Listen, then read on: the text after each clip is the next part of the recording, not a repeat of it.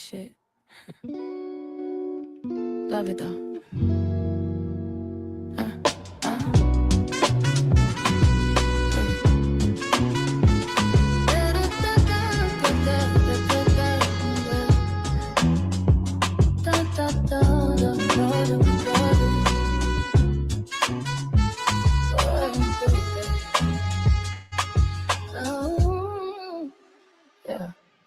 Other races got their checks, their peace, their closure. We still got promises, but denying over and over.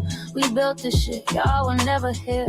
Watch the wealth move everywhere but here. We marched for freedom, they cashed in on ours. Sat in the rain, they danced in the showers. Every bill with our name got story written. They quote our pain like scripture, but never listen. This ain't a handout, this a debt loan due. History knows it and the world do too. Pay what's owed, cut the check, bitch. Reparations now, cut it now. Stop playing with our check, bitch.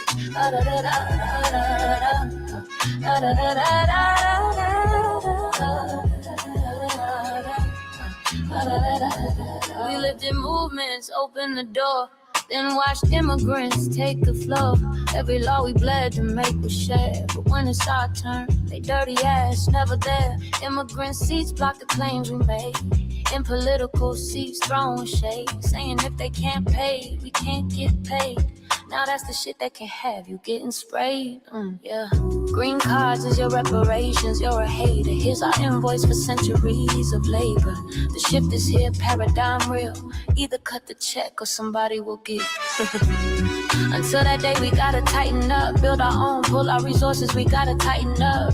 No more envy, no quiet divide. One code, one vision, one side. Group economics, that's the seed. Self-repair before they lead. No jealousy, no fear, no stall. Together we rise, or not at all. This ain't a handout, it's a dead loan due. History knows it and the world do too. Pay what's owed, cut the check, bitch. Reparations now, cut it now. Stop playing with our check, bitch.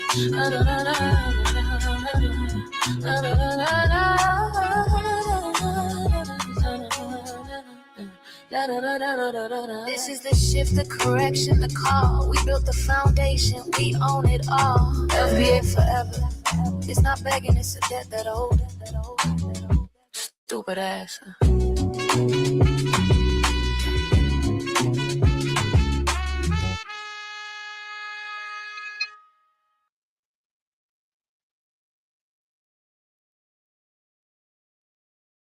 Mike Larry, oh my God. I don't know what you did to create this song, but oh my God, this song right here, they gonna love it.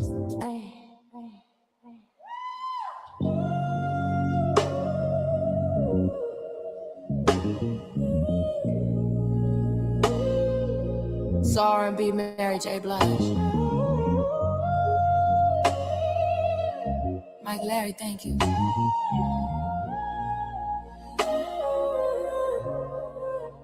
We opened doors that they walking through. Built a house and shared a view. Somewhere along the line, they forgot who set the table. We gave the blueprint. Now they changing the label. You can copy the rhythm, but not the pain. You could sing the note, but not the chain. We cried in the fire, but came out gold. Still holding the story our elders told. We showed the world how to stand tall, and we ain't falling for the same games at all. This time we know what we're facing.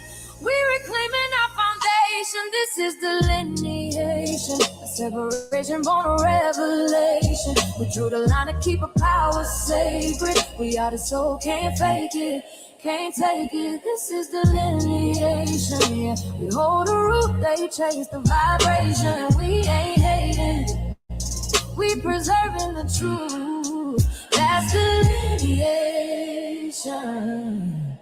Too long we fed the world and went hungry. Shared our plate, but they called us ugly. Now we see the mask and the smiles face low. Can't build the future if they don't wanna know. We stood in the storm, they danced in the calm. Took our rhythm, tried to steal our song. But the melody lives where the struggle been. You can't touch soul if you ain't live within. We love the people. Every queen and king gotta claim their own. Can't fight for freedom, then getting hot from the fight. If you eat at the table, you better bring light.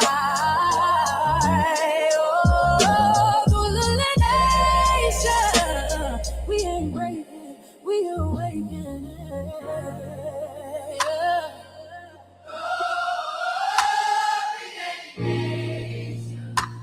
We ain't breaking, we awakening.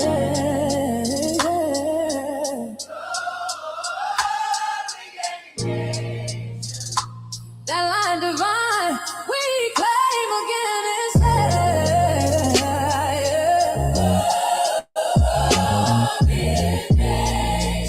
not division, it's preservation.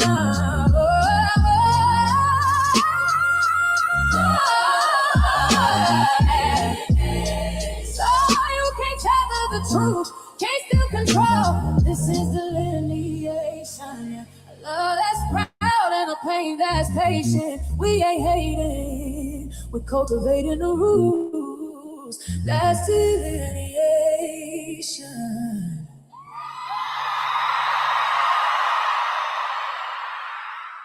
Yo, what you looking at, man? Man, I'm listening.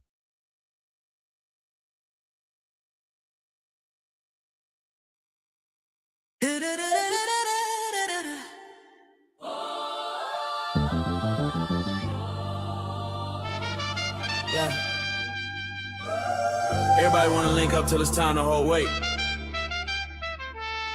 Let's talk about these tethers. You show up when the shine come on, never there when the grind too long. You want my rhythm but not my rain. My story's sweet but you skip the pain. I see the reach, I feel the pull. Fake love sound beautiful. You tired of take, I'm tired of truth. Can't drag me down, I cut that loose. I move with purpose, not for power. Oh, I know what loyalty's about. Oh, You can't fake rules with borrowed chain. oh, real ones bleed before they gain. Oh, They put up but they don't stay real. All that talk but they never build. Always want a piece of the globe, but the flame too hot, they can't control. Cut them, let the truth unfold. We don't bend, we just turn to gold. Trying to ride our lane, but this soul too deep, can't be explained. I gave game, they gave excuses. Shared the meal, they took the juices. Now they dance like they made a groove. But we the ones that pay those dues. Ain't no shortcuts through the storm. You can't fake struggle to look reborn. Respect the source, that's all I need. But if you leech love, I make it bleed. we ain't bitter, we well. We just got what's rare. You can't tell it to the throne. You ain't help lay that stone. You can't tell it to the throne. You can't tell it to the throne. They pull up but they can't stay real. They built this heart from iron and steel. Reaching for the crown, but the roots too strong to pull us down. Yeah, we free at last. Cut the cord, now the future's back. You can't change its name. We the soul, the sound, the flame. Yeah. No ties, no strings. If it ain't love, it's not the thing. We cut tethers and we ride.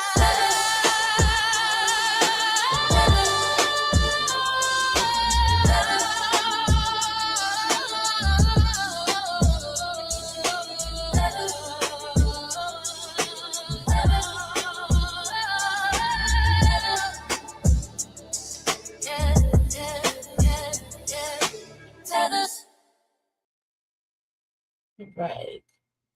Hold on a sec. 1 second. Let me get back over there. Where am I with you guys? Hold on 1 second. Toggling. This clearly is. Okay. 1 second, family. All right. Welcome to the Revolutionary Agenda. Your host, Seduction Doll, aka the Black Villain. Brandy, Lady J, whatever you feel like calling me. Welcome. Sorry, I'm a little distracted because there's a whole bunch of stuff on my desk. I'm trying to see around it. Probably should clear that off, but just nowhere to put it right at the time. It's looking for a whole bunch of things. It was actually looking for like 3 things. So shout out to all Viral Access. They've been coming out with some bangers lately. Make sure I got everything together. Right. Dang, I thought I had more in here. Guess not. All right. Welcome. Thank you, little eyeballs. I see you. I'm trying to get the program to share.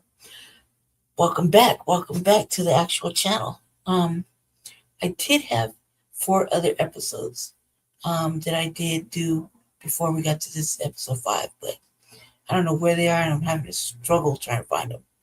So, nonetheless, get the disclaimer going up. That I get in a broadcast while I was sitting here chilling, and I put one together. So I'm running a little bit behind. I got caught up watching this program.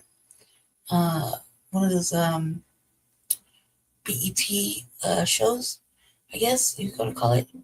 Called The Average Joe, season 1, episode 1. I guess it comes out on BET.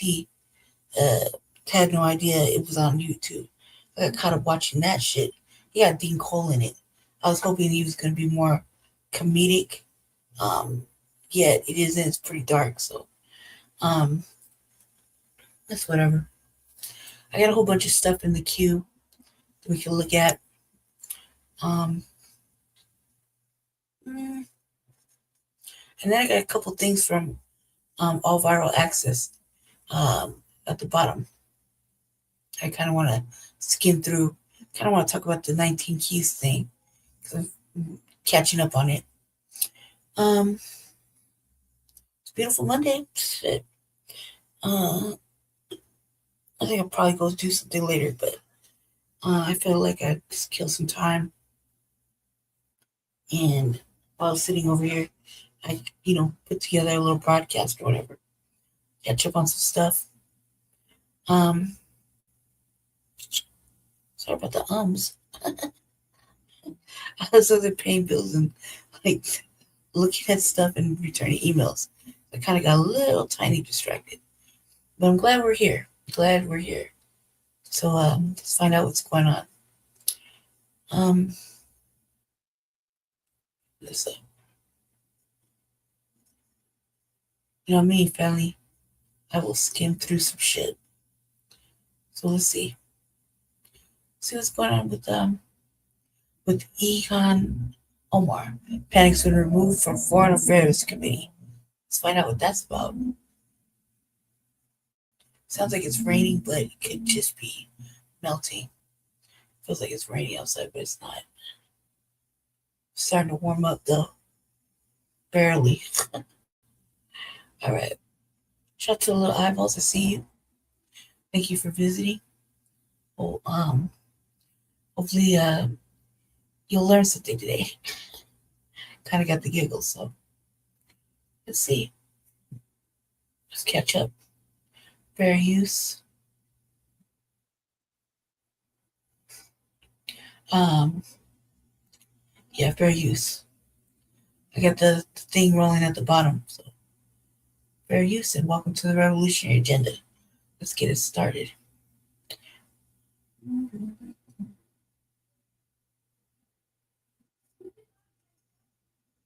Isn't about what Ilhan Omar said as much as who she is. Being a smart, outspoken black woman of a Muslim faith is apparently the issue. Ilhan Omar just lost her seat at the Foreign Affairs Committee, and Congress is split over why. I don't know why the president felt the need to tweet on this subject at all. You know, when you argue with a fool, you just prove there are two. And I consider Congresswoman Omar, Congresswoman Ocasio-Cortez, Congresswoman Tlaib, Congresswoman Presley, I think is her name. They call themselves the Squad. I consider them to be fools. They hate America. They think America was wicked in its origins, and it's even more wicked today. They ought to be thanking America instead of calling America evil and wicked and racist. But this is America, and they have the right to their opinion. But I don't like to see the president even dignify their point of view. Besides that, when I think that the squad, as they call themselves, they are destroying the Democratic Party. You know, when your opponent is screwing up, don't interrupt him. Let him go. I mean, just looking at this from a political standpoint, if I didn't know better, I would think the members of the squad were GOP plants. I mean, they think that illegal immigration, socialism, higher taxes are all moral goods. I think we all understand what it looks like to absolutely want the best for the United States of America. But when we are encountering individuals coming from like either side here, I'll say this here, they're starting to basically be in promotion of things that are to the country's detriment. Don't be surprised when people start saying you guys are very un-American. But if you say you're completely down for the concept of illegal immigration, you know, less border restrictions, etc., how do you care about the United States of America? What is a country without a border? It's nothing. View the tax filings of U.S. Representative Ilhan Omar on several grounds. I am joined by 9 Minnesota state representatives in making these requests, and I think there's 6 here today. These representatives include Glenn Gruenhagen of Glencoe, Eric Lucero of Dayton, Shane Mecklin of Clear Lake, Tim Miller of Princeburg, Linda Runbeck of Circle Pines, Cal Barr of East Bethel, John Poston of Lakeshore, Dwayne Quam of Byron, and Jeremy Munson of Lake Crystal. We are making this request on 3 direct grounds. First, Representative Omar improperly and deliberately filed for a tax status for which she was not qualified, an illegal action in both federal and state law. The Minnesota Campaign Finance Board found on June 6th of this year that she illegally used campaign funds to pay a law firm to review her tax records. The Campaign Finance Board exposed crystal clear probable cause for a tax fraud or tax evasion investigation when they discovered that Representative Omar filed as married and filing jointly with Mr. Ahmad Hersey in 2014 and 2015. During those years, she was legally married to Mr. Ahmad Elmi. Did the illegal filing produce a lower tax liability for the couple? Did her illegal tax filing bring her tax exemption for which she was not legally qualified? Usually people choose the tax filing status that yields them the lowest tax liability. Also, the board shared that the couple filed jointly during 2 specific years. Ilhan Omar and Ahmad Hersey have been together as a couple for 17 years. Given her record of crimes and violations of so many laws, it may be worth evaluating her claims of status in those other years as well. Second, Representative Omar lived together simultaneously with her first and second husbands at the same addresses in Minnesota and North Dakota in 2009 through 2011. At the same time, the tax enforcers may need to check if she used an illegal tax filing status and obtained tax deductions, including standard deduction levels for which she was not qualified in those years. Third, we know that Representative Omar took improper kickbacks from 3 Minnesota colleges in 2017 when she oversaw their state budgets in 2017. Under campaign pressure, she returned those kickbacks in 2018. It is worth checking to see if she reported the kickbacks as income in 2017 or deducted the paybacks as expenses in 2018.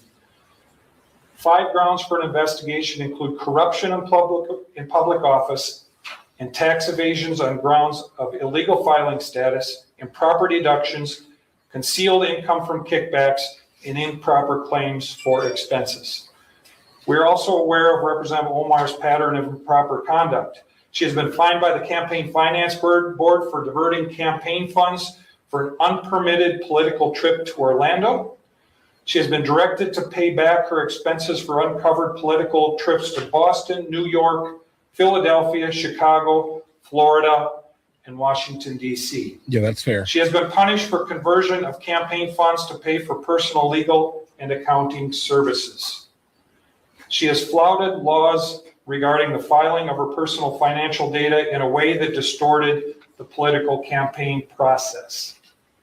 On June 25th, I asked my Congresswoman Angie Craig to launch an investigation into these improprieties. That went nowhere. She said, do it yourself. So on June 23rd, on July 23rd, I asked the U.S. House Ethics Committee to investigate Representative Omar. That request is currently being reviewed by the Office of Congressional Ethics. On that same day, I launched OmarTruth.com in an effort to rally Minnesotans and Americans to help bring political pressure to bring about a congressional investigation. After Hey, I'm surprised.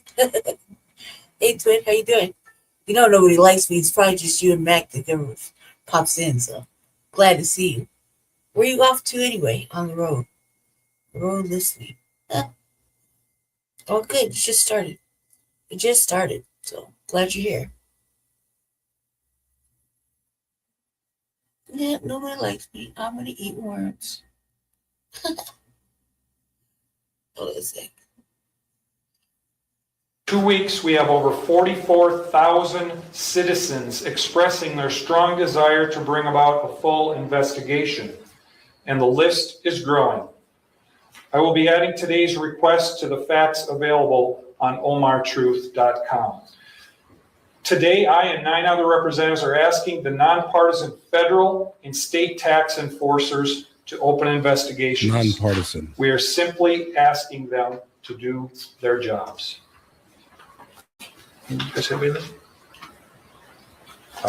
Questions, anyone? Do state lawmakers have sway to influence the IRS or Minnesota Department of Revenue? Have you successfully asked for such things in the past? Is there a precedent?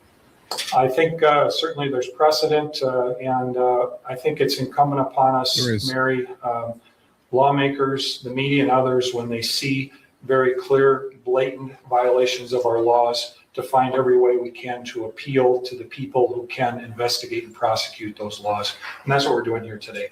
Like, if you follow history, specifically around some of the cases where some of the largest, biggest bad guys, I'm not calling Ilhan Omar the biggest bad guy, I'm just correlating something here. The easiest way to generally take someone down, if you cannot find anything else that's like able to stick on them, is going to be taxes. All right, just understand this here. So the first thing you should do, specifically if you are someone engaging in something, and like, you know, there are people who absolutely hate you and they're in the government, let's say, is never mess with your taxes. Never mess around on your taxes. Understand this here. If we do find out that Ilhan Omar, in fact, is a tax cheat, then she definitely needs to be held accountable for that, because, again, isn't her party completely fine with the idea of raising taxes on everyone? But yet she is looking to now utilize systems that allow you to lower your tax rate? Oh, no, Ilhan Omar, you can't do that. You need to represent for your side. Like, if you're going to promote these things, you should be the first one on the chopping block here, right? Like, AOC should basically give away 90% of her salary. Live your best life, AOC. This is why none of them actually are fine with it.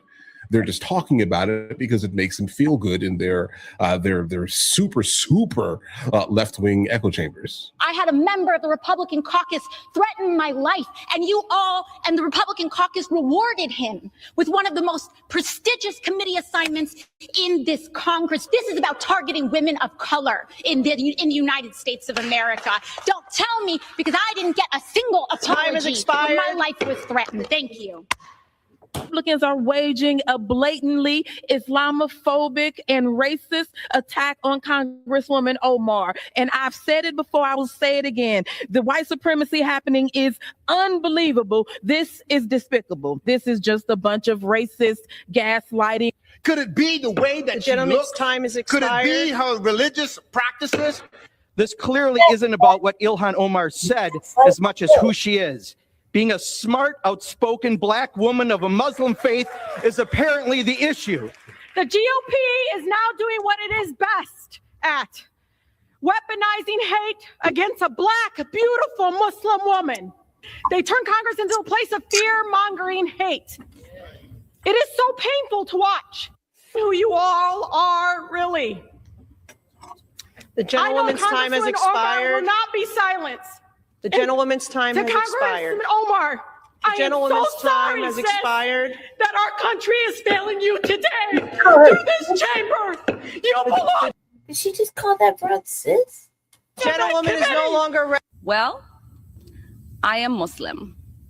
I am an immigrant, and interestingly, from Africa. Straight looking in the camera. Omar is not just a congresswoman.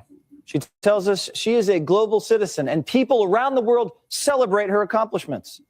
We don't know what those accomplishments are, but if you listen closely, that's a fact. The world is clapping. Pay close attention when people speak, right? Like if they're not actually attempting to even come with anything with any type of coherence, but yet they're immediately jumping onto the bandwagon of basically signaling for the idea of virtue, then they really have nothing to say. Okay, like, let's just be completely honest here, because it seemed like every single thing that they said had nothing to do with all of the achievements that she's made here, nothing to do with all of the changes that she's made that were to the benefit to the people. Let's just say this here, or the fact that she is now donating 100% of her salary. I don't know how that works, guys. Right? Either way, just pay attention to these things, because all they're leaning on specifically is the color of her skin, where she's from, and her religion. I don't care about any of these things. What is she actually doing that is meaningful specifically to me as a voter? That's the most important thing. Guys, I am definitely in the camp of saying this here. I don't care who you vote for at all. I mean this here. People are always shocked. What do you mean? You have a platform. You need to be telling people what to... No, at all. Please, vote however you want to vote. Please. And there are people that voted for Kamala Harris that should have voted for Trump.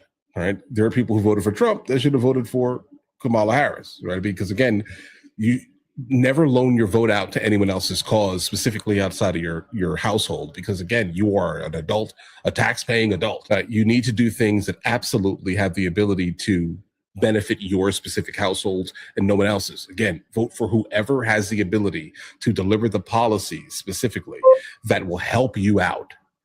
Okay, that's it here. Stop giving your vote for causes that have nothing to do with your household. Number one.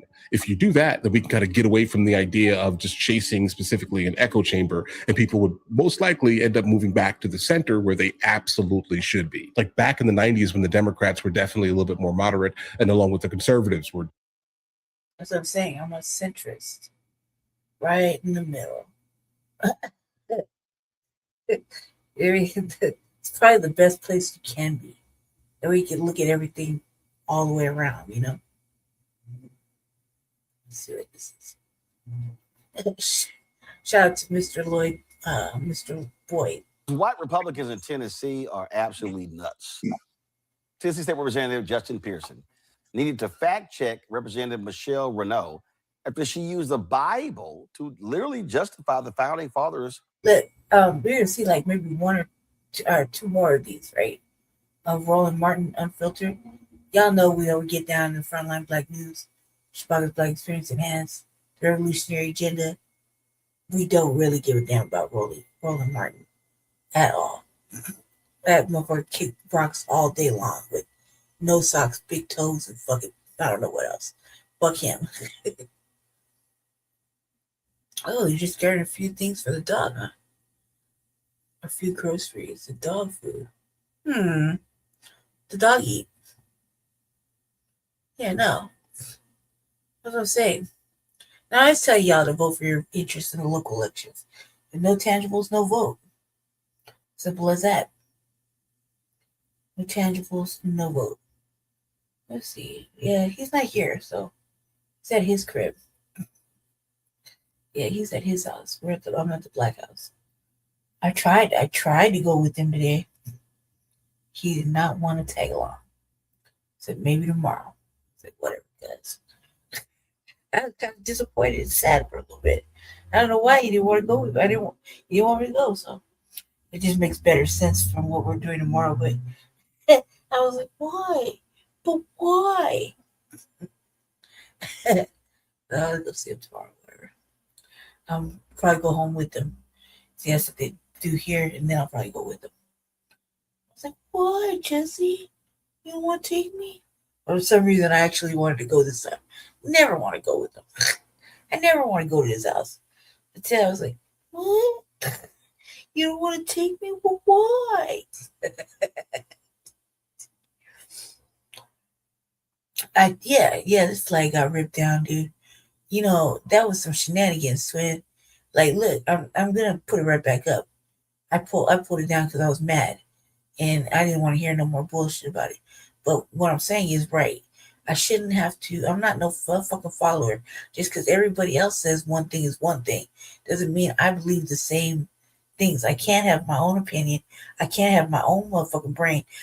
In fact, I'm older than him. That means I came in this motherfucking world a different type of beast. Okay, he's like 7 years younger than me, or some shit like that. I don't know. I don't remember what he's. I know he's younger than me. Okay, so I've been here a good, healthy amount to be able to think for my motherfucking self and to make my own motherfucking decisions. And I would find it to be a goofy little situation. And yes, I got the flags in the cart. Yes, I was gonna get them. Right? I just hadn't, I'm kind of cheap and stingy, man. As if shit happened, and I was really panicking. But I didn't want to, make such a cheap ass frivolous purchase on these flags, right? Got him one or got me one. Right? So he can be up to date. But I wasn't gonna move my flag. I was just gonna place it right next to it. You did? Why? Because I find it that it's been there for all these years, right? And it would be kind of goofy, in my opinion. So I would look at a motherfucker. They're a real goofball if they decide to take one flag down and replace it with another that we already have and we've been using. You dig? Especially when I don't think like that. Just because, some motherfucker ruined, a couple motherfuckers ruined the Pan-Africanism adventure, doesn't mean that we got to throw the whole thing away. This means that nobody's on a line of thinking like I'm on. Can't we do something different with that? I mean, it can still mean the same shit. Didn't our fucking people bled for this motherfucking land? It bled to be black. You know what I mean? What's wrong with looking at it like that? Yeah, he took it down. And then I'm too short. I'm only 5 foot tall. So, I couldn't put it back up. Plus, I don't have the strength for fucking tacks. However, I do have a brother. Light your cigar. My brother said, I'll find the tacks or the tape or whatever. He put it back up. It's like saying I have to take down my Muslim rug. It's in the front room. You know what I mean? Over the couch. Fuck that. Fuck no. I took it down. I ripped it down. But this is the second time I had to pull it down. You know what I mean? To make a fucking point. Because I feel like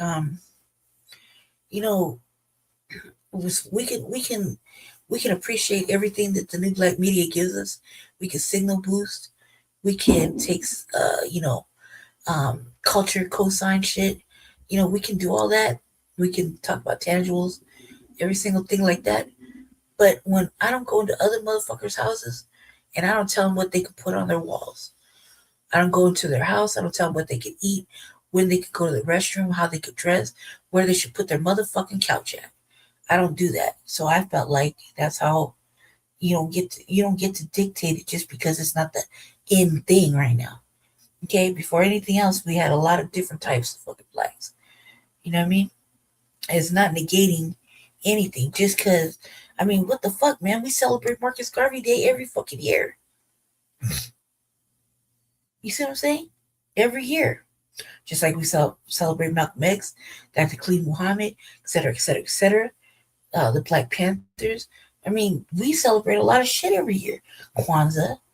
I told him, I said, if it's like that, I don't want to see you at the Kwanzaa event this year. I'm an asshole like that. But it's true. I don't go into your house and I don't dictate what you could put on your walls. or that if it's the cool thing or the end thing. Because last time I checked, I came out of the motherfucking pussy, my own motherfucking person, with my own fucking swag. I never need nobody to hype me up or co-sign my fucking anything. I stand on my own 2 feet alone, with or without anybody to defend me or protect me or keep me safe. I got hands, I got motherfucking mouth to back it all up. And I don't need no motherfucking buddy telling me what I can and can't put up in my house. When I put it up, where I put it up, it's my motherfucking house, my apartment. It's like he has his apartment, and I don't tell him what I don't like. And best believe, I could probably nitpick, but why would I? He wants to put whatever the fuck he wants to put on his walls. I gave him a poster recently.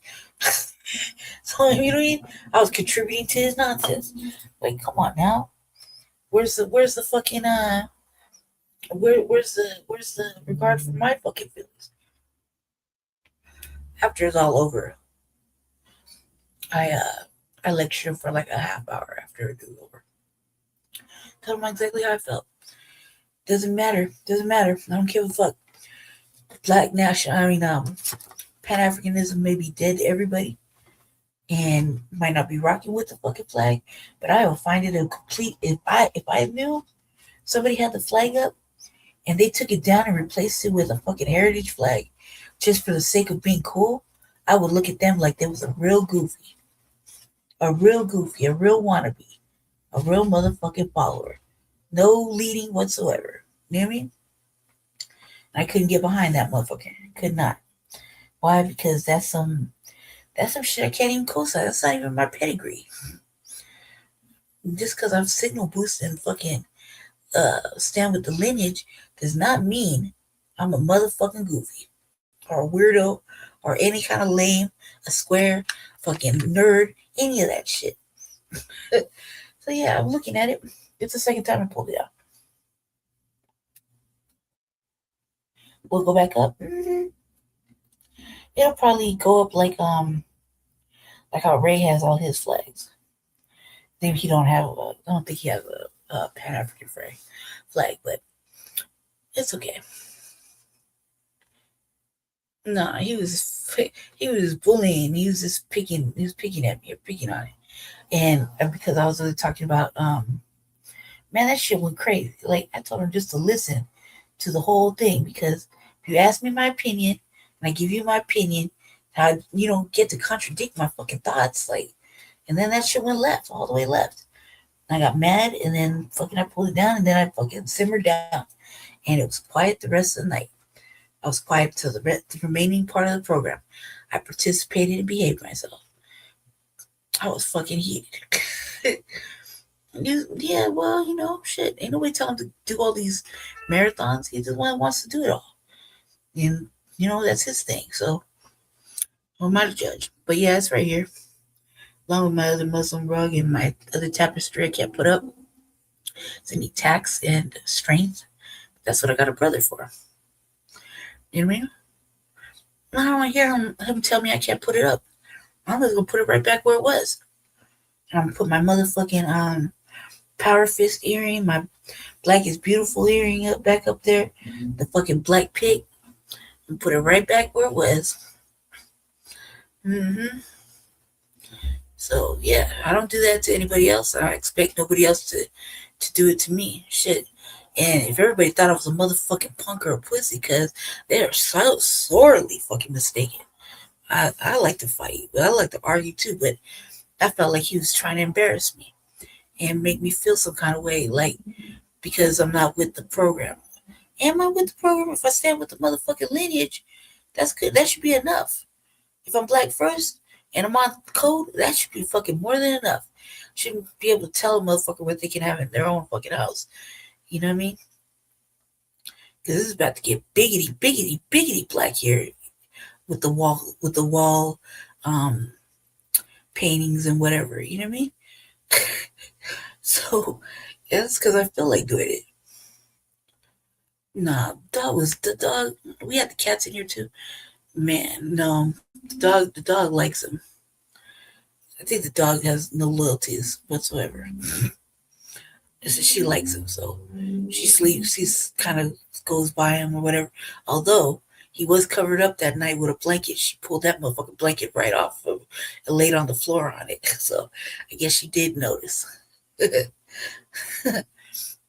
Mm-hmm. No, she's so pretty, twin. You should see her. Like, if I could make this motherfucking camera work, I would try to make it work all day today. She's so pretty. She's like, she's beautiful, man. She's like, got the prettiest motherfucking brown eyes, a little Rottweiler face and everything. Mm-hmm. He had the cats over here too, and they had to get some understanding. They were tap dancing on my desktop. I was like, get the fuck off the car. They got me in a predicament.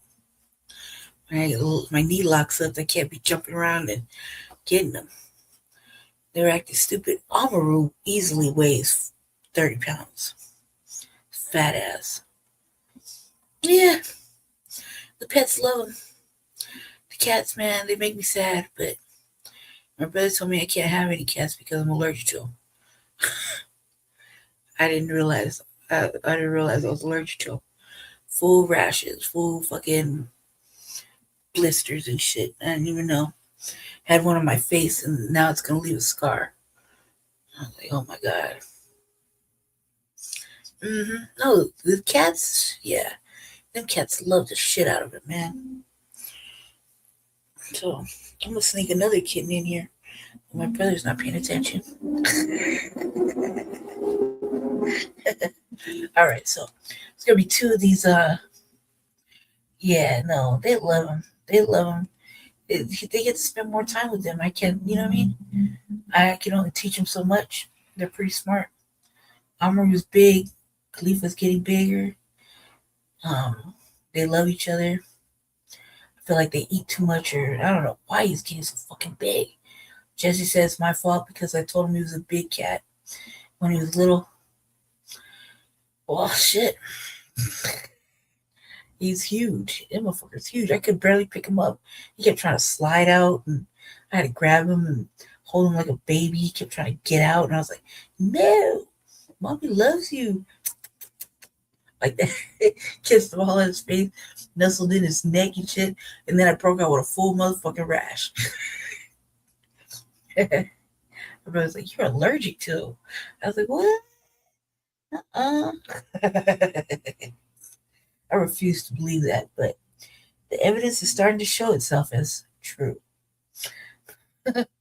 Let's get into it. I think I got like two Roland Martin fucking ugly ass. They eat like shit. Yeah, they do. Fat ass. It's so fucking fat. He's not fat. He's just getting bigger or solider. That's okay. That's okay. Keep fucking around. I'll find a motherfucker to his size to tussle him around, get some understanding. Just kidding. I'm not going to. He's in his winter weight. You know what I mean? I'm coming out of this depression and shit, so it was getting kind of ugly. It got really bad this week, so now things are starting to look up. We'll see. We will see. Yeah, I think I like two of these Roland Martin conversations. Keep in mind, we do not like him. We do not co-sign him. He is a douchebag. Roland Martin is a fat, ugly old beetle. A tether, too. Yeah, no. With him, to fight him, yeah, no. I got plenty of motherfuckers that love to drag you down to their size. No, I'm not going to do that. He's crazy. He's crazy. No, I'm just fucking around. I just say that just to fuck with him. I love my pookums. No, I'm not going to do that. He's working them motherfucking nerves, man. And he messed up my hair, so I got to fix it. I do want to ask this question. How the fuck does he make these do-rags stay on his head? Because I had one on earlier today. It just kept sliding up.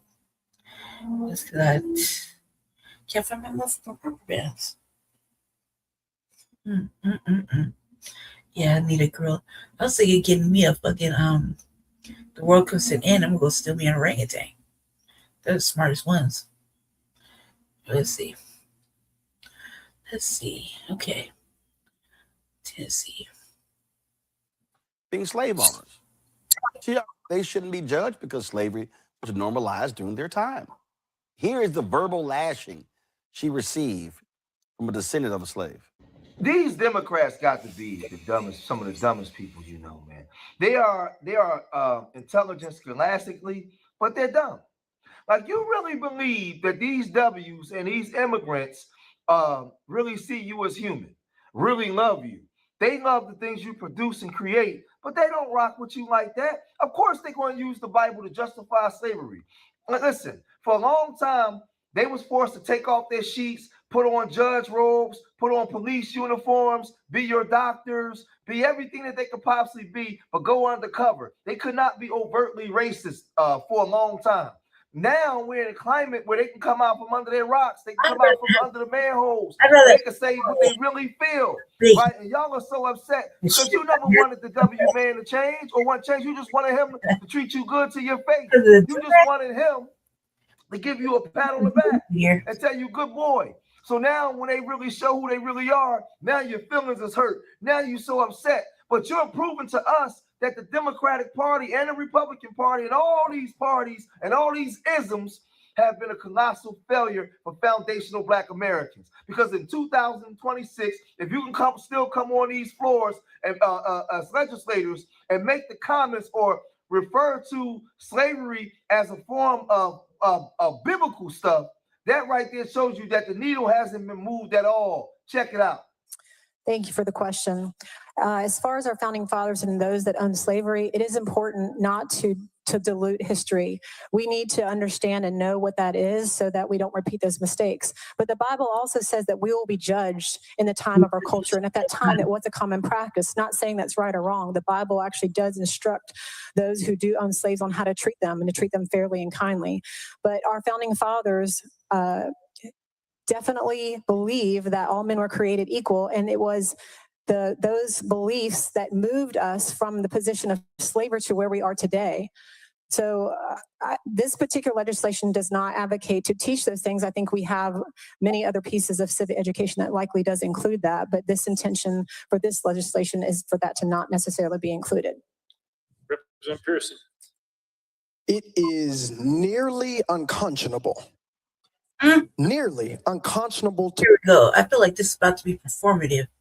Believe that you just articulated the theological vision of enslavers in this capital in the year 2026 as though it was okay. Because here's your problem. The Bible, which was written in many different iterations, but is articulating a time of thousands of years ago, was used as justification for enslavement that happened thousands of years later, 400 years ago in our country.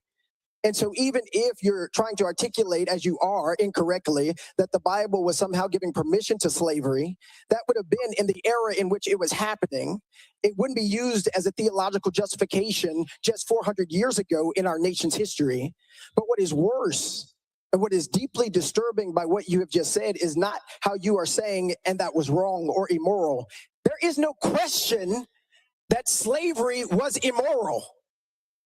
And you shouldn't need a Bible to know that. And there were always people who were antithetical to the antebellum South's iteration of chattel slavery.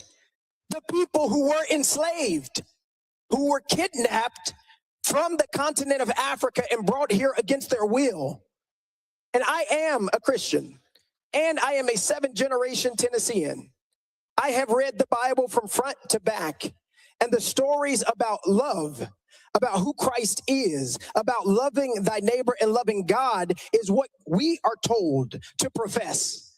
So anyone who misused the Bible to enslave people, misuse the Bible to keep people in bondage, they were wrong then as you are wrong now.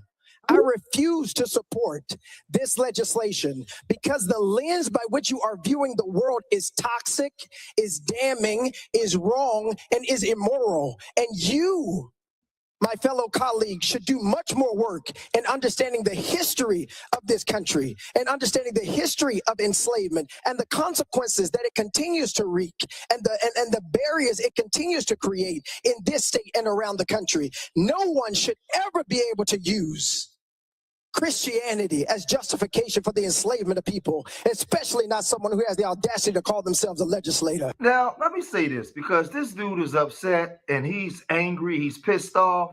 But the problem that we're making is, it's not the fact that she said it, it's the fact that she thought it was okay for her to say it. She didn't see no problem in saying what she said. None whatsoever. Absolutely none. She said it and she meant it. And she meant it, right? And with all the things that we've been through as a people, the mindset now, if she had the mindset to say that, how many other W's in other groups you think believe this, right? Now we know that they use the Bible for their own interpretation. We know what King Leopold told the Catholic Church to go and use the Bible that suits their needs only, right? Only give them certain scriptures. Well, they did the same thing here. They did the same thing in South Africa, right? We know during biblical slavery at times when you had to pay off a debt, they held you for 6 years, you was able to marry, there was different things. And we know that the selling of men was prohibited, right? But when it comes to chattel slavery, it was driven by economic greed. The colonialists, they had a desire for labor, and they did it off of racial inferiority, right? And racial classifications, right? To a point where you was a permanent slave, permanent underclass. Your children were born into slavery, right? You had no legal rights. You weren't even considered human. We know all this stuff.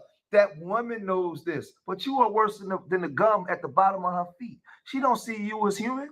And this is why, as foundational Black Americans, we've been saying that the current power structure that's been speaking for us has been a colossal failure. And we don't want to be a part of it, right? We know that slavery was a total dehumanization of a people, right? We were classified as chattel property. We know that, right? But y'all so upset, your feelings is hurt because you thought you was making headway. You thought that these people really loved you, but they're not done. We hold these truths to be self-evident, that all men are created equal. Was that a lie? And are we going to teach that?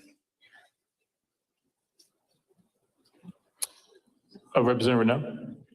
No, that is not a lie. And it's that the founders believe that so much that they put that into our founding documents.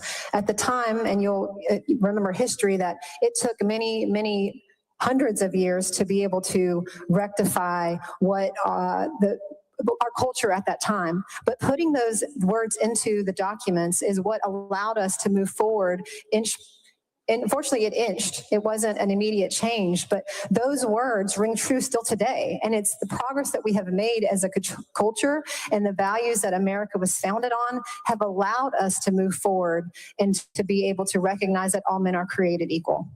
Representative McKenzie. Thank you, Mr. Speaker. I'm a Black man, and the person that had me during those times was a Black man. When historically accurate,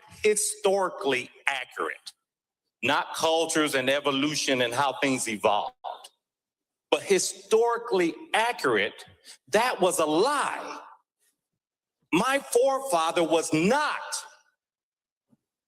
treated equally, was not considered to be a man. So for you to say we're going to have this historically accurate teaching and not teach that is just flat wrong. Historically accurately means when they put pen to paper, they said all. They did not mean all. That's all. They did not mean all. So if we're going to do this historically accurately, let's do it.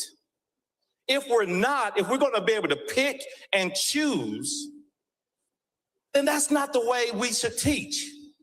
And say that this is now a historically accurate statement, since we've evolved and we've got better and we've understood the mistakes of the past. the mistakes of the past says that my predecessor was not a man. So this is a lie. I love this country. I love the fact that our forefathers created, as Winston Churchill said, you know, democracy is horrible, but all of them the worst. All of them, the rest of them are worse. And I'm grossly paraphrasing that. But again, so that's not where I'm coming from. We have to accept that as African Americans that we were enslaved.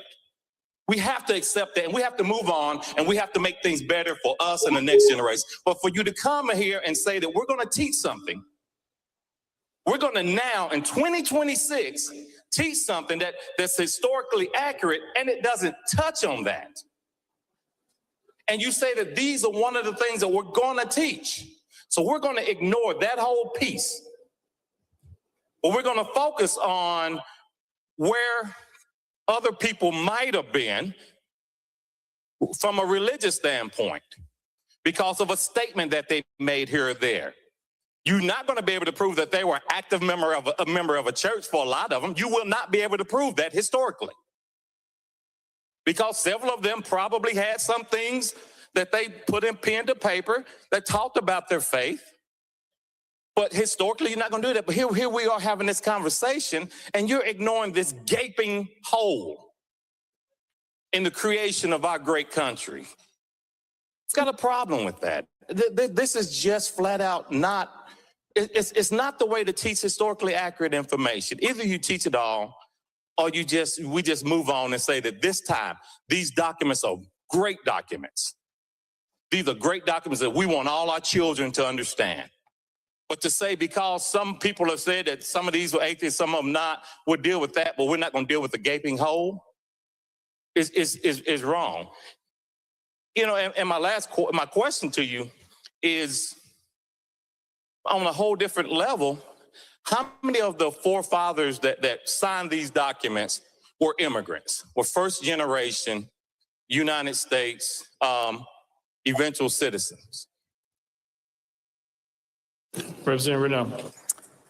First, to address your question about the factualness of the documents, if you would like to sponsor legislation to teach the aspects of slavery, I certainly would support you in that. But this legislation specifically is to teach the meaning of what the founders meant about our rights coming from a creator and not government, and then to dispel the myth that many of our founding fathers were, in fact, not atheist or deist. Even Benjamin Franklin was raised Presbyterian. He's known as our most secular founding father.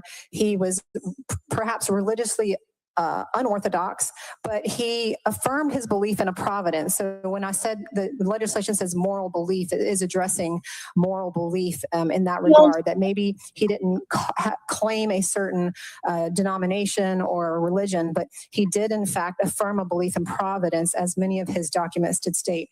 There are among the 39 signers of the Constitution, a majority of them were Anglican and Episcopalian. But we had other Presbyterian, Congregationalists, Quakers, Methodists, one Catholic. But even those that were deist-leaning did affirm or acknowledge providence, which we associate with the Creator. Take the emotion out. Let's slow down. Let's slow it down. This fool, when he's talking, he mentioned the so-called forefathers as our forefathers. Our so-called forefathers owned slaves as well. They didn't see you as human. They didn't see you as equal to them. So these people are trying their best to get butter biscuits off the table, even when they're complaining, because they don't want equality. They just want to be treated nice. Just don't call me that word. Just don't call me a slave. Just no. These people do not want to be independent of W's, because if things go wrong, they don't have the W to blame. They don't want to be on their own. They don't want full autonomy over themselves. These are not our people, man. Right? They up there complaining to this lady, but then he refers to these people as the forefathers. The same people that was doing all kinds of wild stuff to our ancestors, man, producing mixed race children and calling them mulattoes and mules and all kinds of stuff. And you got the audacity while complaining to call them your forefathers? You can't be serious. Right. But this is, again, This is the stuff that us as FBAs are talking And about. then Man, no one I'm did talking ever about. hear You're complaining in one breath, but one acceptance in another. you didn't hear nothing from them two about reparations or anything like that. And wasn't the forefathers ones that had slaves and went into office with slaves? I mean, I know that for a fact out here that the motherfuckers that sat in legislation in the beginning had a lot of motherfucking slaves that supposedly, allegedly left them behind.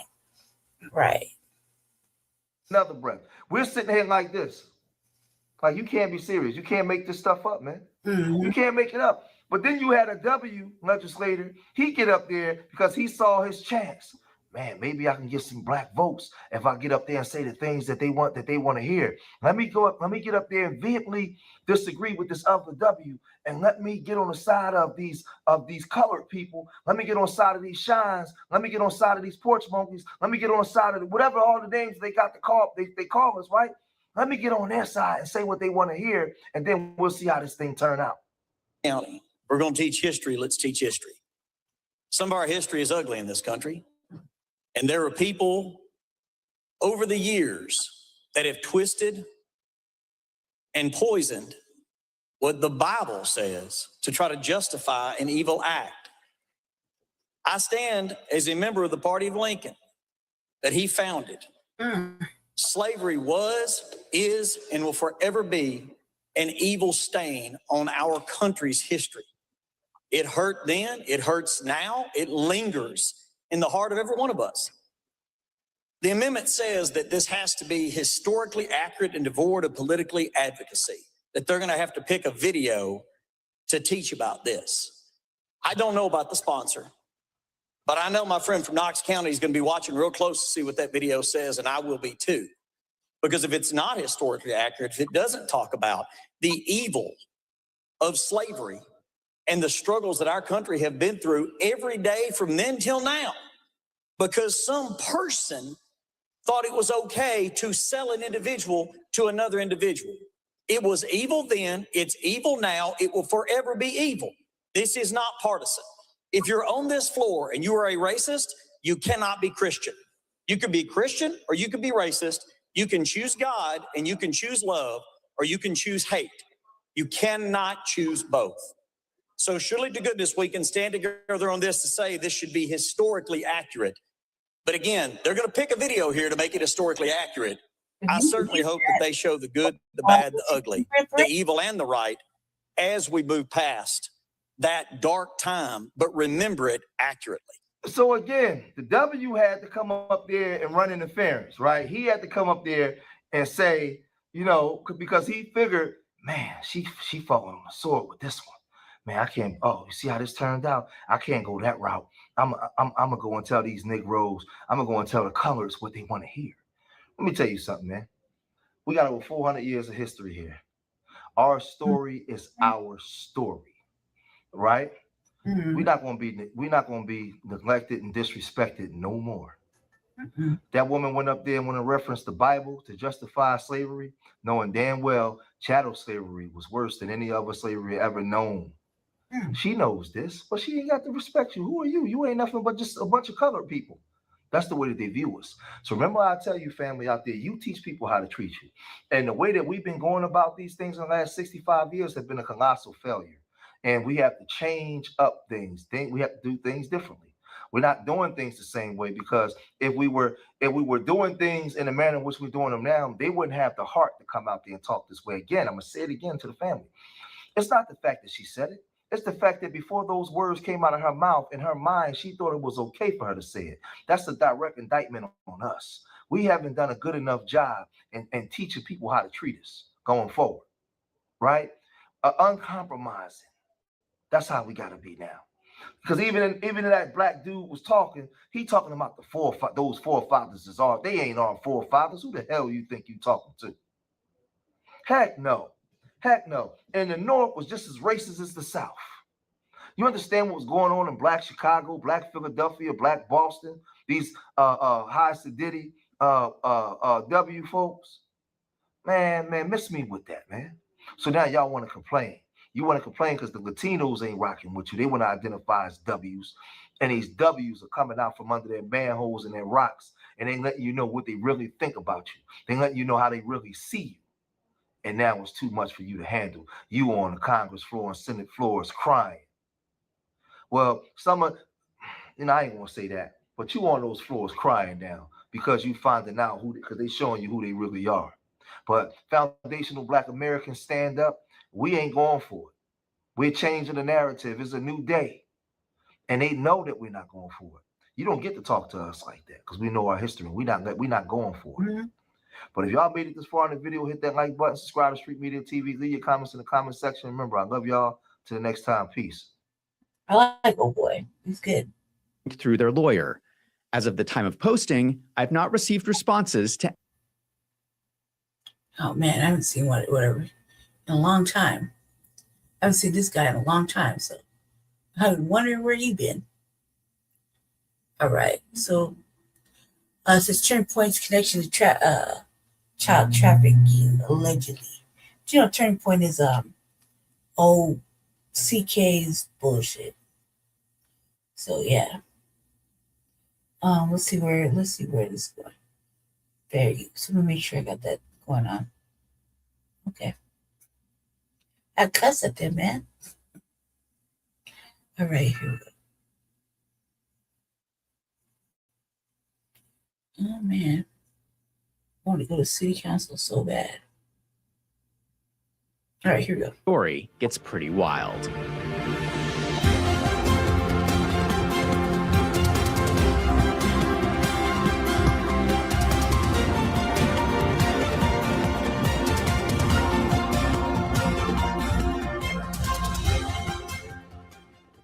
Let's go back to the day Charlie Kirk was murdered. I have talked previously about the IT guy, Terrell Farnsworth. He is the person who removed the SD cards with the footage of the murder. He filmed a bizarre selfie video, and when Candace Owens called him to ask questions, he lied to her. Why is Terrell Farnsworth lying if he has nothing to hide? But something else about this has been bothering me. Do you know how something will just nag at you? Something has been nagging at the back of my mind about this whole situation. Let me show you the video in the tunnel right after the shooting. This is just after they carried Charlie Kirk's body through the tunnel. Amy, go.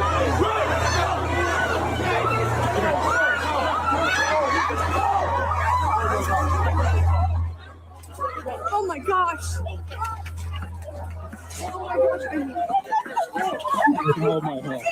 Oh my gosh. Let me rewind that. This is where Terrell Farnsworth was standing. This is what bothers me. Why did he climb up here? Everyone around him is ducking their heads and running for their lives. And Terrell Farnsworth climbs up on a raised area that is completely exposed. Why does he do that? If I was in the middle of an active shooting, I would not climb up onto a hilltop.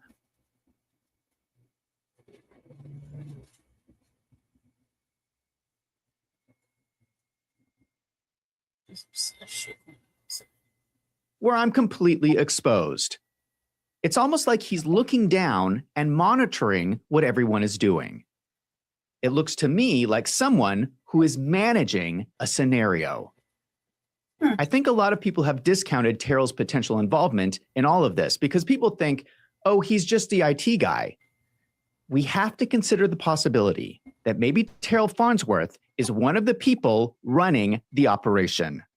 If you've been following my investigation, I've discussed several members of the Farnsworth family.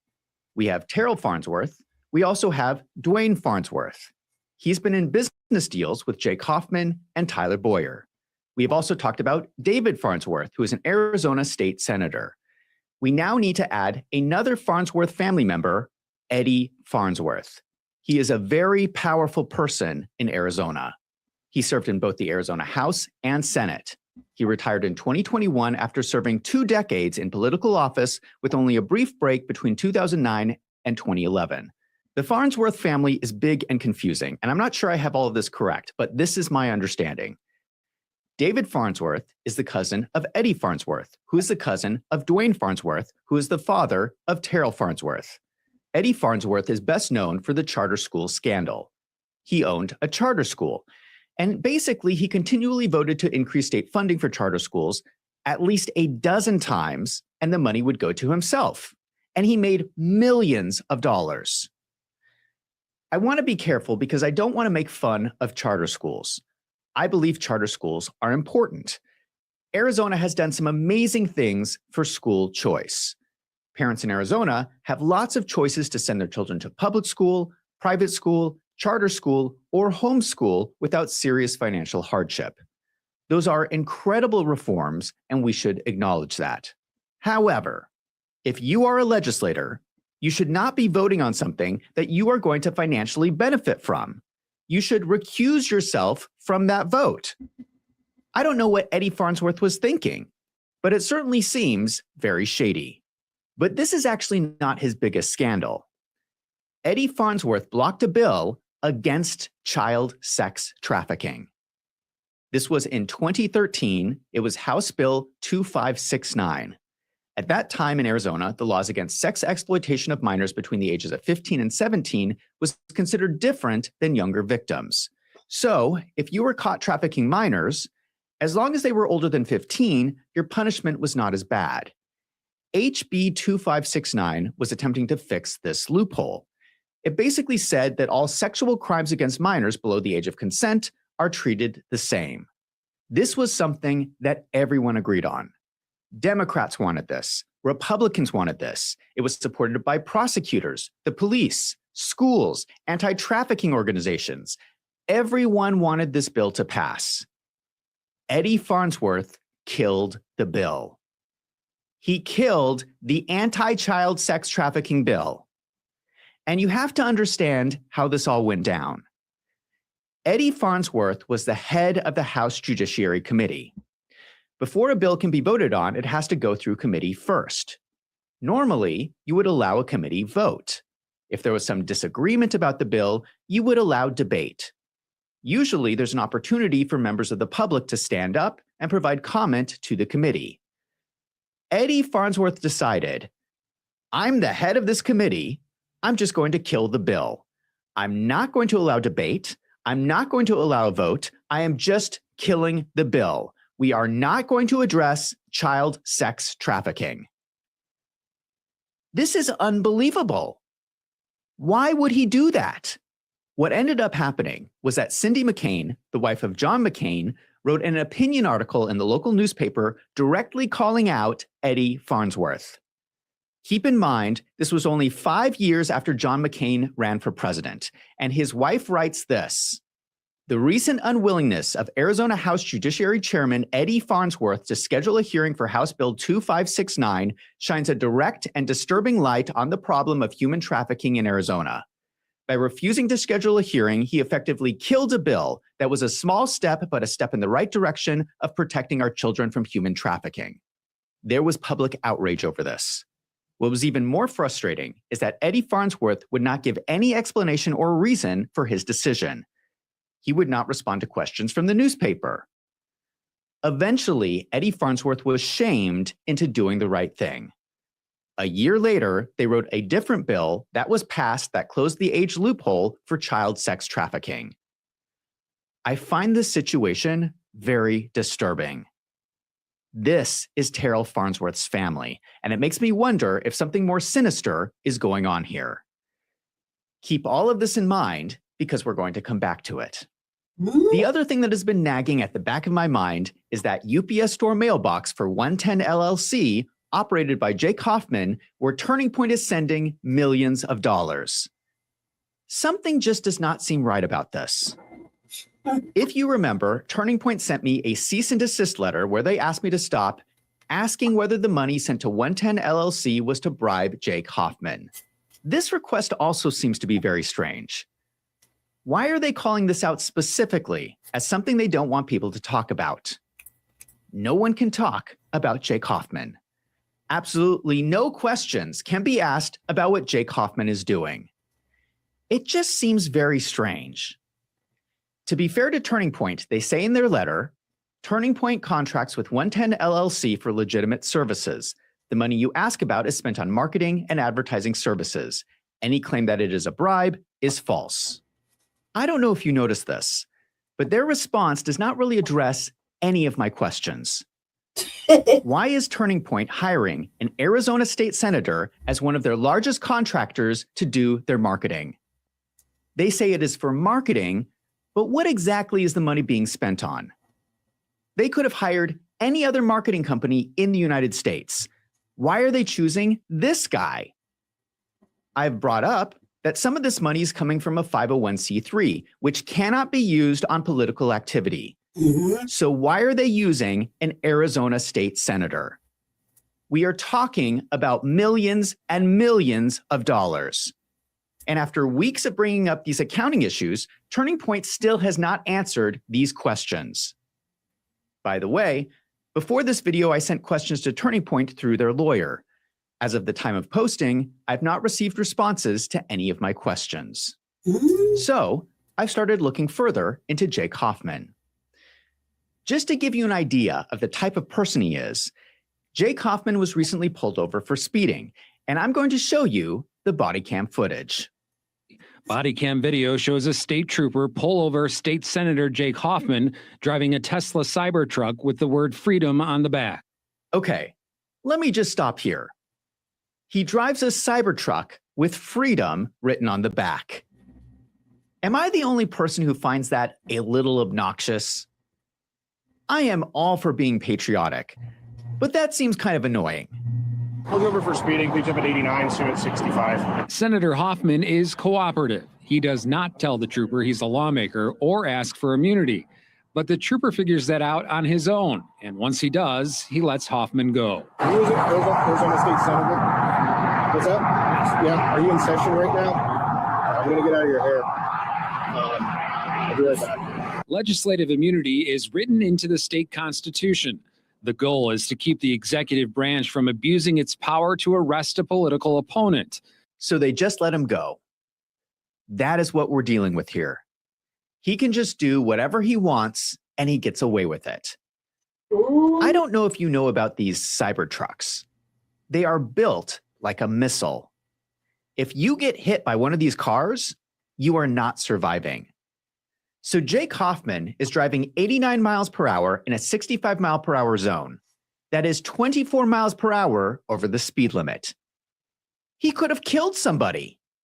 He's wildly careening down the freeway, effectively in a missile, and he just gets off scot-free. Now, if any of us normal people were in that situation, they would have thrown the book at us. This is deeply unfair and sets the stage for what I'm going to show you about Jake Hoffman. He moved from California to Arizona in his early teens with his parents, Mike and Lisa. He graduated from Greenway High School in Phoenix. He went to ASU and earned a Bachelor of Science degree in Exercise and Wellness. In 2008, he graduates from ASU. From 2008 to 2013, he works in Florence, where he works as a fitness and wellness director for a retirement community. According to property records, he purchased a home in Gilbert in 2010. So at least for a portion of this period, he was commuting an hour to work every day to Florence, which he ended in 2013. From that point onward, Jake Hoffman would make money through various small marketing companies that he would start. From 2013 to 2015, he served on the school board in Gilbert. In 2015, he moved to Queen Creek. From 2017 to 2020, he served on the Queen Creek Town Council. Hi, I'm Councilman Hoffman. Queen Creek isn't just committed to having great infrastructure. We're also committed to building the safest community in Arizona. That's why the Queen Creek Town Council introduced the start of the Queen Creek Police Department, including the hiring of Chief Bryce. I want you to remember Police Chief Randy Bryce because he's going to come back in a later interview. From 2021 to 2023, Jake Hoffman served in the Arizona State Legislature representing Queen Creek. From 2023 until now, he serves as an Arizona State Senator representing Queen Creek. Let me show you on the map where all these places are. Here is Phoenix, the main city in Arizona. First, he moved to Florence. This is about an hour outside of Phoenix. Florence has about 25,000 population. It is a really small town. Not only that, it is where several massive prisons are located. There's a state prison, a federal prison, and a private prison. In total, they house around 17,000 prisoners, That's making right. it one of the largest prison complexes in the nation. You heard that number correctly.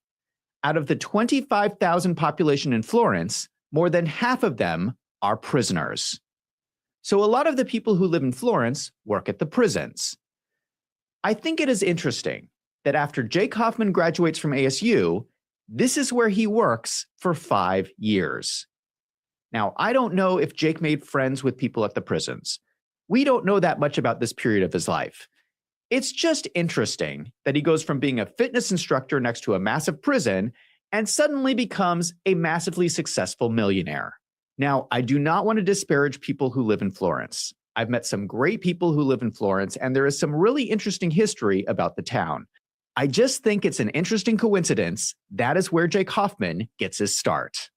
Then he moves to Gilbert. This is a suburb of Phoenix. Immediately upon relocating to Gilbert, he files to run in the Arizona State House of Representatives. At the time, Gilbert was represented by 3 people: the state senator, Andy Biggs, and 2 House representatives, Warren Peterson and Eddie Farnsworth. This is where they all met in 2012, and you will see that moving forward, these 4 people are thick as thieves. We don't know exactly what conversations happened, but we do know the result. Jake Hoffman dropped out of the race and immediately ran for the school board in Gilbert. That meant that Warren Peterson and Eddie Farnsworth could run unopposed. At the same time, Andy Biggs, Warren Peterson, and Eddie Farnsworth all endorsed Jake Hoffman, who narrowly won the seat on the school board. We see this kind of thing happen in politics all the time. They probably told Jake Hoffman to wait out this race. It was not his time yet, and in exchange, they will help him along his career. And as we follow their careers over the next decade, it becomes a game of musical chairs where they will fill in for the other person as people move up the political ladder. In 2017, Andy Biggs takes the federal position as Arizona representative. Warren Peterson takes his position in the Arizona Senate. Then in 2019, Eddie Farnsworth takes Warren Peterson's old position in the Arizona Senate. Then in 2021, Jake Hoffman takes Warren Peterson's position as Arizona representative. Everyone keeps changing seats, but the same people stay in power. It is also important to understand that this is the origin story of Turning Point. Tyler Boyer graduated from high school in the mid-2000s, and in high school, he was close friends with Terrell Farnsworth. We can already see at this time that Terrell's powerful family member, Eddie Farnsworth, was already calling the shots with Jake Hoffman's career in politics. In 2015, Jake Hoffman moves to Queen Creek with just enough time to meet the 1-year residency requirement to run for town council in 2016. This is also a suburb of Phoenix, but it is on the outskirts of the city. Once again, we see that Jake Hoffman's political career was helped by Warren Peterson. This is all like a Warren Peterson was a wealthy land developer. He operated a company called VIP Homes, and he was developing land in Queen Creek. And he was currently in a lawsuit with Queen Creek and was trying to get the town council to vote on a settlement agreement. He also just happened to sell Jake Hoffman his house. What a coincidence. It turns out that a watchdog group caught on to this and made a commercial about it. Could Queen Creek taxpayers be on the hook for millions of dollars in a lawsuit brought against the town by VIP Homes? Queen Creek could lose the money in court, or the lawsuit could be settled out of court. In that case, the Queen Creek Town Council would approve a settlement payment to VIP Homes. So with that background, let's zoom in on something that we feel you should be aware of. There's a potential conflict of interest for Jake Hoffman, a current candidate for Queen Creek Town Council. Here's what happened as we understand it. A year ago, Mr. Hoffman lived in Gilbert where he grew up, and he was serving on the Higley School Board. But suddenly he resigned from the board early and moved to Queen Creek and announced his intentions to run for Queen Creek's town council. As strange as it is to move to a new town and immediately run for the town council, there's something else you should know. VIP Homes seems to have gone out of their way to help Hoffman move and help him qualify for the ballot. When, as records show, Hoffman listed his Gilbert home, it didn't sell. So he lowered the price, and then he had to lower it again.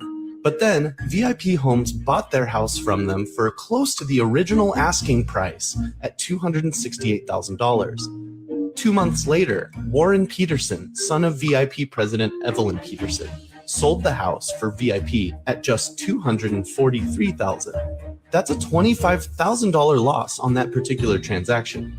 Assuming Hoffman could only have obtained that same sale price, it seems Hoffman received a $25,000 benefit from VIP homes. Now, to run for town council, Hoffman needed to occupy a residence in Queen Creek for 1 year before the election.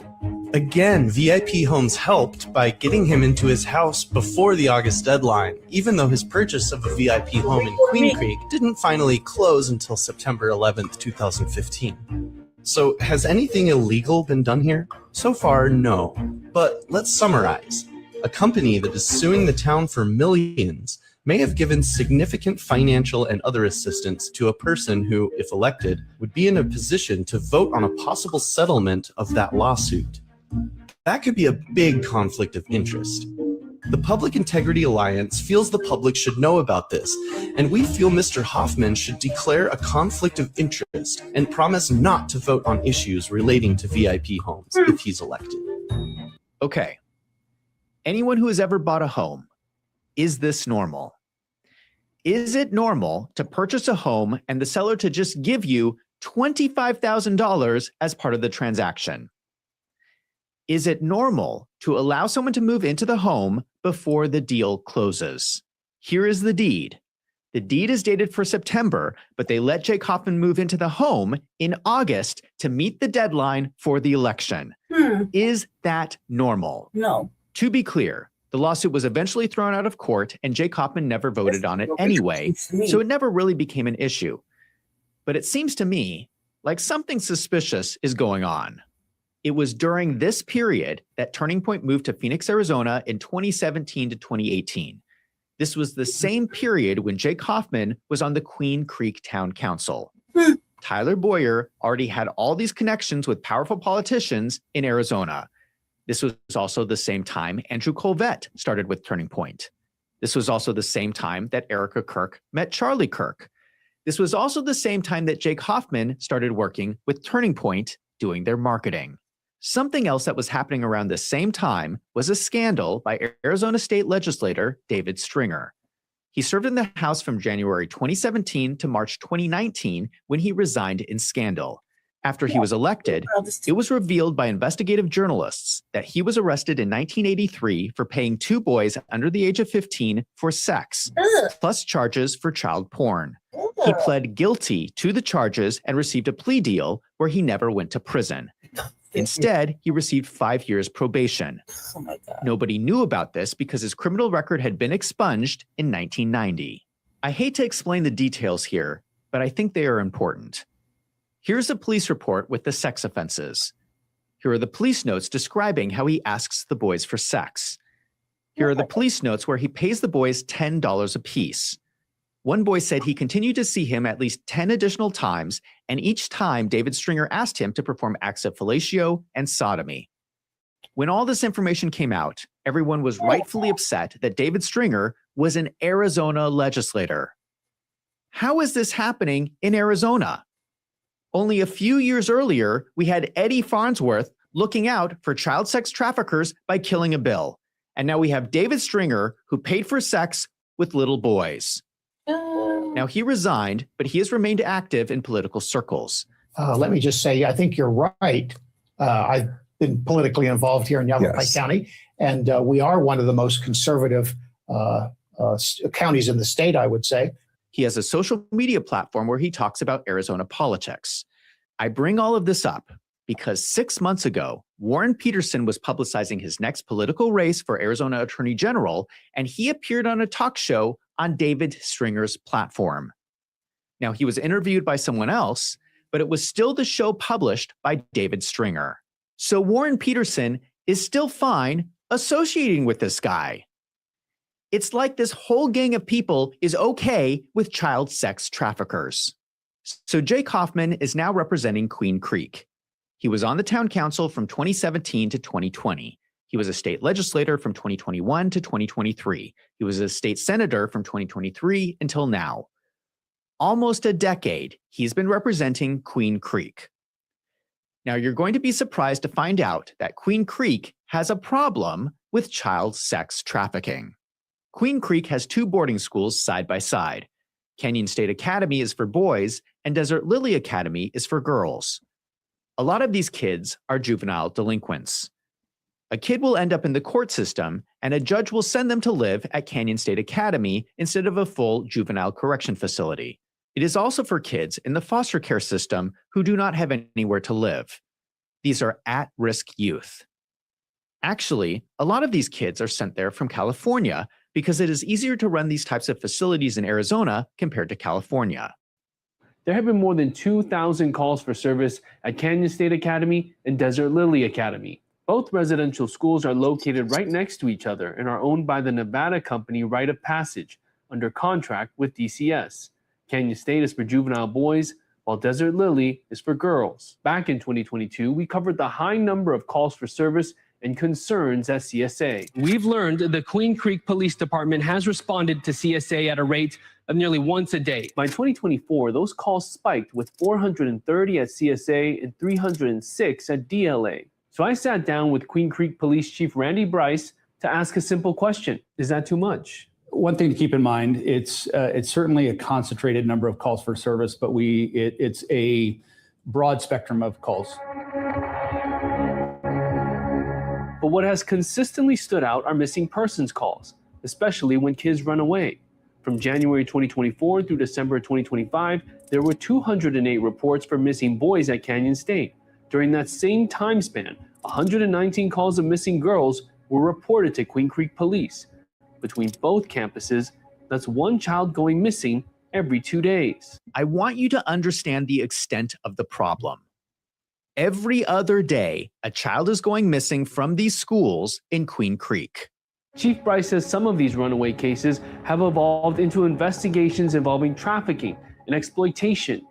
One of these examples comes from QCPD's first year as an agency. I believe this was in 2022.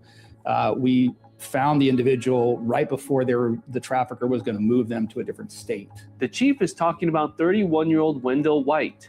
Court records reveal he organized a scheme to exploit and traffic 3 girls in 2022. They were 14, 16, and 17 at the time and were living at Desert Lily Academy. But before the 14-year-old was placed at DLA, White was her pimp and sex trafficked her to a Phoenix area on 27th Avenue and Indian School Road known as the Blade, a hotbed for prostitution. A lot of these kids that come into that venue have already been trafficked, or they've had some sort of touch point with trafficking in some form or fashion, so they're high risk. That girl tried running away from Desert Lily and staff stopped her, but she connected the other 2 minors with White.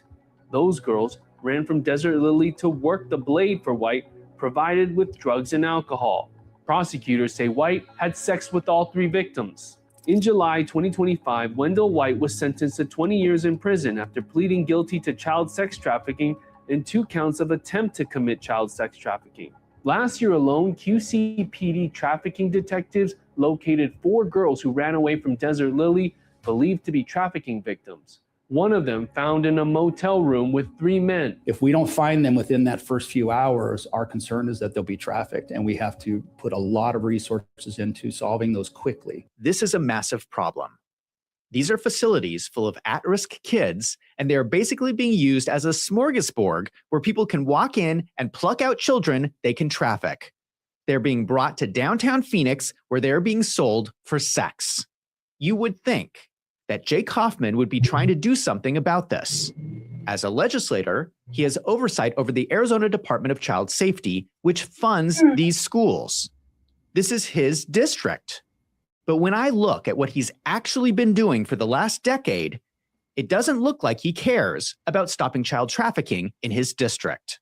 And do not think that Jake Hoffman does not know about these academies, because here's a photo of Jake Hoffman at a groundbreaking ceremony for a construction project at Canyon State Academy. This construction project is to create a new building where the public could come in and interact with the students, which in hindsight sounds really creepy. This is where it gets weird, because we have all heard the Republican talking points that the evil Democrat elites are involved in these underground child trafficking networks. With the release of more of the Jeffrey Epstein files, that turns out to be mostly true. But here's the problem. If child trafficking rumors are what Jake Hoffman is running on, Why isn't he doing anything about it once he gets into office? When you start looking into what Jake Hoffman is doing, you can understand why nothing changes. He wrote an article where he said this: Democrats are committed to executing a radical open borders agenda that will leave our nation vulnerable to a continued flood of illegal deadly drugs and human and child trafficking. From his perspective, child trafficking is connected to the border issue. He is saying that if you close the border, you stop child trafficking. Now, it is true that there is trafficking at the border, but this completely ignores the child trafficking that is going on in Jake Hoffman's own backyard. He's not addressing that problem at all. It's just like his predecessor, Eddie Farnsworth, who looked the other way when it came to child trafficking. He is doing the same thing. In fact, by shutting down child trafficking at the border, it eliminates the competition and makes homegrown child trafficking even more lucrative. It says almost the exact same quote on the Turning Point website. Human trafficking is rising nationwide. Securing our borders to protect Americans from illegal activity, drugs, and other dangers must be a priority for our representatives. They connect child trafficking to the border, completely ignoring what is happening in places like Canyon State Academy. It's like they're trying to misdirect everyone's attention to the border. So even though Turning Point Republicans have been screaming about child trafficking and raising a lot of money off of child trafficking, they're not actually doing anything to stop it. Jake Hoffman has sponsored a lot of pieces of legislation. He wrote bills about election reform, ending DEI, and the border. But not a single piece of legislation that would have meaningfully reduced trafficking at Canyon State Academy. To be fair to Jake Hoffman, he did co-sponsor SCR-1021, which increased penalties for child sex trafficking. SCR-1021 specified mandatory life sentencing for child sex trafficking, with no chance of parole or plea deals. That sounds good, but let me tell you the problem with this legislation. If the police do not arrest these people, it has absolutely no effect. It doesn't address any of the problems, like taking care of the victims or providing extra police support. Right. This is the whole law. It's just about the penalty. Remember, Jake Hoffman is the guy who hired the police chief. Jake Hoffman is the guy who does not receive speeding tickets. This is not a meaningful attempt to fix the issues. It's window dressing. It's just a Band-Aid that makes the politicians look good, but doesn't actually do anything. The proof of this is this new life imprisonment penalty went into effect in 2024.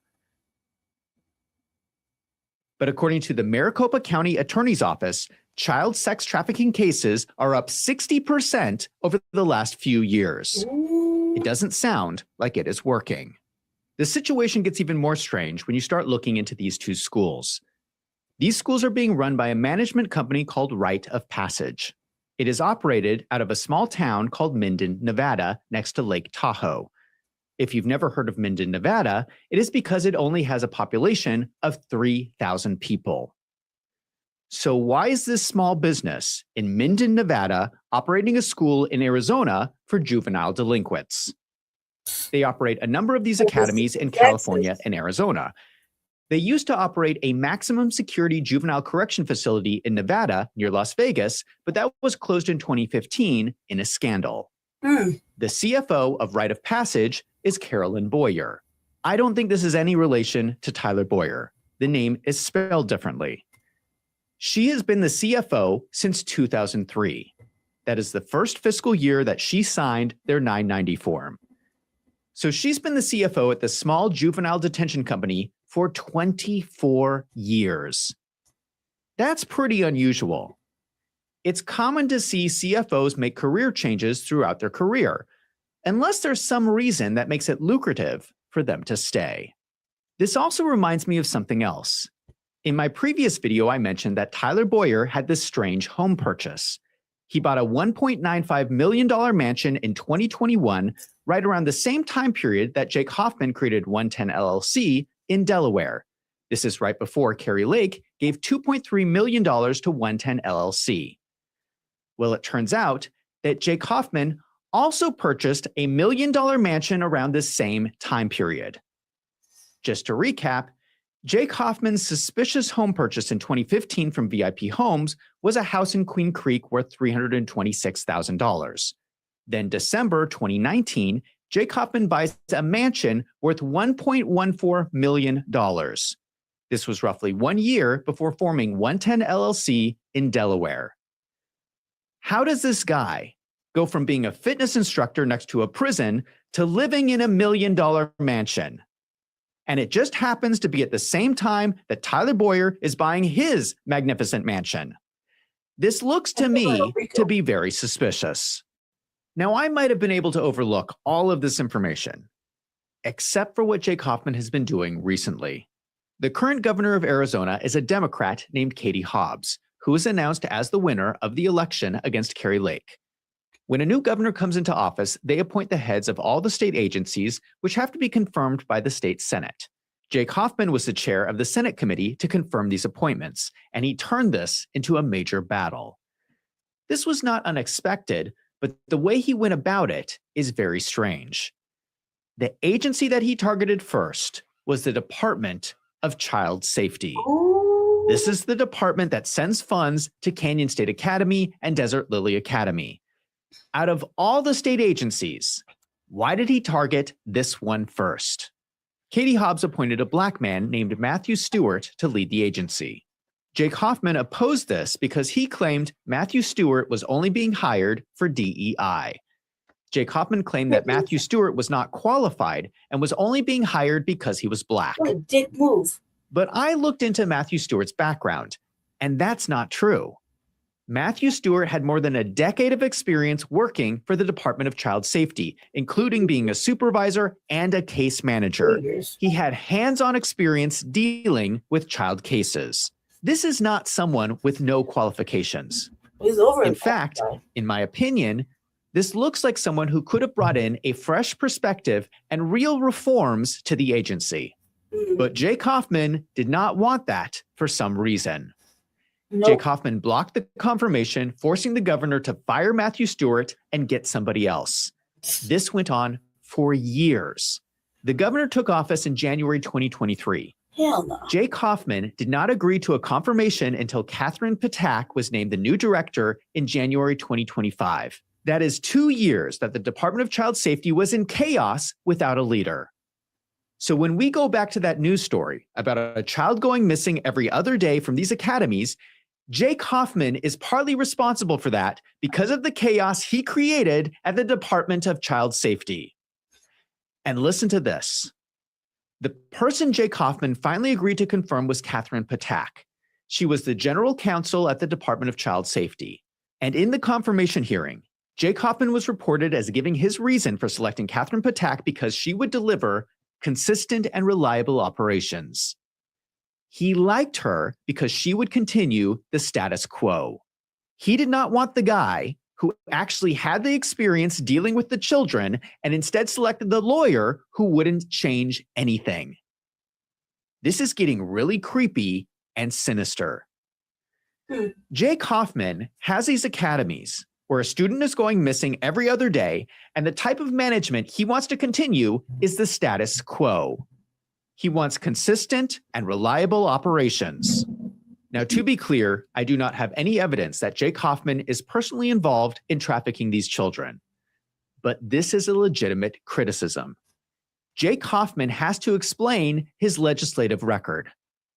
Why does he continue to look the other way on the issue of child sex trafficking? Just like his buddy, Eddie Farnsworth, who blocked the child sex trafficking bill. Just like his buddy, Warren Peterson, who is associating with David Stringer, who paid for sex with boys. Just like Erica Kirk with her shady background.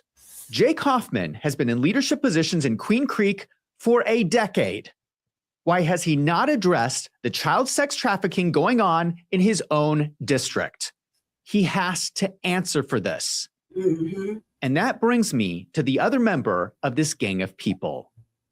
The other person who was there at the beginning when Jake Hoffman made the deal to drop out of the race in 2012 was U.S. Representative Andy Biggs. He recently announced that he is running for governor of Arizona in 2026. Do you understand what is happening here? This same gang of people is going to use Turning Point money to try to take control of Arizona. I wonder what's going to happen to the children at Canyon State Academy. Children are up for grabs. I hope the people who are donating money to Turning Point realize that these are the people you are sending money to. I've shown you the facts. You can go look them up for yourself. I've shown you a number of situations with Jake Hoffman that seem pretty shady. So I think I am absolutely justified in raising questions of financial mismanagement and potential fraud at Turning Point. Why are they sending millions of dollars to this UPS store mailbox for Jake Hoffman? A lot of Republicans are upset that I'm making these videos exposing Turning Point. But if you are a Republican, you really need to ask yourself one simple question. Do you really want control of the Republican Party to be in the hands of Tyler Boyer, Jake Hoffman, and their UPS store mailbox? Because that is what they're trying to do. I don't think that's the Republican Party that you want. Now I want to hear from you. Do you think that more should be done to help the children in Arizona? Let me know in the comments down below. And if you like this video, don't forget to hit that subscribe button so you don't miss out on future videos. If you want to support independent journalism like this channel, consider signing up for a membership on my website, wolvesandfinance.com. For $6 a month, your support helps. It would surprise me. All them motherfuckers are nasty. Like, really? Sound like a Rico. You know, we have taken two very distinct actions into this one, as you alluded to, with the FHA backed mortgages. We want to ensure that American taxpayer dollars are going to American citizens. And so no longer can illegal aliens receive FHA backed mortgages. And we want to make it very clear, because in the Biden administration, they prioritize illegal aliens over American citizens. 59% of illegal alien families take at least one part or more of welfare programs in our country, which costs us $42 billion a year. Might have to drop a dime on them niggas. For sure. You know what I'm saying? Gotta stop. I don't like that shit. For sure, bro. I don't like that shit.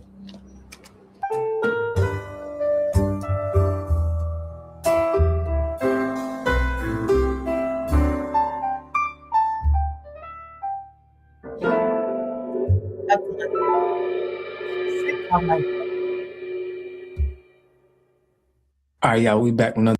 Taxpayer dollars are going. I was like, ooh, what is this? Like, we was about to watch some good ass shit right there. Yeah, no, I think my opinion, I think that's like this is the makeup of a RICO / money laundering / child trafficking, sexual SA towards the children in that system. And who's gonna know? You know what I mean? They basically have their hands right there, right in the midst of it. And yeah, they're all nasty. Are all, you know what? I can't even say it. I don't want to get my shit struck. Like, they're all chomos. They're all nasty motherfucking chomos. And look at what kind of strategy is that? That's the long game right there. And just to do perversions and all this extra shit, you know what I mean? And under the guise of this, I mean, how could you not think about that? Notice they didn't mention old boy.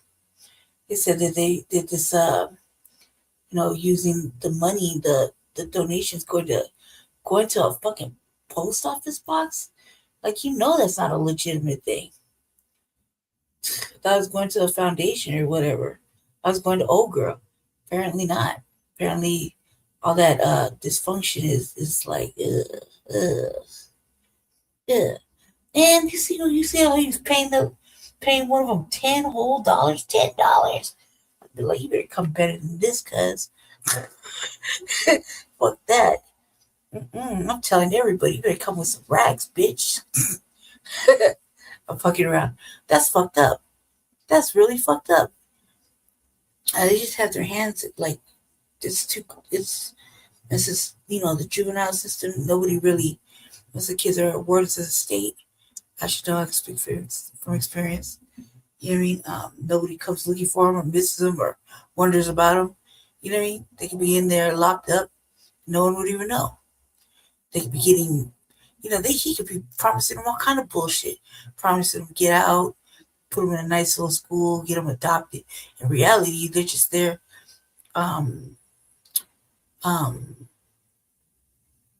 doing illicit, indiscriminate motherfucking degenerate fucking shit that they should suffer the fucking unharrowing consequences for. You know what I mean? Everybody involved. It looks like a lot of money laundering, a lot of like they secured that little loop. They made a little loop. Security. It looks all like racketeering, money laundering, a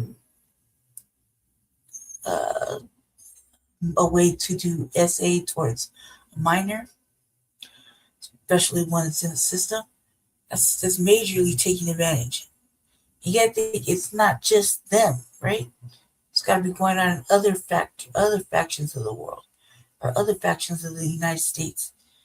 This is just like, whether it be conspiracy or not, it looks pretty much like something a real motherfucker might want to get in and actually investigate for real and actually file some charges. And things, you can't just slide on your white privilege. When you're doing shit like that, somebody's gotta be really fucking serious about following it all the way through, no matter what happens. You know what I mean? Because they can just do something, to prevent a person from testifying and things like that. I was gonna pull something up where that kind of happened with someone who was supposed to testify, and I think it was in my state, and they wound up being unalived and mysteriously. You know what I mean? So these are the kind of things that happen. I don't like that. I think that's like that has the makings of a RICO, of money laundering, child trafficking, all sorts of bad things. All sorts of bad things. It's probably like 10 more charges you can go, and all felonies and all federal. Especially with that's right there by the prisons. It was all can go either way, state or federal, right? That was a lot right there. That was a lot. That was pretty upsetting. That should made my fucking heart hurt. To American citizens, and so no longer can illegal aliens receive FHA-backed mortgages. And we want to make it very clear, because in the Biden administration, they prioritize illegal aliens over American citizens. 59% of illegal alien families take at least one part or more of welfare programs in our country, which costs us $42 billion a year. Might have to drop a dime on them niggas. For sure. You know what I'm saying? You gotta stop it. I don't like that shit. For sure, bro. I don't like that shit.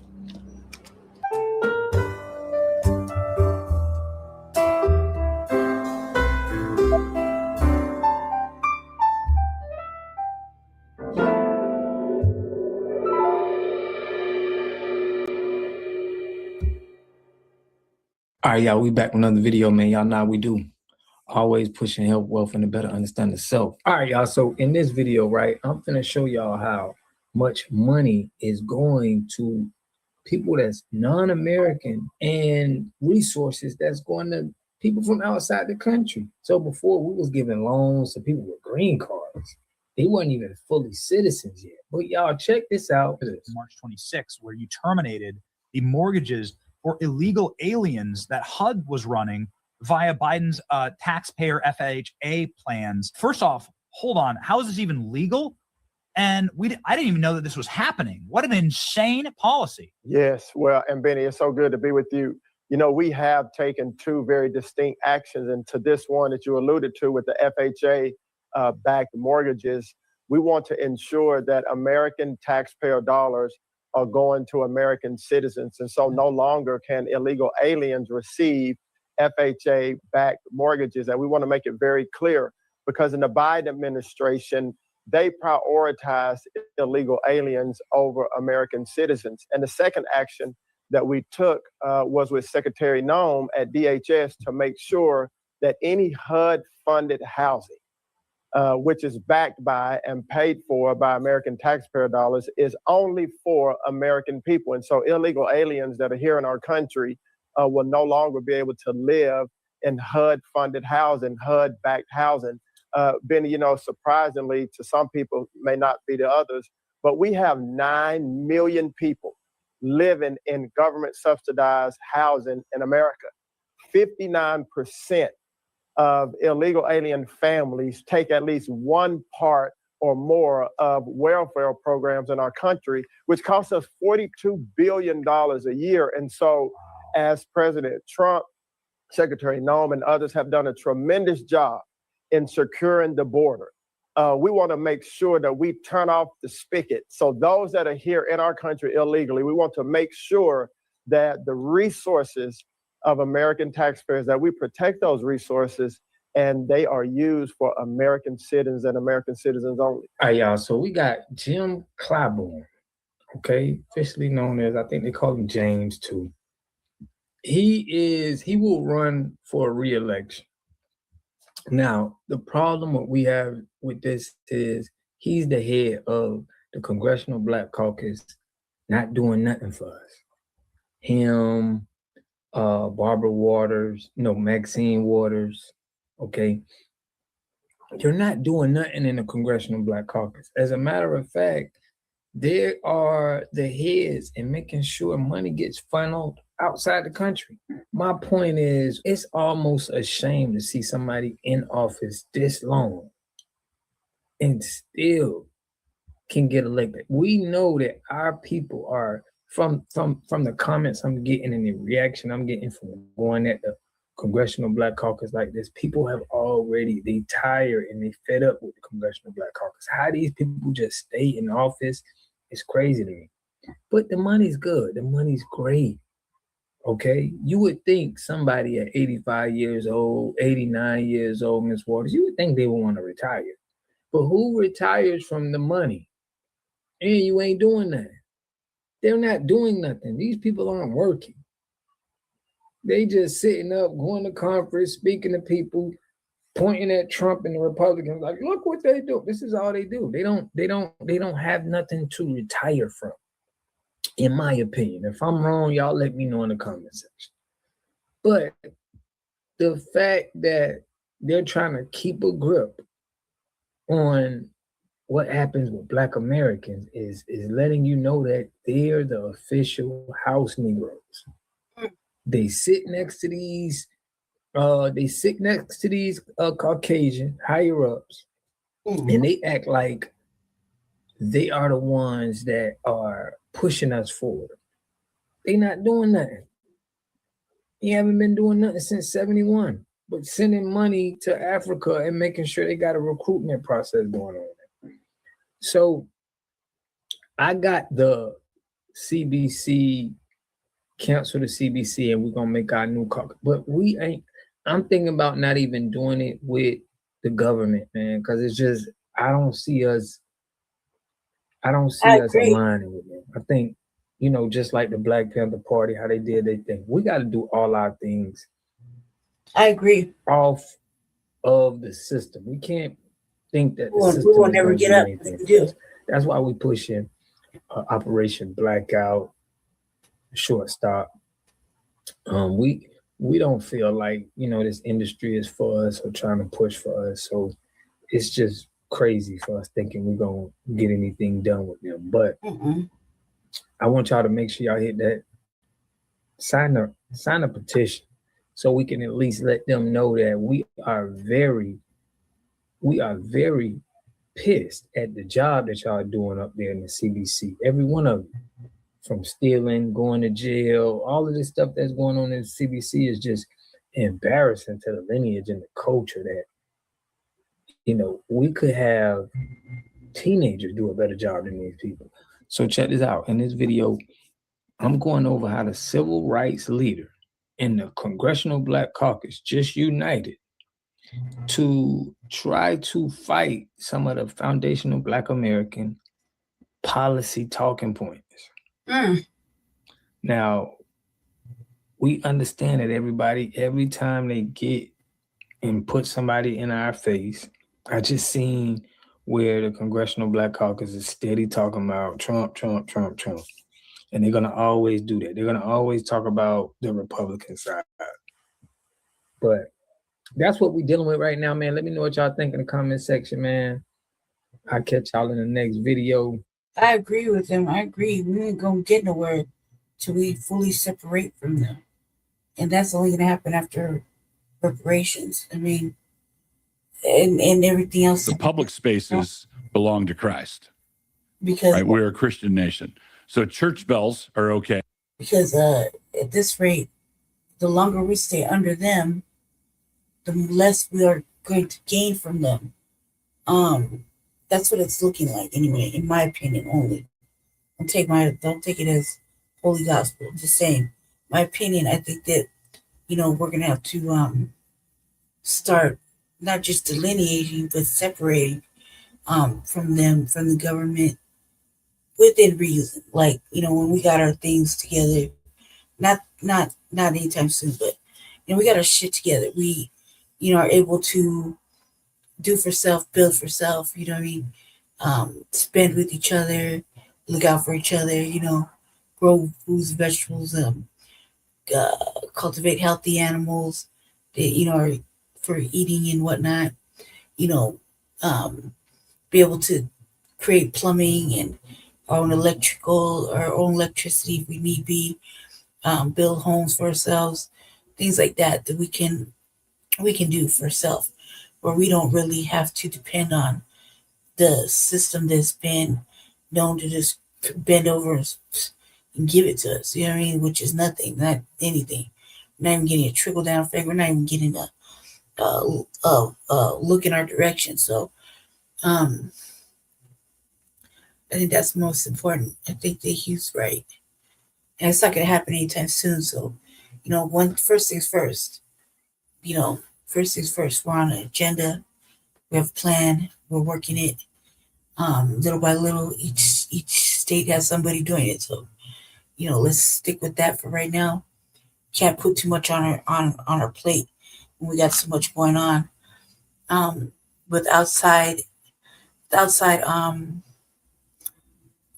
vitriol and disrespect, plus the non-tangibles in our local and statewide areas, plus the shit that's going on the federal level, plus whatever else they decide to distract us with, that is going to ultimately cause us a little bit of little harm, you know what I mean? So it's not going to happen right away, but we should start considering doing what our predecessors and ancestors did, creating our own Black communities, housing, medical,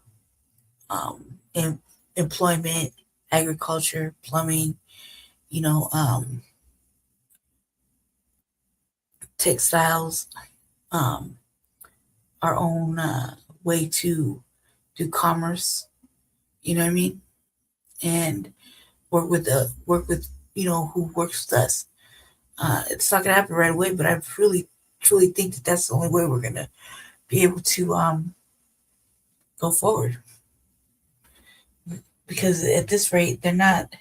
I mean, fuck Jim Clyburn, dude. Fuck him. He's old as hell. And he never done nothing for Black people, considering where he comes from. He comes from Gulagichi land. You know what I mean? And he totally ignores that. Totally ignored it when he first went into politics way back in the day. So no, you put this motherfucker back in the seat. You're risking it. You're like, he's grown at, he's old. Can't him and his bitch take a fucking cruise in their RV somewhere? Jesus. But he's been there for too long. Like, it's time for him to give up his seat. You know what I mean? I mean, surely he's been doing with all these bribes and all these gifts and money and shit. Surely he should be okay. I would not vote for him. Just because he's, on 3 principal points. He never does anything for black people. He won't talk about reparations. He won't do for black people. He won't even acknowledge where the fuck he comes from. So, I mean, that's just like whatever. And he's a no, he's a puppet. They like that. We should not keep puppets in there, especially when we know they're puppets and we know they don't have nothing to offer us as a people. He's never done anything for us. So, I mean, I can't think of one bucket that he's done for us other than give us a headache. Okay, but a Muslim call to prayer in the public space would not be okay. And yes, I'm going to stay on the topic of white supremacy. I'm going to stay on the topic of the racist Christian nationalists, these white Christian nationalists, because all of this it's all coming to fruition all at once, and it's by design. It starts with leaders in the racist movements. It morphs into politics. And then to get the unholy triumvirate of all of this, you get religion. And right now, we've got a white nationalist as the Secretary of Defense in Pete Hegseth. So much of a white nationalist that he has an avowed white nationalist, Christian nationalist, as his own pastor, that they've prayed righteously together inside the Pentagon. Douglas Wilson is a fucking disgrace who pastors a church in Moscow, Idaho, just minutes from my hometown where I went to high school. And Douglas Wilson is a guy who not only doesn't want women to have the right to vote, he's not only a guy who wants to impose his particular version of Christianity on America, he's a guy who has the ear of the power structure in Washington, D.C., and is planting churches all across the country. He wants to raise up like 150 churches, and they have one right here in D.C. that Pete Hegseth goes to with his Christ is King nonsense tweets, signaling, dog whistling to racists and Nazis all over the world. Doug Wilson is on tape here. And I really want to impress upon you why this is dangerous, because this guy informs American policy. This guy informs the beliefs about his particular mythology to Pete Hegseth, who has barely 10 or 12 brain cells to rub together. And he's being led around, influenced by this pernicious philosophy that is informed by his misguided understanding of the Bible and his faith. And he wants his particular misguided understanding of his faith to be the one that rules over all of us. And like I've said 100 times, if I've said it once, it's not, if you feel safe because you're a Christian or you're a Catholic or you're whatever flavor of Protestantism that you are, you're not safe unless you're in this guy's particular church and of his particular understanding. You're going to be oppressed too. And if you don't believe it, watch this clip and remember while you watch and listen, this guy is Pete Hegseth's pastor. Let me give you a couple of very practical examples. Okay. Could Muslims be here? Live? Yes, they could be. Could they hold political office? No. Could Muslims gather together with their Muslim family and friends to pray to Allah? Yes. Right. Could you have a mosque? Yes. Could they have a minaret, a prayer tower that issues a public call to prayer? No. Because the public spaces belong to Christ. right? We're a Christian nation. So church bells are okay. Church bells are okay, but a Muslim call to prayer in the public space would not be okay. Catholic church bells would be okay. All over again. Right? Catholic church bells would be okay. But a parade in honor of the Virgin Mary, carrying an image of the Virgin Mary down Main Street, no. Right? So what about the basically Eucharist? What about the Eucharist? What about a Eucharistic procession? That's a new one. I would say probably not. It would depend on what was being done around it, how it was being conducted. But basically, public displays of idolatry, what the Protestant foundation of the law would consider to be idolatry, would not be allowed. So you wouldn't have a Hindu procession with a Hindu god. You wouldn't have a procession of the Virgin Mary. He doesn't even have it worked out. He doesn't even have his ideas worked out. He's like, let me think about that. In real time, he's deciding for the rest of us how the society will look. Muslims can't hold office, which is what a gracious thing for him to say, because I'm getting ready to play a clip in a couple of clips that he wouldn't even have him be allowed to immigrate here. No, cut off all Muslim immigration. You can't take office. You can't hold office. You can't practice in the democracy of the United States. If I have a religion, it's the Constitution. And in the First Amendment of my Bible here, it says Congress shall make no law respecting an establishment of religion, meaning we do not have in the United States of America an established faith, a state religion. We don't have a theocracy like he wants. And in Douglas Wilson's version of American theocracy, I guess he'd be the king. He'd be our dear leader, telling Catholics what they can and can't do in their free time, because public spaces are Christ's spaces. Your version of Christianity isn't good enough for me, and I'm the one who makes the decisions, even though I haven't thought through it clearly enough, and I got stumped on some dude's podcast with his Christian nationalism sign behind him. It's not just Catholics and whatever traditions they have. It's women not voting. It's not even Muslims. It's Hindus shouldn't be allowed to immigrate to the United States. H-1B visas are for highly skilled workers who come to the U.S. legally. The number set by Congress for such visas annually is 65,000, with room for 20,000 more if they have graduate degrees from U.S. colleges. But nevertheless, that's a lot of Hindus. Remember that these are skilled and ambitious people likely to rise to positions of influence and control. That means that when it comes to America retaining its distinct identity as a nation, they clearly represent a diluting agent. Because they're going to take over. Very scary. They're technical. They're smart. Oh no, they'll dilute America. Pete Hegseth's pastor. Informing how lawmakers think about these issues. And again, here's another clip about to roll back what he was saying earlier. Here he's saying Muslims shouldn't even be allowed to immigrate into the United States. You know, if we're trying to establish a Christian country, should we have our borders open or allow Muslims to come in and live in a country that's distinctly Christian?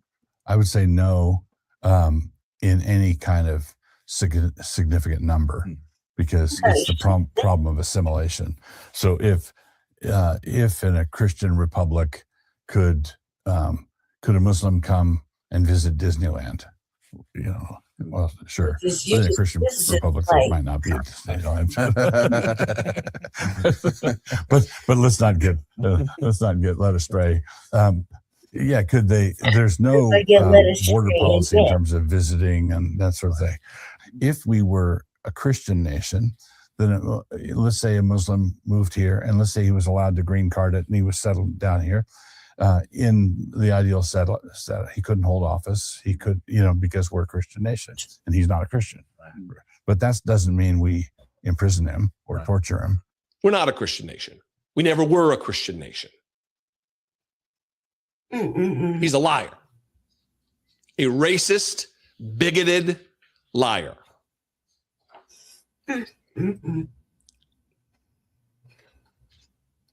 Well, everybody knew Pete Hegseth was on. I don't know what we're going to do from here because these people are gaining a foothold in American society, and not with the populace. There are scant percentages of people who agree with this guy's position. The problem lies in the fact that the power structure now that we have is led by a megalomaniacal, sociopathic billionaire who just wants to collect more wealth before he strokes out one night while he's sleeping. And we're left with all of the chaos and the damage that he's created with the Pete Hegseth and the Rubio and all of these wild racists and white supremacists, Doug Wilson being one of them. But it's all culminating. That's why I ended this about the Iran war and this anti-Muslim rhetoric that you're hearing and this war against brown people in the United States, trying to make a white ethno-state. All of this plays a role, and it's informed by radicals like this, who has the freedom of speech in America. It is enshrined. He has the right to say these things, and we have the right to say no. We have the right to go to the polls and say no. And one of the reasons, and I'm going to end here, one of the reasons that I really want to beat this drum so hard and so often is the fact that for so long, people called me an alarmist about white Christian nationalism. And here we are with anti-Sharia caucuses in the House and people just flatly accusing Zohran Mamdani of being a sympathizer to the maniacs who destroyed the Twin Towers on 9/11 and killed along with it 3,000 Americans.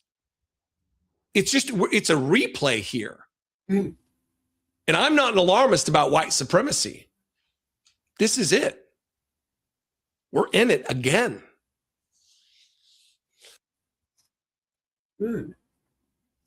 He's upset. In today's video, we have breaking news. According to the president, he has declined a ceasefire proposal from the country of Iran, and Democrats are continuing to gaslight the American public over funding DHS as the drama continues. But let's start with TSA in particular. Here's the latest excuse from Democrats. This is Representative Ro Khanna from California. Watch. You've got airports soliciting donations for TSA employees. Denver Airport writes, donations needed, support the dedicated TSA employees working without pay by donating $10 and $20 grocery store and gas gift cards. Same thing's happening at Seattle. They write, if you'd like to help, donations of non-perishable food, hygiene items, and diapers can be dropped off at the Seattle Conference Center from 8 a.m. to 4 p.m. Look, man. Ooh, that's our city. That's how you. Tough business. Is this a tenable position for Democrats right now? Well, Jackie, I don't view this as politics. I view this about the national security of the country. First of all, we've gone into an illegal war in Iran. The president promised no more wars. He's now engaged in a regime change war in Iran that's failed, that has Khamenei replaced by his son, who's 56 years old. And now we have more retaliation on the homeland. All right, so I have to pause it because the number one question that pops up in my mind when I hear him speaking is what makes what happening in Iran illegal? What is the actual illegal action from the president? What law did he specifically break? They can't answer those questions. Even when they do, they're lying to the American people about what the law actually says and how it's applied or enforced. It's the fascinating part about all this. They're choosing the wrong argument against the president here. That's why this is a lose-lose for the Democrats, in my opinion. In fact, what they should be doing instead is rooting for the president to wrap this up as quickly as possible and ultimately be successful in the process, not look to undermine what he's doing here. Let's continue. This is exactly what he campaigned against. It's a betrayal of his fundamental promise. He's made America less safe. Over 13 Americans have lost their lives. This war needs to end. That's the biggest thing we can do to restore our the security and making sure that we're focused at home. And then, of course, we need to fund the TSA and we need to fund security. But what we can't do is be giving a rogue ICE agency more funding to conduct mass raids like they did in Minneapolis. And even Republicans acknowledge that went too far. And all Democrats are saying is don't link beefing up ICE raids against Americans. Don't link that funding with funding TSA. Yeah, see, this video is really going to point out the severe hypocrisy that we continue to witness with these stories. Now, I just want to say there's nothing hypocritical about wearing the shirt that I'm wearing right now, which I just love. 9-line apparel. What you say says a lot about you, obviously, right? But also what you wear. And I love the company because they're based out of Savannah, Georgia. They represent our men and women in the armed forces. They're behind a lot of the causes out there, and they're dedicating their time to honoring our nation. So if that's part of your mindset, your mission, your values, shop 9-line apparel. Link is in the description below. And what Republicans are saying is don't sabotage the funding for TSA and FEMA because of your beef with ICE agents. And here's the bottom line to it.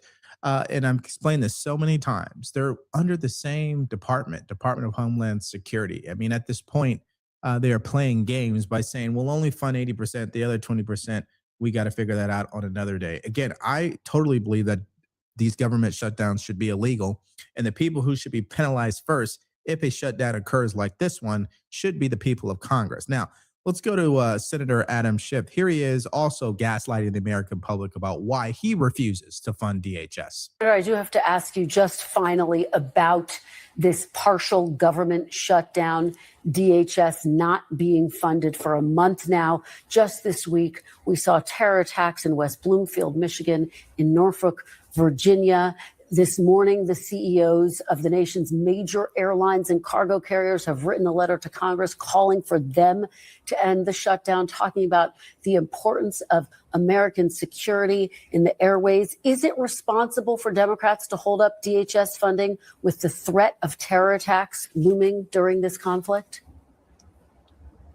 No, Kristen, as you know, we offered vote after vote, resolution after resolution, even as recently as this week, to reopen those agencies, to fund them, and the Republicans voted it down. Now, this is the new talking point in case you haven't noticed. First, it was, ICE is rogue, it should be abolished, and we're not giving them $1 more. And now they're finding out that rhetoric is a little too aggressive. So what they're doing now is, well, we're actually willing to fund TSA, FEMA, Coast Guard. And when we proposed that to the Republicans, they rejected that offer. Now, it violates common sense, obviously, to only fund those particular agencies and not ICE and Border Patrol when they're sitting under the same department, obviously. But again, that's the way they want to play it. Here's another example. Senator Cory Booker from New Jersey. Here's what he said. Isn't it time for Democrats to reopen and refund DHS? So first of all, Democrats have tried multiple times to try to get TSA, CISA, the Coast Guard funded. Republicans have refused time and time again to fund. Yeah, they want the whole agency funded. They want the whole agency. ICE is still out there doing reckless things in communities. ICE is still arresting and detaining American citizens. ICE is still having unmasked people jumped out of unmarked cars, abducting people from the streets, barreling into homes. Even Americans, even veterans are being swept up in ICE's chaos.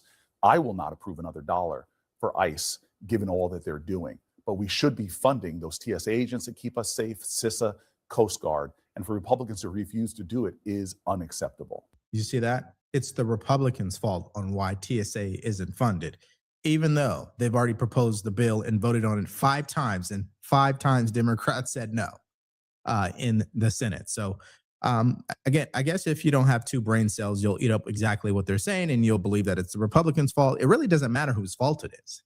It really just shows you the incompetence of Congress overall. I mean, this is way beyond a partisan issue. This is a breakdown regarding what they're sent to do in Washington, D.C. And they're not doing it whatsoever.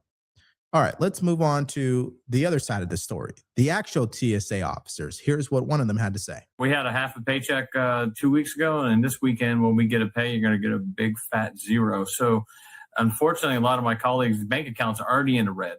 He says some of his coworkers haven't shown up to work because they can't afford gas, while others are getting second jobs just to survive. Some of my colleagues donating blood plasma, working Uber Eats, delivering Grubhub, working maybe even another job at the airport. Some people are sleeping in their cars so they can save gas. Are you seeing TSOs leave the job?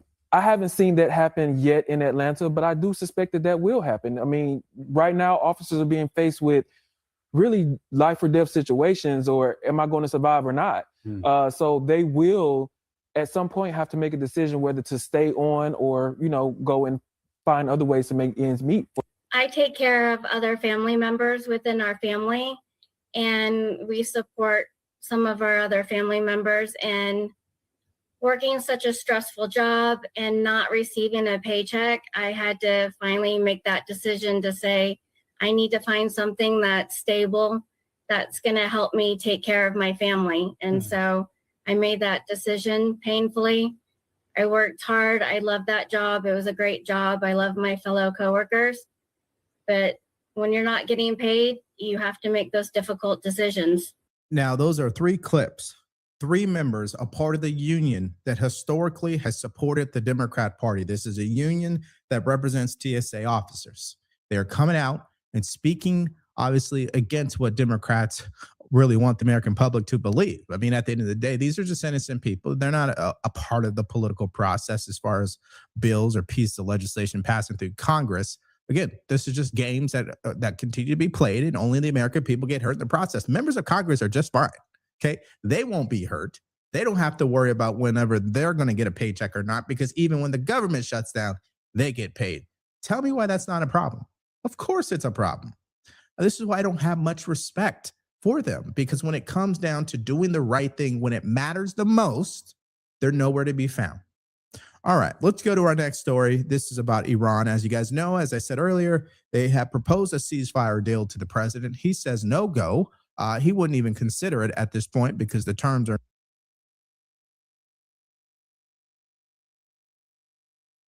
If they proposed a ceasefire, why in the fuck would he say no? You know what I mean? Why in the fuck would he say no? Not in alignment with what he wants to see. It's to be expected. Again, success here on the battlefield, if that makes sense. This entire regime should be eradicated. Nobody should be left. Their military capability, 0%, not 2%, not 7%, 0%. If he could bring that home, major success. Let's hear more on this story now. Take a listen. President Trump is saying that Iran wants to make a deal to end the war, but he says the terms are not good enough. The president now threatening more strikes on Iran's key oil export hub and infrastructure, while urging allies to send warships to secure shipping through the Strait of Hormuz. The Hill's Zach Schoenfeld is live from Washington, D.C. So, Zach, why is the president saying that he's just not ready to make a deal with Iran? Hey, Jessica, even as the president expresses confidence in the military progress so far, he says that the terms of any deal would have to be, quote, very solid before he is willing to negotiate. This is coming in a new interview that the president did with NBC. I just want to read you a little bit more of what the president said. He said, quote, Iran wants to make a deal, and I don't want to make it because the terms aren't good enough yet. Yeah, that's exactly what we want to see from our president, of course. And the interesting part about it all is the same mindset you should have about your money. Do not become victim to the terms that the banks have set out, which means they have the ability to cancel your accounts, take money out of your accounts, debank you whenever they want, which is why what you see here on the screen might be a legitimate solution for you. It's called Rumble Wallet. Yes, you heard me correctly. Wallet.rumble.com. If you go to it, you'll be able to download the app. It gives you the ability to not only buy crypto on your own terms, buy gold on your own terms, but you can tip your favorite creator with crypto. And guess what? It's your wallet. The government can't come after you. The banks can't come after you. So again, download the Rumble Wallet today. The link is in the description below. And remember, the public terms that the president has communicated is an unconditional surrender. Now, we know that's a non-starter for this Iranian regime. It's a different paradigm. Diplomacy is not on the table. Compromise is not on the table. They will die over this. So essentially, I just think it's only a matter of time. Military capability is still intact to some degree. Maybe it's at 30% right now. I'm talking about Iran's because they continue to launch ballistic missiles at Israel just this morning. But it's only a matter of time until they're unable to do that any further. Let's continue. The president did acknowledge that ensuring that Iran gives up a capability to develop a nuclear weapon, that'll have to be part of it. But beyond that, the president is declining, at least at this juncture, to provide more specifics. So that leaves us here on the 16th day of this conflict, with fighting still going, even escalating following those major strikes on Karg Island, as we've been talking about all morning. And as we've also been talking about, the president has made clear that it's only the military targets that have been targeted so far, and the U.S. has yet to hit those oil facilities. But now the president is starting to use that as leverage against the Iranians, saying in this new interview that even as most of the island is, quote, totally demolished, President Trump saying that, quote, we may hit it a few more times just for fun. Yeah, that's exactly what I'd expect from Donald J. Trump. I mean, he's very funny with his words at time, right? But on a more serious note, there are definitely some serious questions regarding U.S. military transport of oil tankers in the Strait of Hormuz. I mean, that hasn't happened, could happen. There's definitely questions about crude oil. Will the other countries get involved here? Will they send their military to protect the Strait of Hormuz? I mean, those questions are legitimate, obviously. But to question President Trump's plan on this is peak ignorance, in my opinion. Now, the Iranians are hoping that this war will hurt the United States of America economically, according to Kevin Hassett. Well, here's his reaction to that. Watch.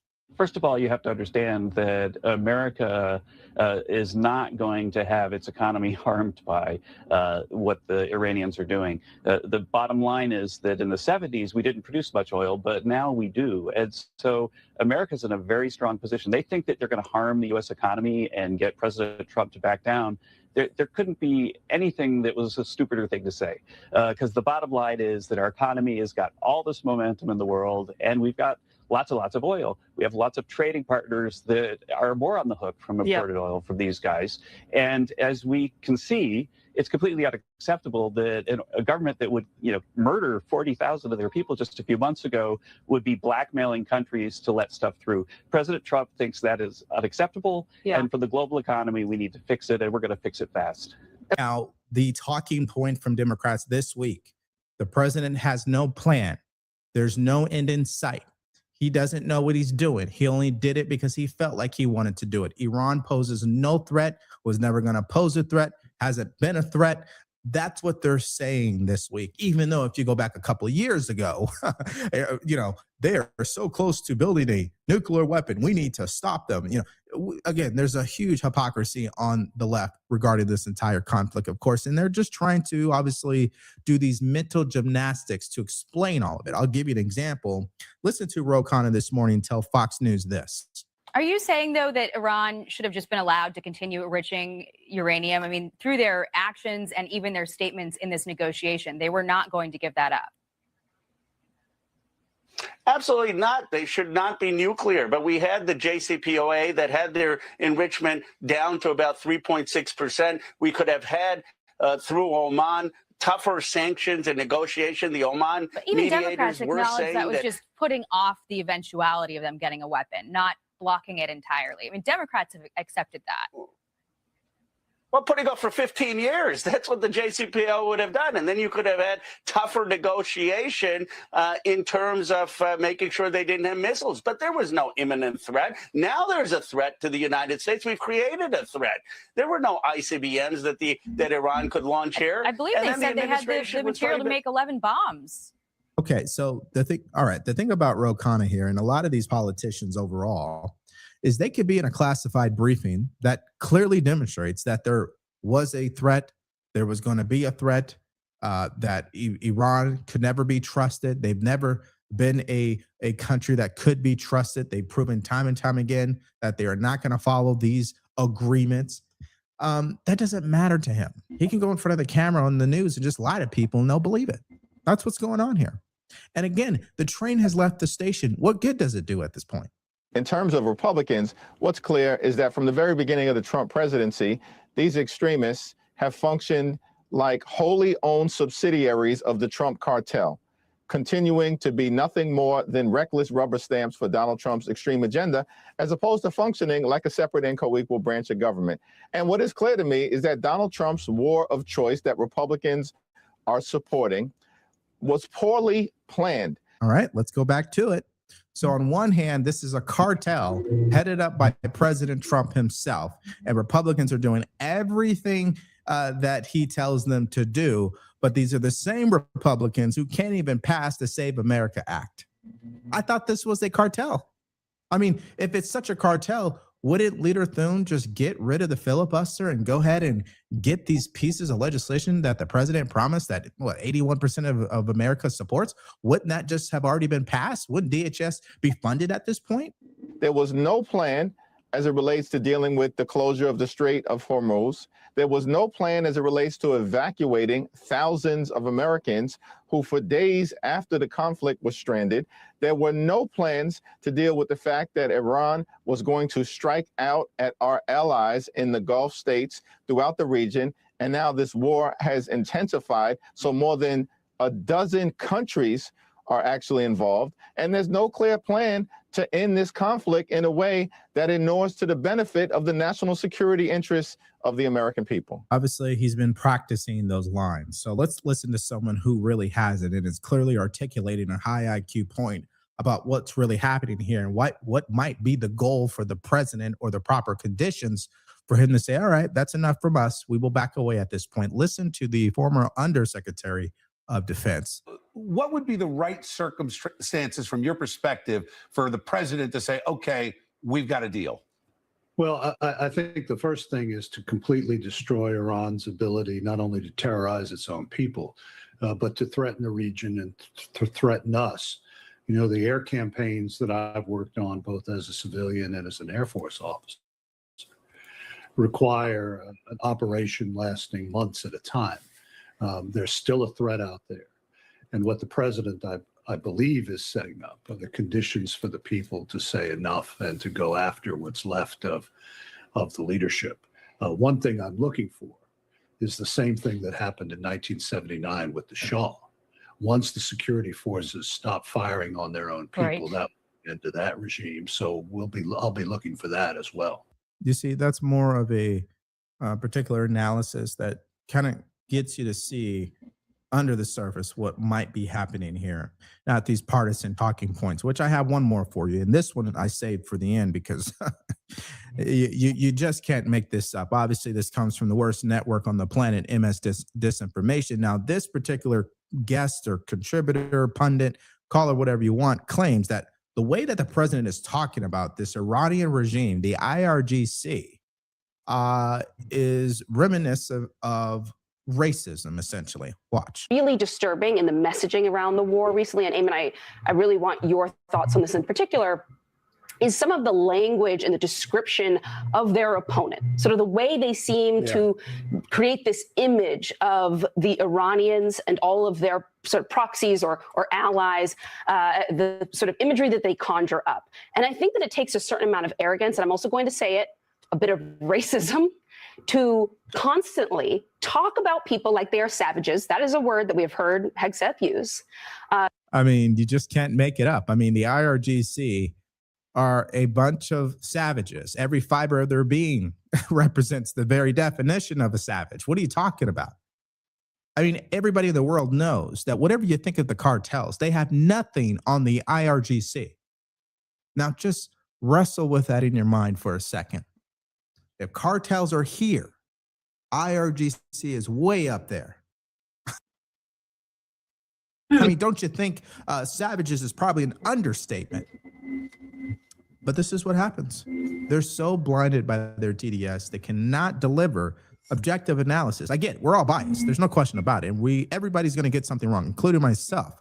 But that's more than being wrong. That's more than just being ignorant. I mean, that is just downright evil, in my opinion. Now, a little update on the side here that I have to get to just briefly here is that the president, particularly the United States of America, they've had to back off a certain amount of sanctions regarding oil is concerned with the country of Russia. Now, obviously, Democrats have hopped on this decision and trying to tell the American people, here it is. The president is bending the knee to Russia. But what they won't tell people, it's a decision to help keep oil prices down. I want you to hear the reaction from Adam Schiff when he's asked about this. Watch. Let me ask you about these Russian sanctions. You obviously supported Russian sanctions. The administration has scaled some back, arguing removing them on Russian oil exports will ultimately help lower prices for consumers. My question for you, Senator, with Americans feeling pain at the pump, as you know, is easing pressure on Russia, which is temporary, worth it? I think this is a terrible decision, but it is one of the things that comes about as a result of the unpredictability of war. We are now giving Russia essentially $140 million a day by releasing these Russia from these sanctions. $140 million a day when Iran is providing intelligence to better, when Russia is providing intelligence to Iran to better attack and kill American troops. Okay, let's just dissect their logic.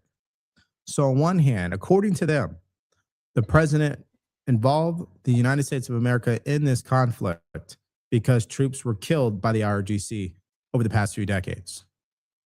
But on the other hand, he's going to bend the knee to Russia to kill more American troops. I'm not understanding that logic. I just don't. Maybe you guys can help me figure it out. I can't. So I'll play you the opposing view. This is the Secretary of Energy, Chris Wright. Here's his answer on the matter. All let's talk about Russia. The Treasury Department temporarily lifting sanctions on Russian oil this week amid reports that Russia is giving Iran intelligence to target U.S. assets in the region. Why is the United States rewarding Russia? So this is not rewarding Russia. I understand that it can be seen that way. How else can it be all seen? Of Russia's but oil Mr. Secretary, how else can it be seen if the U.S. is lifting sanctions on Russia? Because the oil we're lifting sanction on is already on the water waiting to unload in a Chinese port. But it'll wait there for 6 or 8 weeks. So instead of letting that oil sit there idly, we told the Indians and then the broader nations of Asia, go ahead and buy that oil, bring it into your port now, and keep your refineries running. That oil was already exported, already going to be sold. We're just changing the destination of where it'll be sold. And by doing that, we're keeping a little bit of a lid on oil prices and helping our allies across Asia. All right. So I think that kind of sums up what's going on here. On one hand, we still have the continuous talking points from Democrats that the president doesn't know what he's doing. He's just winging this. I mean, that whole idea implies that a captain from a lieutenant colonel to a full bird colonel to a general, they all are making this up and winging it. And the military soldiers on the ground are winging it as well. And the fascinating part about these idiots who speak this way, they forget it's not the president who came up with the plan here. Okay. The military people came up with the plan. He just has to say yay or nay.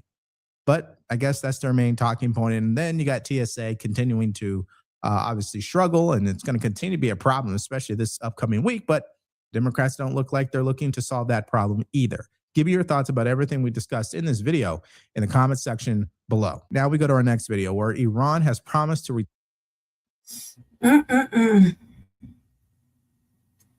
fucking that Trump, cuz I swear to God, you're not trying to do shit.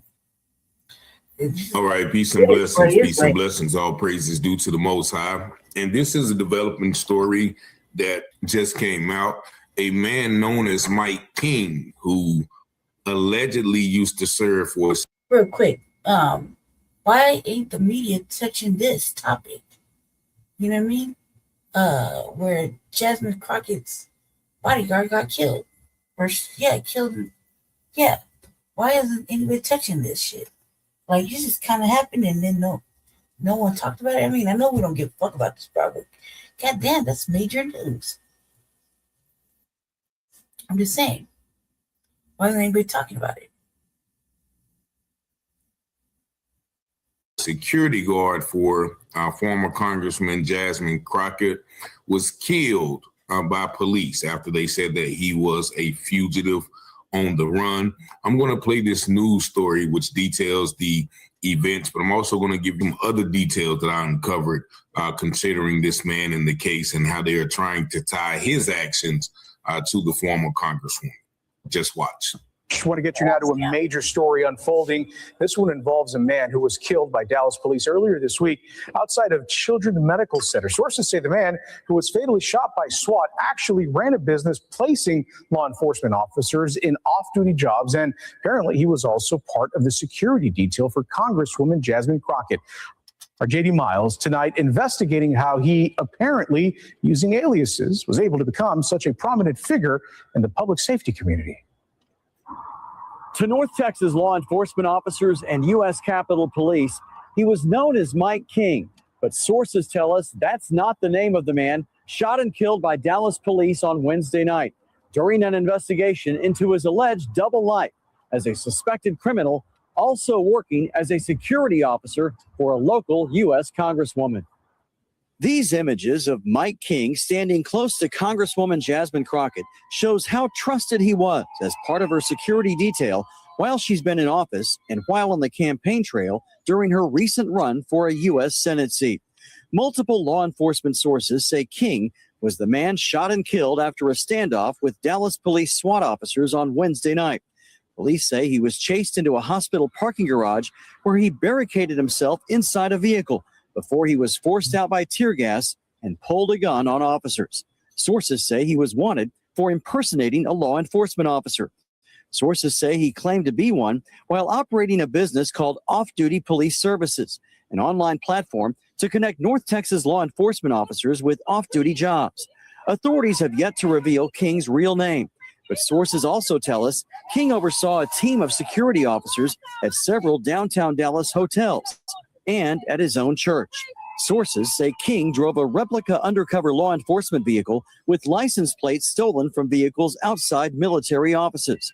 His background, which sources say includes a criminal history, raises serious questions about how he was able to oversee extra jobs for police officers, as well as obtain such a high-level security position for a sitting member of Congress.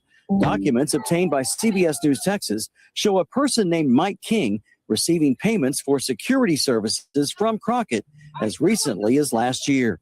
We have contacted Congresswoman Crockett's office, and for now, they are declining to answer questions, as is the Dallas Police Department. JD Miles, CBS News, Texas. And so the real name of the man has been revealed as Damon Robinson. Now, they're trying to make it seem like he was some big criminal, wanted fugitive. The record that he had from the years of 2009 to 2012, almost 14 years ago, was allegedly because of theft, which is a misdemeanor. The judgments only resulted in paying like a $1,500 fine. So this man was not some career criminal, as they are trying to make it seem. Also, he ran a evidently legitimate business. Many people in the security force and that have security businesses do broker deals and help off-duty law enforcement get security details. So that's nothing illegal. Now, what they're trying to say is one time he told some law enforcement officers that he, was working for or he was a Capitol police officer or something of that nature. Now, that may be true, or because of his close connection, as you've seen with the Congresswoman, that he probably said, okay, well, I work on the U.S. Capitol, or, I work with U.S. Capitol Police, something to that nature. But they're trying to make it some big investigation like he was wanted for a mass murderer. No, the federal penalty for impersonating a law enforcement is only 3 years, up to 3 years. So it leaves a little bit to be questioned. If this man who runs a successful business is only wanted for impersonating a police officer, why would he take police on a high-speed chase, barricade himself inside a car, be flushed out with tear gas, and then pull a gun on police?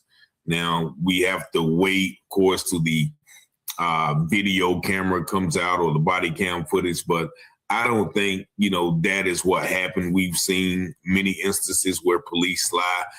Maybe because he was working security detail, he had a gun, So this is something that, we won't know all the details until it happens. But The point of it is they're trying to bring Jasmine Crockett into this and, allege that, well, he worked mainly for her. It shows one instance that she paid him, one time to perform security, which a lot of congressmen and, entertainers and famous people do. That doesn't mean that they know the entire background or they should know the entire background. Maybe she went on his website, saw him perform his services, and then chose to hire him.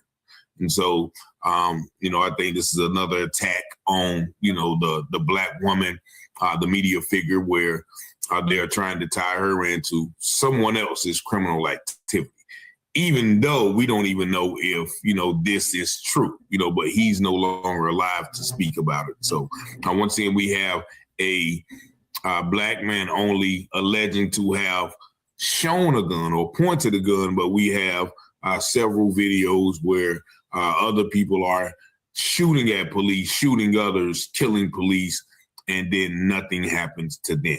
So we'll get more information on this story as it unfolds. But y'all let me know what y'all think about this situation in the comments. Y'all see the number 919-587-7782. Thank y'all for liking, watching, sharing, and subscribing to the channel. And as always, I pray you have peace and blessings. And as the scripture says, all things that are hidden shall be revealed, and those things done in secret. It's good. Yeah, no one's talking about it. I want to get you now to a major story unfolding. This one involves a man who was killed by Dallas police earlier this week outside of Children's Medical Center. Sources say the man who was fatally shot by SWAT actually ran a business placing law enforcement officers in off-duty jobs, and apparently he was also part of the security detail for Congresswoman Jasmine Crockett. Our JD Miles tonight investigating how he apparently, using aliases, was able to become such a prominent figure in the public safety community. To North Texas law enforcement officers and U.S. Capitol Police, he was known as Mike King, but sources tell us that's not the name of the man shot and killed by Dallas police on Wednesday night during an investigation into his alleged double life as a suspected criminal, also working as a security officer for a local U.S. Congresswoman. These images of Mike King standing close to Congresswoman Jasmine Crockett shows how trusted he was as part of her security detail while she's been in office and while on the campaign trail during her recent run for a U.S. Senate seat. Multiple law enforcement sources say King was the man shot and killed after a standoff with Dallas police SWAT officers on Wednesday night. Police say he was chased into a hospital parking garage where he barricaded himself inside a vehicle before he was forced out by tear gas and pulled a gun on officers. Sources say he was wanted for impersonating a law enforcement officer. Sources say he claimed to be one while operating a business called Off-Duty Police Services, an online platform to connect North Texas law enforcement officers with off-duty jobs. Authorities have yet to reveal King's real name, but sources also tell us King oversaw a team of security officers at several downtown Dallas hotels and at his own church. Sources say King drove a replica undercover law enforcement vehicle with license plates stolen from vehicles outside military offices. His background, which sources say includes a criminal history, raises serious questions about how he was able to oversee extra jobs for police officers as well as obtain such a high-level security position for a sitting member of Congress. Documents obtained by CBS News Texas show a person named Mike King receiving payments for security services from Crockett as recently as last year. We have contacted Congresswoman Crockett's office, and for now, they are declining to answer questions, as is the Dallas Police Department. JD Miles, CBS News, Texas. And check this out now. This is a bit of a stunner, a violent and deadly outcome for a member of Jasmine Crockett's team. A member of her security detail shot to death during a SWAT standoff in Dallas. For details, Brooke Taylor runs that down now in Texas. Brooke, what happened? Hi, Bill. That's right. Sources say this longtime security guard of Congresswoman Jasmine Crockett was killed in a SWAT standoff here in Dallas earlier this week. Does all that? Why So do we know sources about it? say that he was under investigation for impersonating a police officer. On Thursday, officers followed him into a parking garage where police say he barricaded himself in his car before he was forced out by tear gas and then pulled a gun on officers. Well, sources say the man, 39-year-old Diamond Mazaire Robinson, went by the alias Mike King. He had a lengthy rap sheet with arrests as far back as 2010. He's been in and out of jail for theft charges and violating probation, raising questions about how he was able to obtain this high-level security position for a sitting member of Congress. Now, on election night right here, King was seen by Congresswoman Crockett's side. She lost the Democratic nomination for the Texas Senate seat to State Representative James Tallarico. And officials also say that he was running a side business where he was placing officers in off-duty jobs and was also driving in this replica undercover police car. We've reached out to Crockett's office to comment on all of this, but we have not heard back, Bill. Wow. Okay, more to come on that, Brooke. Thanks, Brooke Taylor, live in Dallas. Thank you. You would comment that. Be sure to like and subscribe for all the Fox News latest on YouTube and catch full shows streaming now. If it was like that, why didn't we know about it? And stick with the rest of the white people? Or is it that white people couldn't possibly behave in a way to make you feel those things? You know what I mean? Like, I mean, we're usually up on the shenanigans from this broad. I'm surprised if we missed this. You think? Like, for real.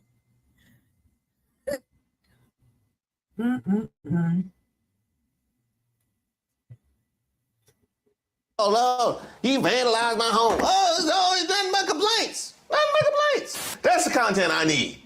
That's the content I need right there. You want to file a lawsuit because of what? Hey, but that happened last week. Why you ain't moved past that?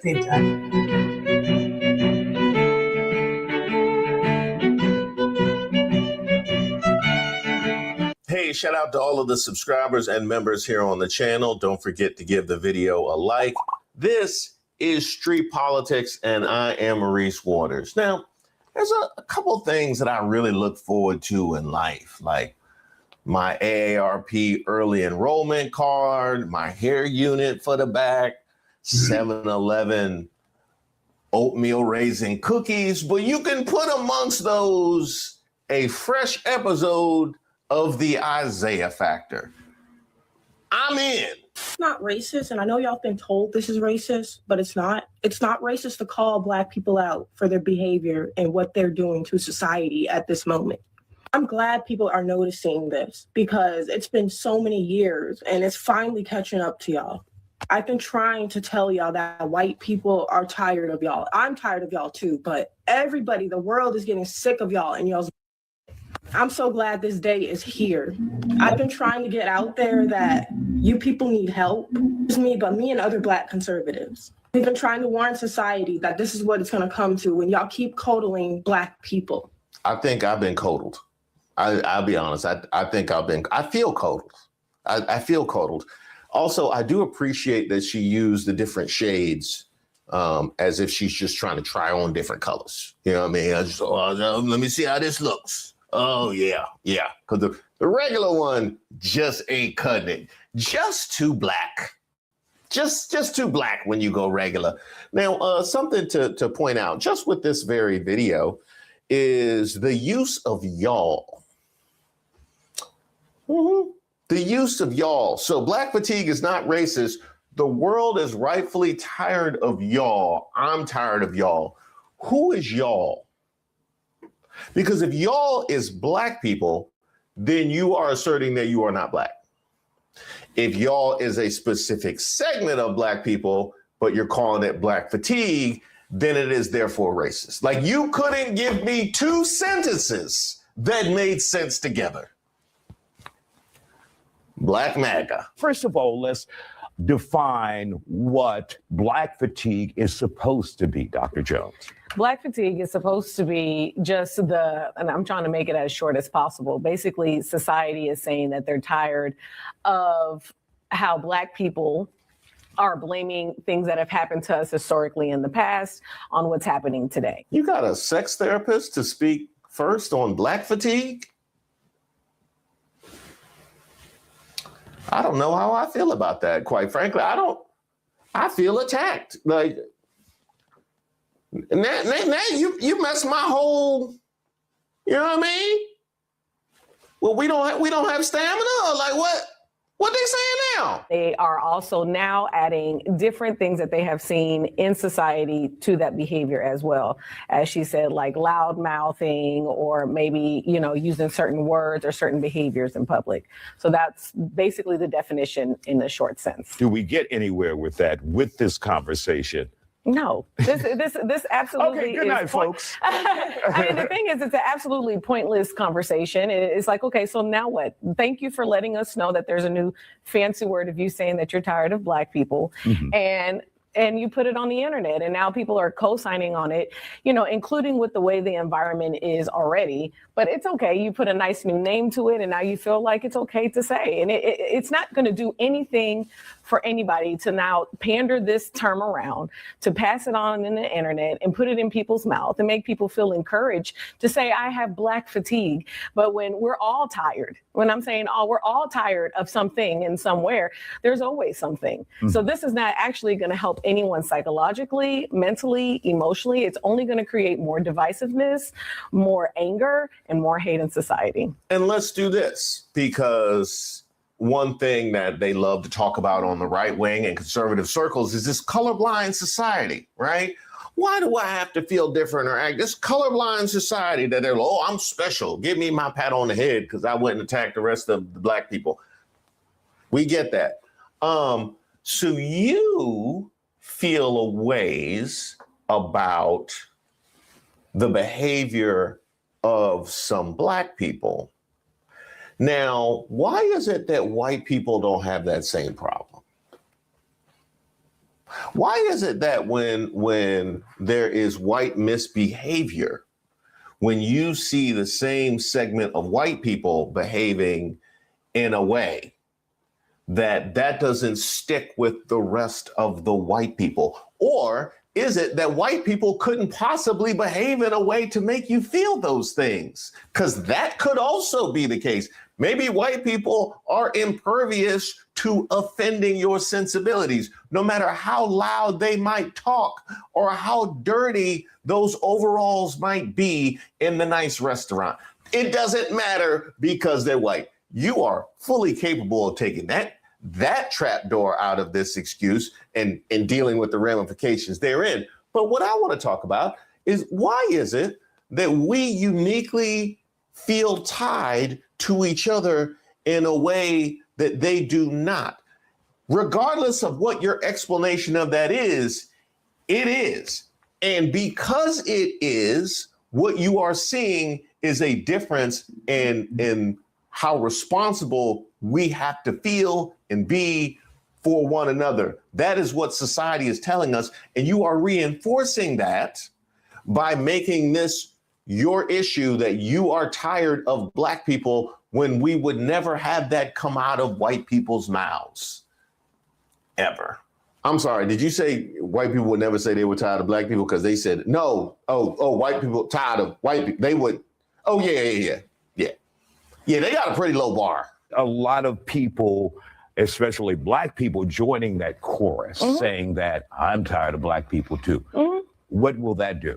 It's not going to do anything, because here's the thing, that Black person or the Black people that are on the internet saying that can go somewhere and they're going to be already stereotyped into the group that they're trying to separate themselves from just because they're Black. You actually have to be around people to see their behavior. You have to witness their behavior to actually understand who they are. But she could sit there and be in a crowd of a room of Black people, and guess who she's going to be included in that group as well. She's not doing anything that is going to help her or her race at this time. And that is exactly why Candace Owens' baby shower looked the way that it did. They know to stay from around other black people because of this perception that they have no problem adding fuel to in feeling like it's everybody but me. Mm-hmm. We've seen it a lot. Angela, let's hear from you. Your thoughts about this Angela. black fatigue. Well, with all due respect to Angela, number one, I really disagree with this. It is a completely behavior-based issue. And when white people, black people, Hispanic people are saying we have black fatigue because of the behavior of some black people, we've all seen it. We all know what it is. It's everywhere. And, you know, the issue is way more insidious than people realize. And I talk about how a lot of these things come back to what the Democrat Party has done to the black community purposefully. Oh, boy. Oh, boy. Oh, this should be good. Yeah, this should be good. I mean, she used a lot of words to articulate exactly the issues with the initial TikTok, which is if you're talking about some black people, then it ain't black fatigue now, is it? No. I mean, really? At least put a mask on. I mean, she kind of did, actually. I'll give her credit for that. That TikToker should at least put a mask on and pretend like you not y'all. Starting with the Great Society of Lyndon B. Johnson, who he famously said, I'm going to have these N-words voting Democrat for the next 200 years. He also said if the lowest white man can feel better than the highest black man, he won't mind that you're picking his pocket. Hell, he'll give you the money. Want to talk about that? Want to talk about that? Since we're talking about the lowest of the black, how about the lowest of the white people still feeling better than all of y'all participating in the black fatigue hashtag? How about that? How about that? How about how the Democrats have not won the white vote since they gave black people civil rights? But that ain't racist. You want to talk about that? Huh? What are we doing? No, hey, talk about that. She might not. I don't know that this. I don't. You know what I mean? Just send her a message. When Democrats said you don't need fathers in the home, you can be on welfare and have as many babies as you want. And oh, by the way, we're going to destroy public schools. So the Democrats destroy public schools. I don't know that you can go with that when you put Linda McMahon as head of the Department of Education. You know what I mean? They need to cut. They need to, you know what I mean? That's not an A1 talking point right there. It's really not. We're going to destroy public schools, and we're going to make sure that behavior standards are seen as racist. Ooh, I love this. I love this. Behavioral standards are seen as racist. Can I play? Can I play? I love it. Okay, so let me get this straight. Are black people by nature worse behaved than white people? No. You're free to believe that. You're free to believe that. There's ramifications if you do. Just know that you're free to believe that.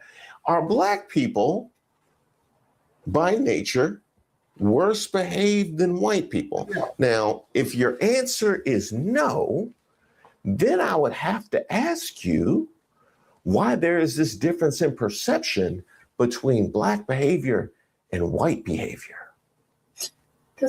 Because if we, and I'm looking at y'all black MAGAs, if we, not y'all, if we are by nature somehow defective and damaged, okay, if that is the case, then, you know what I mean, you should just say that part and deal with what that means for you. But if that's not the case, then we're forced to grapple with all of the factors that contribute to this perception of black people when we aren't naturally behaviorally defective. Those are the only two choices. This ain't all the files. This is not all the files. Half these names are blacked out. This page right here look like UPN Friday night. Ain't nothing but black on here. And I know exactly who it is. Why is he protected? Oh, because he donated? All the tax breaks he get, that was basically my money he donated. Where's my protection? You already know. While the haves protect themselves and each other, they do nothing when your phone numbers, addresses, and bank accounts are being attacked. And you know who that helps? Data brokers that take all the information they can find on you and sell it without your knowledge. And creeps. It also helps creeps. We know this because the bill that would have required data brokers to get your consent before selling your information is circling the drain like this Congress. This is where today's sponsor, Aura, comes in. Data brokers do have to remove your information if you tell them, but they make it as hard as possible. But Aura does the hard work for you, constantly scanning the dark web and submitting opt-outs on your behalf. Give Aura a few weeks and you'll stop seeing your information on these sketchy sites when you search yourself. They also include features like dark web monitoring, fraud alerts, a VPN, and more. Aura is truly a great deal if you want to be more private and protected online. You can go to my link, aura.com/Reese Waters. That's aura.com/Reese Waters to try 14 days for free. That's enough time for Aura to start scrubbing your personal information off these data broker sites automatically. Out of control behavior that we've seen in the classrooms, in society, all over, is part and parcel of what the Democrat Party has done to the Black community. All right, Eugene, let's hear from you before we have to take a break. Man, why are we all? What does the Democrat Party have to do with Black? Everything. Hold on. Okay, first of all, I think he asked Eugene. So last time I checked, I'm Eugene on stage. Hell yeah, Eugene. I like Eugene. Matter of fact, I recognize Eugene. Wasn't Eugene up there last time? The liberal is the enemy of the Black man, and we can see it right clearly before our eyes. They look at us like we're scum. They look at us like we're poor. And Black people are falling for the okie doke. And they're saying, oh, the white man is better than us. He's supreme over us. That's what white supremacy is. Right. I don't believe anybody is superior over me. I don't live my life that way. So I just live according to freedom and liberty. All right, let's hear from Eugene. Please, man, I've been in this twilight zone. Like, I've been patiently over here at the tail dog position. So first of all, if you can't see the racism, your eyes are just closed. You said it's not about what people say about policy. So let's just run it down real quick. They removed the Harriet Tubman from the National Archives. They removed it and then they had to put it back after backlash. The same thing they did with the Tuskegee Airmen. They removed that and had to put that back. Trump is literally trying to dismantle Black America. Yeah, they owe Eugene. They owe Eugene from I see Eugene never left. Eugene was still finishing them conservatives off from last time. They were like, hey, we about to tape a whole nother episode. He's still backstage throwing punches. Just tell him, just tell him, come on. The Democratic Party has nothing to do with Black fatigue. The original term from the actual Black community of Black fatigue was after every other community decided to vote. Since you want to talk politics, Donald Trump, then Black folks said, we're going to sit this one out. We're going to let this thing burn down and we're going to go have a good time because we're tired. We have been struggling. Our grandparents, our great-grandparents, We didn't say we're going to go have a good time. We said we was not going to participate in because there's no tangibles. They ain't going to do they ain't going to cut the check. They're just toying with us. They pander only matter during the election season and even then. And they wanted us to vote for Kamala. And she didn't have she was Black first of all. And yeah, we can go into a whole bunch of reasons why we didn't want to do that. So as a collective, we said we was sitting it out. Some sat it out, some didn't. I've been on Black vacation for almost 4 years. Y'all just barely coming up on it. Then this election cycle, which is cool, welcome, you know what I mean? But I decided I wasn't going to vote until there's something tangible. And then, I pretty much stay glued into what's happening on the local level in my area and whatnot. You know what I mean? Local and state level. Still, nothing tangible to vote for. That's just what we're on. So, no, we're just kicking it. This is supposed to be a time of rest and reflection and educating ourselves to do for self and also to pick particular FBA family that are gonna replace some of these old cogs in the wheel politically. So we're doing a lot of vetting. We're not only that, we're gatekeeping, delineating, canceling shit that doesn't serve us. It's really, you know, sad that we got to cancel some of our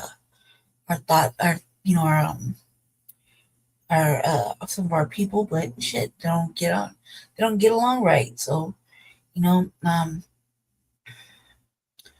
this is a serious thing, very serious thing, and the name of the game is reparations, a crime bill, lots of, like agenda, pretty much. You know what I mean? And not just anybody can ride with it. It's obviously causing conflicts with a certain people on the internet, in the diaspora, and then outside in the field. You got to educate people who have not been educated, especially in the state of Colorado. People who don't really realize that it's not a kumbaya session. This is starting to become serious, you know. You gotta start, you know, thinking what's in our best interest. And we're in a time of war. Are any of these buffer classes gonna hold your hand during the time of war? No. You know what I mean? If you don't believe me, just look outside right now. You'll see the same motherfuckers that are there just to get photo ops and whatever else. You know, but they don't have the same energy for FBA, Foundation of Black Americans. They don't have that same energy. They have the energy for everybody but. So yeah. We weren't just chilling, kicking it, having a good time. What were you, doing other things? So they can come correct. It's gonna be like that. It's gonna unfortunately have to go a couple cycles so that both sides get an understanding. You know what I mean? And not pleasant pandering. We're talking about actual tangibles. So great grandparents have been fighting this same fight. So if you guys want to turn around, and he said the N-word, why don't you guys feel so comfortable, just say it. Just go ahead and say the N-word. We're if it's so okay, if you're so fatigued, if you don't want to recognize the civil rights plight, go ahead and say the N-word. No one's stopping you. It's a free country, not on right? this show, Eugene. I mean, I'm just saying. Lose me my show. Don't do that, Eugene. Don't. Hey, say that for Piers Morgan. Yeah, drop those ends on Piers Morgan. No, we need Isaiah factor. Now, Eugene was correct in repositioning the proper context, meaning, and definition of Black fatigue, and it's no wonder how we were out here feeling that way when this was what we had to look forward to. It's crazy. We were fatigued before the first 100 days. We was fatigued before the tariffs. We was fatigued before the DEI hysteria. We was fatigued before Pete Hegseth started texting us in the middle of the night. We was fatigued before we started waking up an hour before our alarm to Teslas going off in the street. I love Tesla. I love Tesla. We was fatigued before Shiloh Hendricks. We was fatigued before Christy Nome started treating every day like Halloween. I'm just waiting for her to show up in braids and blackface. Like I know it's coming. There's a lot of things that they want to use code words, whether it's DEI, whether it's Black fatigue. They just want to be able to say the N-word without being able to say the N-word. So do you not find certain behaviors objectionable? Or you think it's cool? Listen, I live in a real community. I see a whole bunch of unruly white folks, Hispanic folks. So it's not just the Black community, but we always want to emphasize on Black when it's negative. Press that point. Press that point. Why is this a specifically Black thing and confined to specific Black people when other Black people are allowing it to be broadly Black fatigue? Like it's insanity that Black MAGA has even amplified this like it was a flex. I think I know why. I think I know, because I think they put a tariff on biscuits. They put a tariff on biscuits, and they're a lot more scarce than they used to be. So they scrambling right now. Whether you like Black fatigue as a name or not, it's the truth. Like, We're tired of the victimhood mentality, the trauma identification, the need for external, agreement. That's ridiculous. That's terrible for the Black community right now. That's terrible for the children growing up. I mean, there's so many broken homes, and I think that's the core foundation. Number one, I believe the core foundation is that the parents failed to not only unify the home, but also failed to put true identity in God in the children. So if you don't have identity in God, you don't have identity at all. Did you just argue that it's terrible for the children, presumably Black children? It's terrible for the children while amplifying Black fatigue? Blanket Black fatigue. Is that what you just did? And by the way, since you want to get religious on us, let me see what your Jesus looks like. Yeah. No. Yeah, just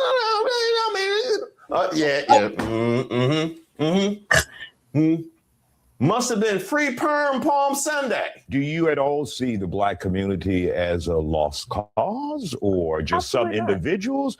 What? I don't believe the Black community is a lost cause at all. I just believe that we need to stop as a whole with all of this complaining. We need to move past the past and, become better.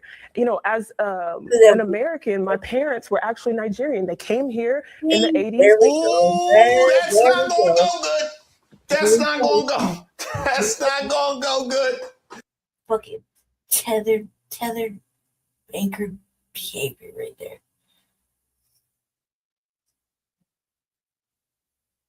Yes, I'm aware of that. Yeah, I'm aware of that. Thank you. Thank you for letting me know. Appreciate you, babe. Thank you.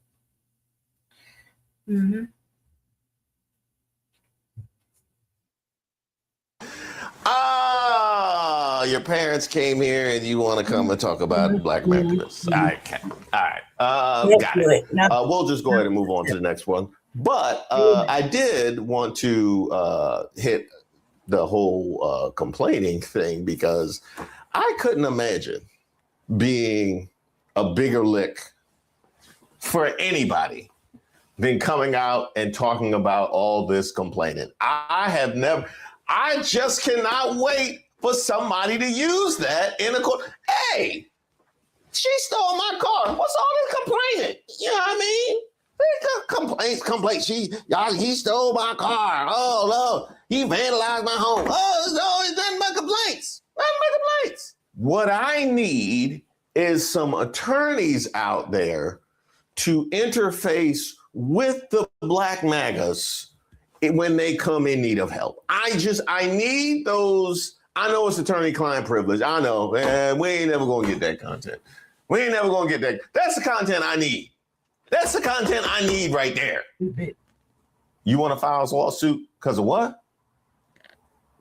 Hey, but that happened last week. Why you ain't moved past that? They have me and my brothers, and we're all successful and not one complaint through our entire childhood. They said, work for what you need, work for what you're going to get, and you will get it. God placed talent in all of us, Black, white, whatever you may, call yourself, but God placed, all of these great things within us. Why should I now say, oh, well, a white person thinks this of me or there's racism here and there? I don't think about that. I don't wake up every morning and have racism and all of these negative things on my mind. I move forward and I move past that. Ooh, I was just going to skip on to the next person, but something just occurred to me. So you say your parents left Nigeria. Why did they leave? Yeah, why? Why did they go back? And where are they now? Why did they leave? Right. Why didn't they just stay and work hard? Forget about it. And get, why didn't they just stay and work for all of them? Because you said you work hard and you will get it. Why they didn't stay there and work hard and get it? Replace the debt. I mean, why did they? It's almost like they left because they felt like they weren't able to receive the fruits of their labor in Nigeria, that this would be a place that would present them a better return for their hard work, which certainly might be the case. I don't know the situation on the ground in Nigeria offhand. However, if that can be the case in Nigeria, why couldn't it be the case here for the people that have been here. Mm-hmm.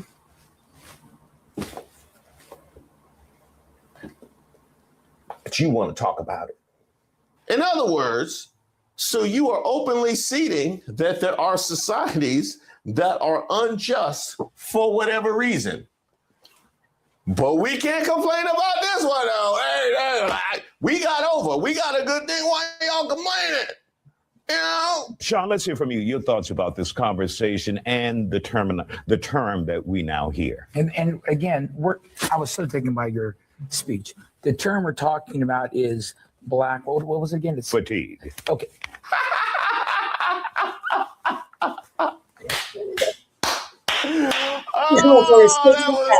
I was so touched. I was so moved. But what are we talking about again? Huh? Where am I? Isaiah Factor. Oh, that's the dude with the fly, the mosquito. On black fatigue, and come from somebody, and I think I agree with her tremendously, having a school for 3 decades, was the first hip-hop dance school in the country. It's a cancer to tell a young kid that they're oppressed, that they're less than, and the world's against them. Right from the beginning, you're setting a standard by which they have to overcome something, when really you need to put God in them and tell them how great things are for them. Amen. So I was never around black people to complain. It's a cancer to tell a child that they are oppressed. The other side of the fence, people. And the other side of the globe. While you have black fatigue on the screen. Like, it's on the screen. They can't really. It's on the screen. It's old boy with black. You're you know what I mean? If this isn't a perfect articulation of Black MAGA, I have no idea what is. See, what you really want, you don't want a child to grow up hating society. You don't want a child to grow up hating out. You want them to grow up hating in. You know what I mean? You want that hate inward. That is how you bring up young kids in America today. All the actors and dancers I was around, they had a sense of purpose. They were dynamic and they never complained. So to me, it's really what I get is in social media is a lot of white people complaining and creating this problem, saying, look, watch out. These people are in trouble. I'm like, back off. Mm-hmm. Let them create their own destiny. Absolutely. So I don't see that as being the black issue. I see more of a liberal white situation when they're not even in a position to complain or talk about it. They're virtue signaling, and it drives us nuts. Okay. Dr. Jones? You know, the conversation that we're having here is whether black fatigue is a real thing. But the problem is that the reason this topic has come back up is because of the viral video that recently came out of the woman that called a 5-year-old autistic kid the N-word. Mm-hmm. And then she raised $700,000 by a Christian organization. And I am Christian as well. So I just want to put that out there as well. And she raised $300,000 from another organization. I don't know if she actually got that money. But then this video from the person who originally started putting this on TikTok came out in reference to that. Yeah. Now, I am a first generation American as well, and I was taught a certain way as well. But what we cannot ignore is the things that have set us back as a community. The reason we are not where we're supposed to be is because we are still only a couple of decades away from what we have been oppressed from and the things that we have gone Constantly from. looking at My grandma. Let Dr. Jones talk. Okay. And so my grandmother, who just passed away last week, was there for the civil rights, was there for everything like that. And I was there to see all of those things as well. It cannot be ignored that these things are still oppressing our community. I understand and I actually agree. I was instilled hard work, go to school, do what you're supposed to do. And I did, but I'm not going to sit there and ignore as though the people in my community, not everyone had that opportunity. So at the end of the day, to say yes, we're tired of it, but let's go in every community. We could sit there and say there's white fatigue, there's Hispanic fatigue, there's Asian fatigue, there's fatigue in everyure. But the problem is that they're always emphasizing the black community as the it's the behavior and behavior of who? Right. Behavior of black people, because that would mean you're talking about a Nigerian American over there too. Behavior of black people, huh? No, you're talking about the behavior of specific black people, and what she just articulated. You can talk about the behavior of specific everybody. So why are you standing here trying to legitimize this? As a matter of fact, she was correct to bring up Shiloh Hendricks. I don't know that if you asked, are you all opposed to dropping ends on 5-year-old boys, that we would get unanimity on that particular stage while we're talking about what's best for black kids. Apparently that's fine, because that was the source of this entire thing. The behavior is the problem. Now, here's what's disgusting. We're coming up on the 5-year We got 30 seconds. of the St. George, Florida fentanyl dying. And every white liberal, and excuse me, every white liberal on planet Earth said that George Floyd is the epitome of black people. And we had billions and billions of dollars that didn't cause his death. He wasn't murdered. That's off topic. Millions and millions of dollars. Thank you, guys. We want to thank you for joining us here on The Factor for this segment. He wasn't murdered. You know, I've never seen words match a package as beautifully as it did there. You know what I mean? Same level of authenticity. Like it was perfect. I like the dude with the glasses. The dude with the glasses was keeping it real. He's like, I'm not gonna let them lie on this whole George Floyd situation. Yeah, old boy had his knee on his neck. Period. Not on this old fentanyl bullshit, because that's a goddamn lie. Really triggered her. Now, I've used that. Man, I think that, you know, white people when kidnapping lost,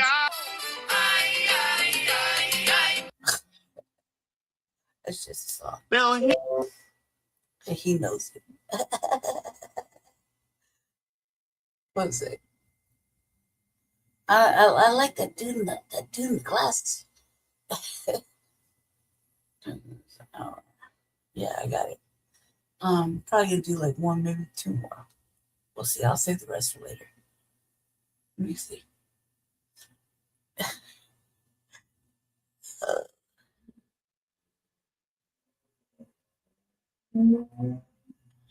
Here I am thinking that the Latino MAGA meme was hilarious, and really that's just historical information to them. Like that's just, they could put that in a book. They could put that in one of the history books. Wow.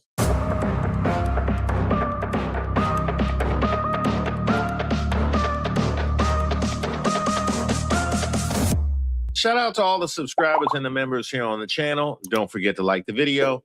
My name is Reese Waters, and I'm troubled. Now, this all started in the aftermath of the Texas primary.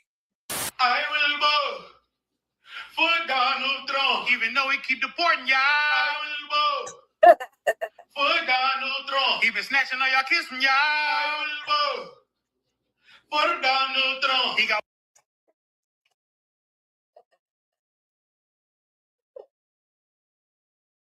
And really, that's just historical information to them. Like that's just, they could put that in a book. They could put that in one of the history books. Gotta love that. Wow.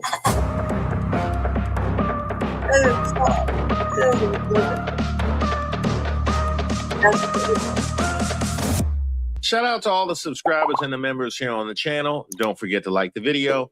My name is Reese Waters, and I'm troubled. Now, this all started in the aftermath of the Texas primary. I will vote for Donald Trump, even though he keep deporting y'all. I will vote for Donald Trump. He been snatching all y'all kids from y'all. I will vote for Donald Trump. He got white people kidnapping y'all.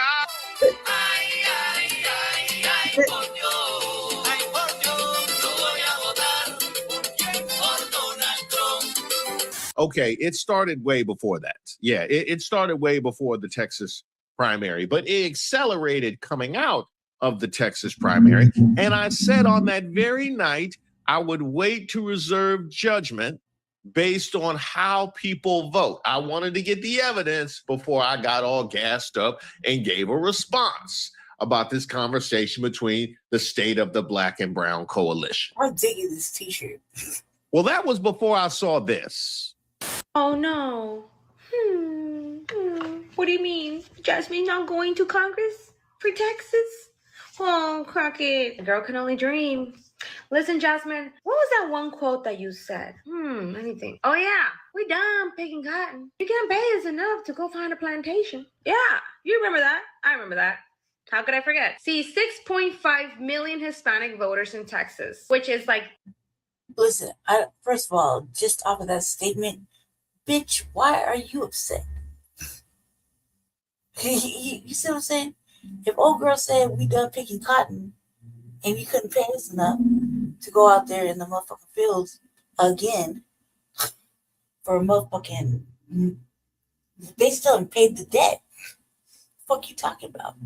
Why in the fuck is this broad upset?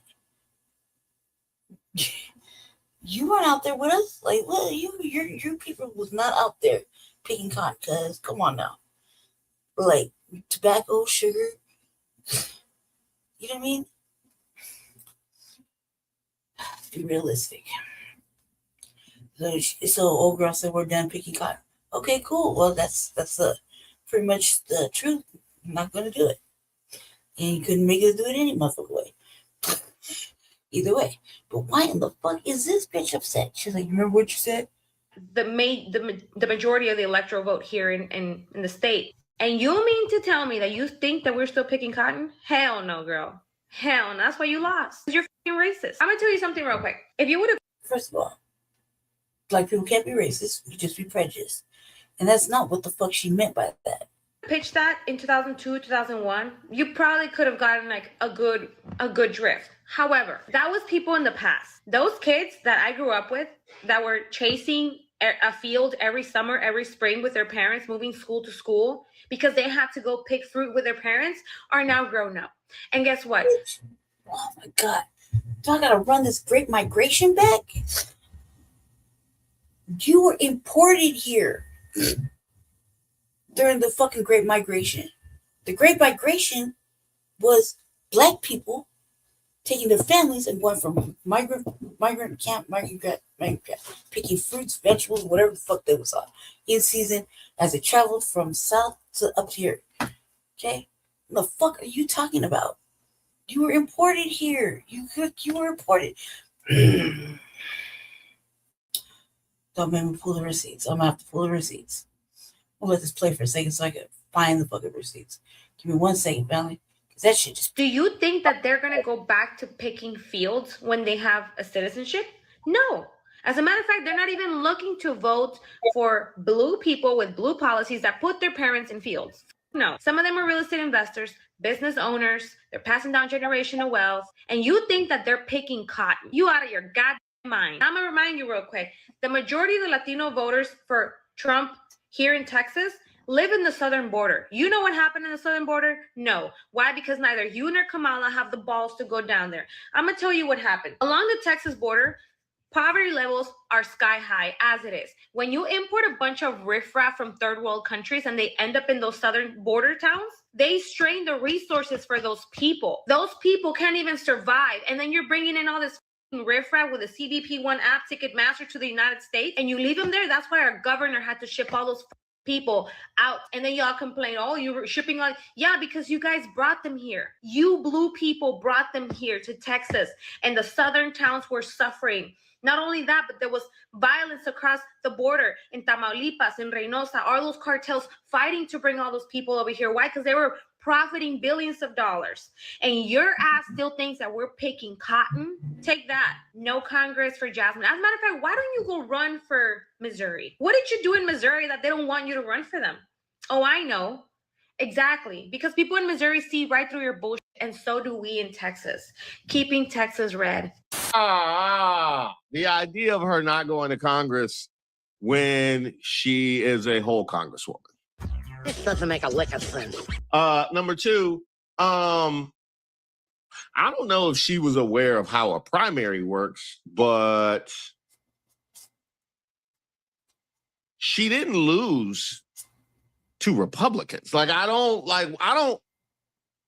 know if she's aware of how a primary works, but that's a little bit weird. That's real weird energy.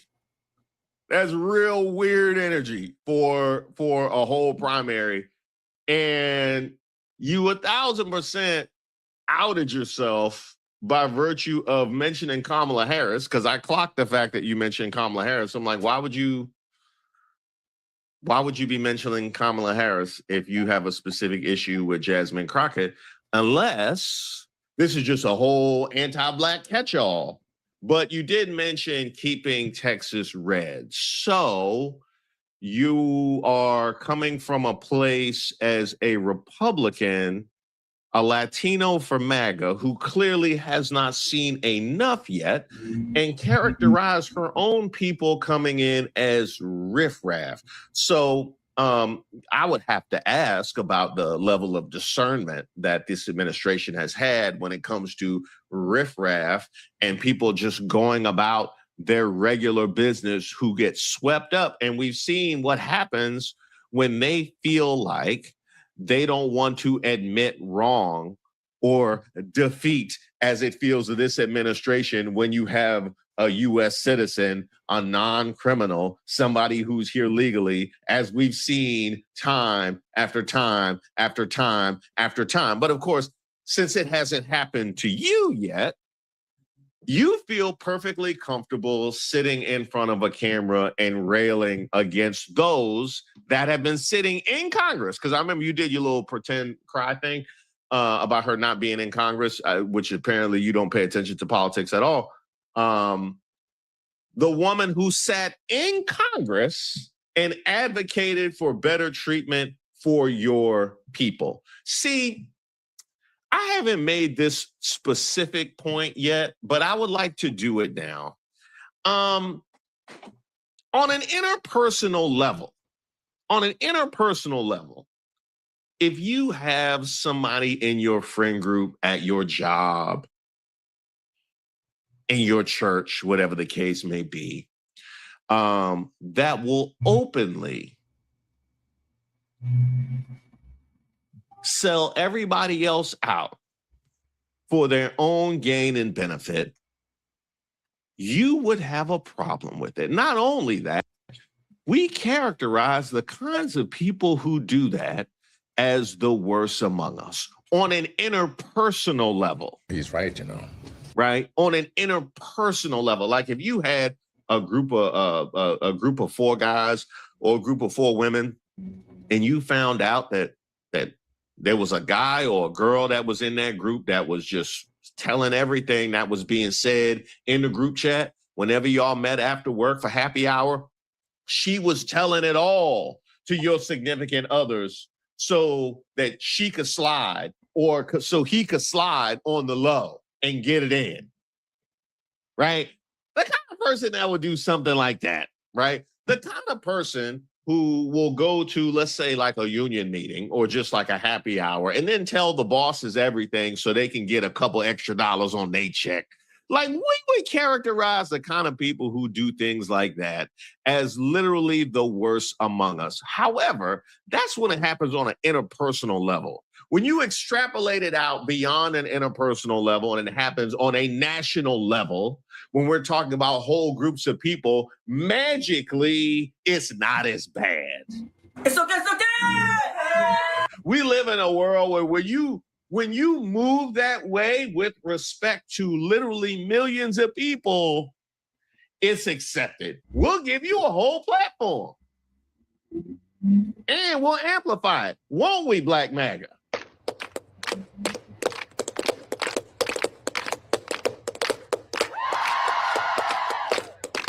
Oh, we most certainly will. We most certainly will. So you came and sat in front of your camera to rail against the woman who sat up in Congress and advocated for your people who you characterize as riffraff. Now, here's the other thing, because it seemingly really triggered her about the statement that Jasmine Crockett made about cotton, right? The statement that she made about picking cotton really triggered her. Now, I've used that statement previously. I believe I knew what she was talking about, but that didn't have anything to do with her. So I'm like, it can't be the statement that I'm thinking of, because that didn't have nothing to do with you at all. Like, that can't be. She must have said something else about Cotton, right? She must have said something else, or she talking about a different Crockett. So I had to go around the country and educate people about what immigrants do for this country, or the fact that we are a country of immigrants. Right. The fact is, ain't none of y'all trying to go and farm right now. Her initial foray, right? The setup to this comment is, I have to go out and educate people what immigrants do for this country. That was the setup to anti-Latino Jasmine Crockett's comment about Cotton. And even though I know there are so many among us who would not characterize themselves as immigrants, or who they think the general public wouldn't regard as immigrants, you have to ask yourself, what does mainstream MAGA think? How do they characterize you? Do they delineate? I don't think so. I don't think so. That's a conversation that needs to be had. We need to stop asking people how they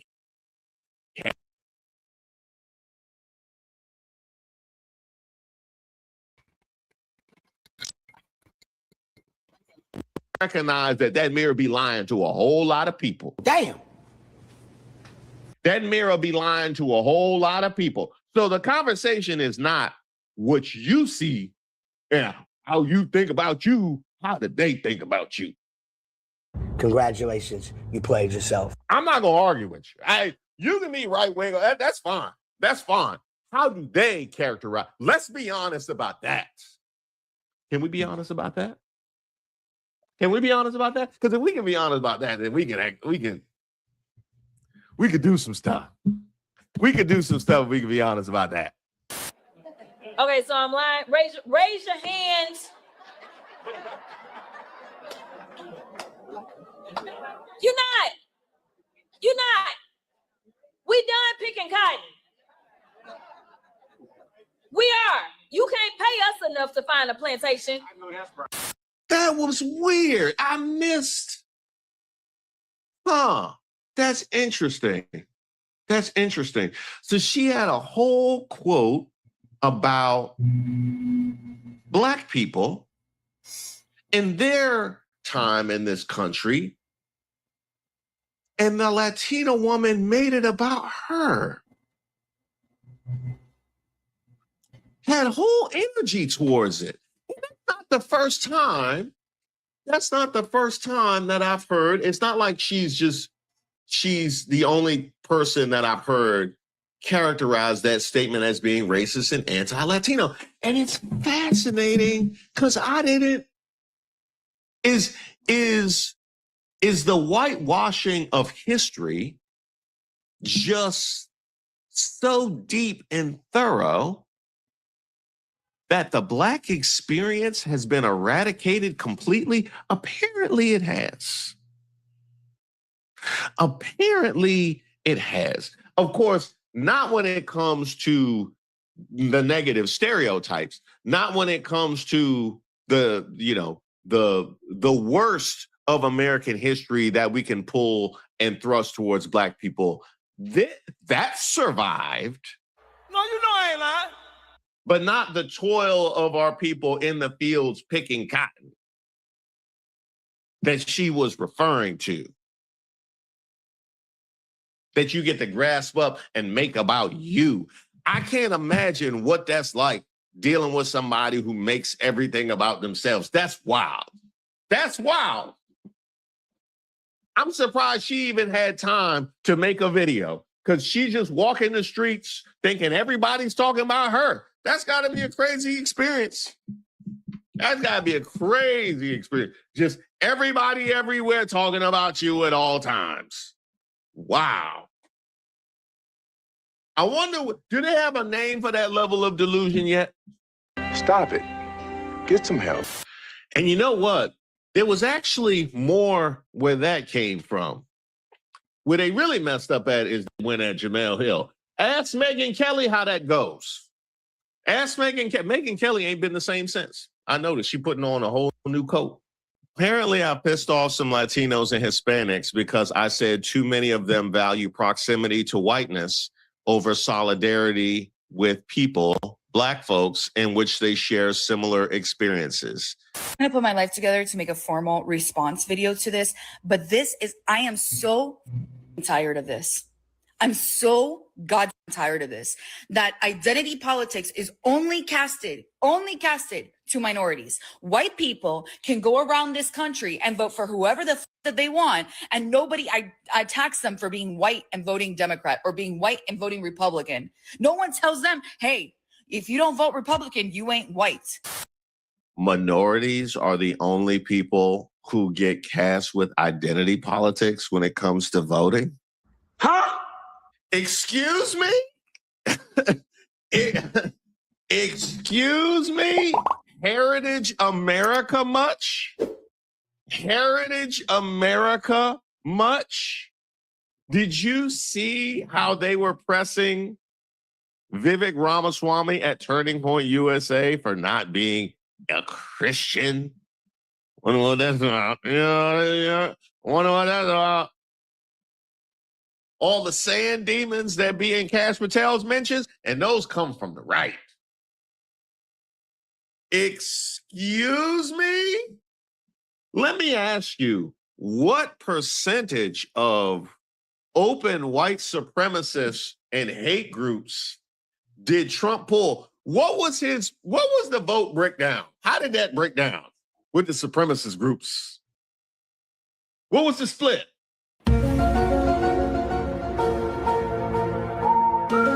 Huh? Was it above or below the general population? I'm curious. Was it above or below, like the racist hate group? Who they advocate for? What? We had this administration walk in the door on anti-DEI and mass deportation. Excuse me? The right-wing media can't get enough. The only reason why they not out here talking about their disdain towards educated white women is because of the gas prices. The gas they couldn't fill up in order to get to the studio, or they would be out here railing against educated white women right now. And they only doing that because they saw how the deportation went, and they only doing that because they done already ran out of gas on the anti-DEI. I gotta hear talking about only minorities get hit with the identity politics. I tell you this, she gonna hate Fox News. She gonna hate Fox News. Learn today. You gonna learn today. But ran all the way to the internet to make a video. Ran all the way to the internet to make a video about how apparently only minorities are getting hit with the identity politics when it comes to voting. No, we get casted the stereotype. We get casted that if we vote anything differently than what the stereotype they think of us, then we must be too fucking stupid. And that's coming from somebody, me. I don't identify as a conservative. I don't like Donald Trump, and many, many different things I don't like about Donald Trump. And I find it actually kind of funny that she thinks she's high IQ and reduces the reason why Democrats don't win because people are too stupid. No, it could be possibly anything else. Come pinga. I don't think it would be wise to use the talking point for somebody who's critical of Trump voters of their IQ. Because we heard him speak. We won with poorly educated. I love the poorly educated. We heard him speak. And we also know that that is a talking point that he uses often about other people's IQ. Apparently, he's very self-conscious. Apparently, he's been told about himself quite a bit, that is always front of mind. So I probably wouldn't. Nah, I probably wouldn't go there with it. But to your point about how people are characterized who voted for Trump, that it couldn't possibly be anything else. Well, we've explored the studio space when it comes to what those reasons could have potentially been. I've made the point before that if at any point there was something that was disqualifying in a candidate, at any point, he had it. You know, stuff that you never even thought was possible that would have disqualified something in a fantasy election. Like we needed to go call the authorities to evict him last time. Stuff we didn't even know was possible he had on his jacket. Hey, yo, what the fuck? Cases that were being made that made no sense in the before times, like the economy and how that has bared itself out. Or like we need a strong man to stand up to world leaders and how that has bared itself out. Stuff that didn't make sense in the before times. You give me the case. You want to talk about high IQ and low IQ, you know? I have stated this so many times. I didn't sit here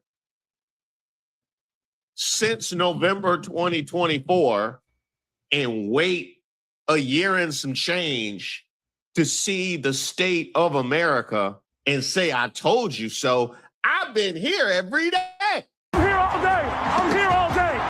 I've been here every day.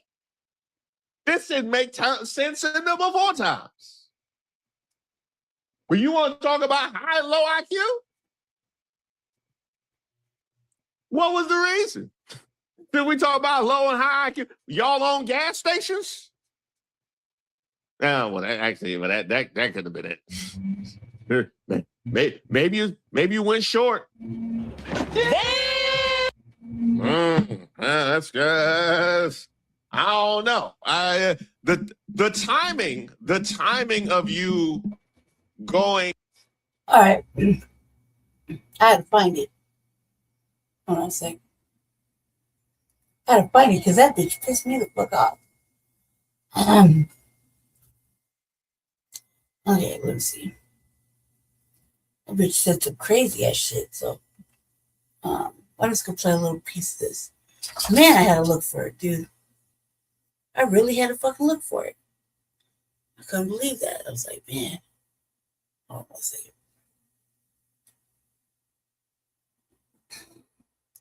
She's talking about picking cotton and I don't know what else. The bitch was out of her fucking mind. Let's see what she said. Some crazy ass shit. Just put it that way. She said some crazy ass shit. I'm supposed to be doing something else. Hold on a second. Right. This is taking fucking forever. Okay.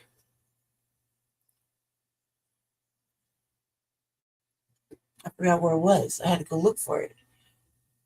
I was looking for it under the wrong name. I'd watched this before and I was thoroughly upset. Said, we used to own our slaves. Now we just rent them. Very. Over here, 7 cents. All day, dog. Over here, 7 cents today. We're paying today. We're paying more than anybody in town. 7 cents. 7 years today. 70 cents today. 70 cents. 70 cents all day.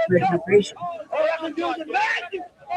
8 cent bucks, and you guarantee you if you pull today and we pull what we got to pull today, you'll have $11 in your pocket.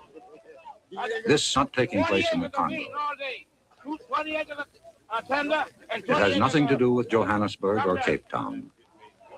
It is not Nyasaland or Nigeria. This is Florida. These are citizens of the United States, 1960. This is a shape-up for migrant workers. The hawkers are chanting the going peace rate at the various fields. This is the way the humans who harvest the food for the best fed people in the world get hired.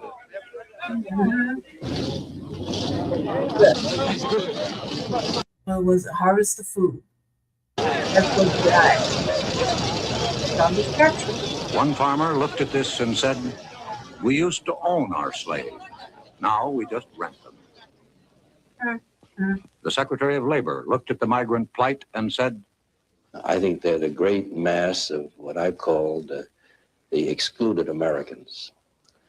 They are people who cry out, the workers and their children and their wives, CBS, who cry out for some assistance, and whose plight is a shame. It's a shame in America."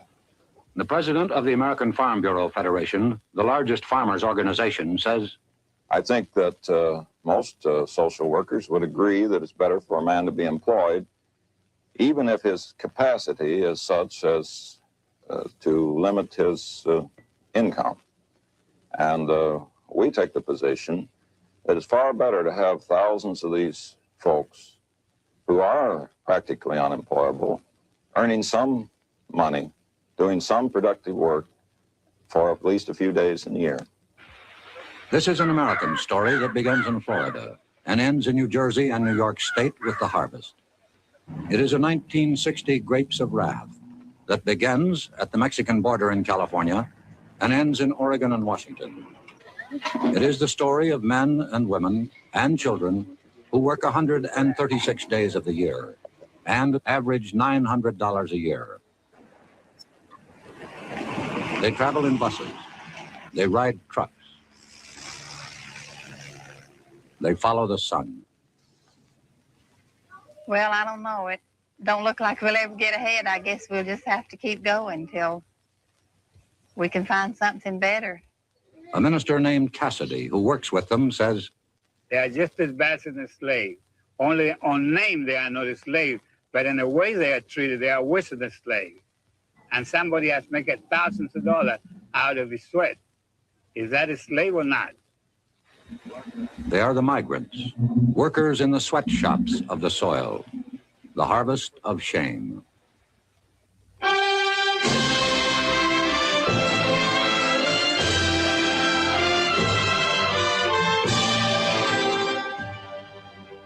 Brought to you tonight by Philip Morris Incorporated, makers of Marlboro, filter cigarette with the unfiltered taste. Now, Edward R. Murrow. This is CBS Reports, Harvest of Shame. It has to do with the men, women, and children who harvest the crops in this country of ours, the best fed nation on earth. These are the forgotten people, the underprotected, the undereducated, the underclothed, the underfed. We present this report on Thanksgiving because were it not for the labor of the people you are going to meet, you might not starve, but your table would not be laden with the luxuries that we have all come to regard as essentials. We should like you to meet some of your fellow citizens who harvest the food for the best fed nation on earth. Did you? David Lowe talks to Mrs. Doby, 34 years old, mother of 9 children. Mrs. Doby, what things do you pick up north? We pick strawberries and cherries. Who works with you out of this family here? Everybody except the baby. Who takes care of them in the field? Well, they just kindly stay along with us or take care of themselves. The one that can't walk usually stays in the baby buggy. What is an average dinner for the family? Well, you mean what do we have in? Yes. I corners, we don't check, we have milk.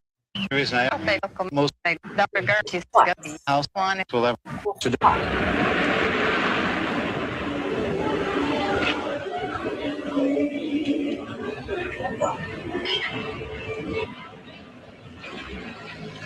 The migrants call it their home, but the circus people call their winter quarters their Sarasota.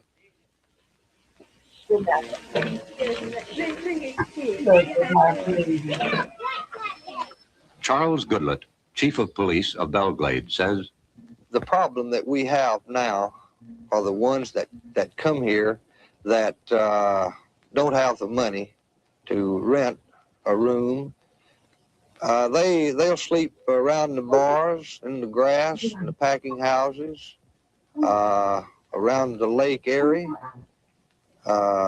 in the parks, any place they can find to sleep, to rest for a few hours. They come here with one thought in mind, is to survive till the end of this season and save enough money to get to the next state, going north.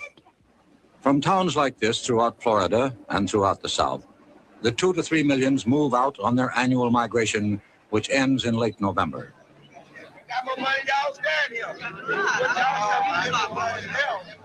They carry with them whatever little they possess, whatever little they are. At the Okeechobee labor camp, while families were preparing to move north, there was still some work in the bean fields. Children, as usual, were left to fend for themselves. Jerome, how old are you? 9. 9. Do you go to school? Yes. Where do you go to school, Jerome? I did it Okeechobee Elementary School. I see. What is your sister's name? Lois, That's Lois. And what are your other sisters' names? Catherine, and Beulah. Catherine and Beulah. What happened to your foot, Jerome? Dig a nail in out there by the wash house. So you drove a nail in out by the wash house. What did your mother do for that? She put some alcohol on it Where do you sleep, Jerome? in his bed. You have this big bed? Yes, What happened? How did you get that hole in that bed there, Jerome? the rats, The what? rats. Now, Jerome, you are taking care of Kathy, of Beulah, and Lois. Yes, Now, are you going to give them lunch today? yes. What are you going to feed them? I don't know. Do you have any food here to give them? Yes. I see. What time does your mother come home? I don't know. The following day, Aline King, the mother of Jerome, Kathy, Lois, and Beulah, again was picking beans. Aileen King, I saw your children yesterday at the Okeechobee camp. Why didn't you put them in the nursery? I don't make enough to pay for it. How much does it cost to put them in? 85 cents. 85 cents. That's right. Aileen, what time did you come out the field this morning? 6 o'clock. What time will you get home? About 3:30, 4 o'clock. 6 this morning to 4 o'clock this afternoon. That's right. How much did you earn? $1. $1? That's right. $1. Is that because the beans were of poor quality? That's right. Has this happened before? That's right. How much will your food cost you today? About $2. Aileen, how old are you? I'm 29. How many children do you have? 14. How old were you when you first started working in the fields? 8. You've been working 21 years in the fields? That's right. Aileen, do you ever think you'll be able to get out of this kind of work? No, sir. All the migrants travel fourth class. If there is a privileged class, they ride in their own jalopy, in the best Jode family tradition.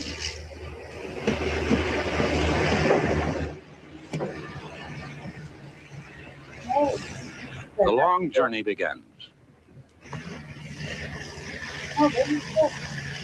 Through Atlanta, I'm almost done. I'm full point. Nashville,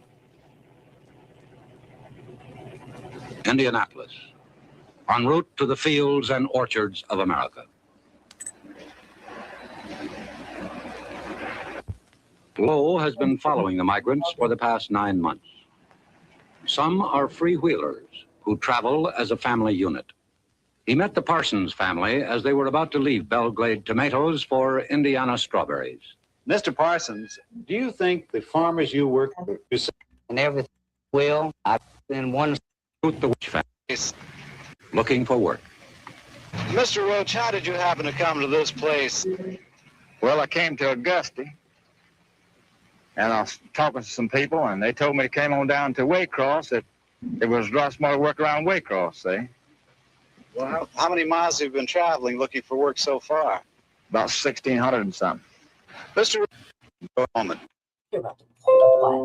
People, men, women, they often ride 10 hours without stop for food or facilities.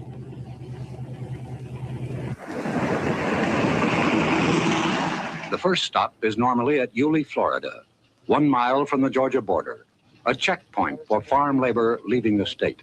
Okay.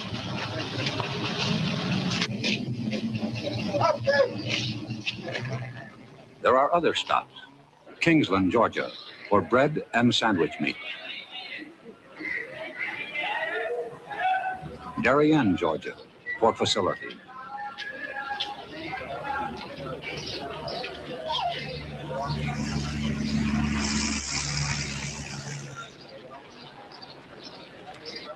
A roadside stop en route in South Carolina.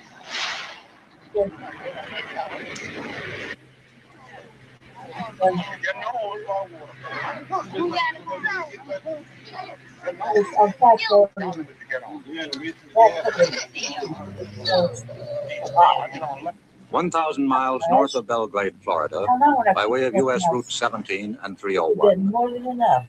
Through Jacksonville, Savannah, Charleston, Wilmington, and New Bern is Elizabeth City, North Carolina. A bean stop, good for 6 weeks' work. This camp was home for 40 days for the families of Tom Lockett's crew, now 30 hours out of Belgrade. Miss Blakely, how many years have you been working in agriculture, in the fields? Oh, practically all of my life.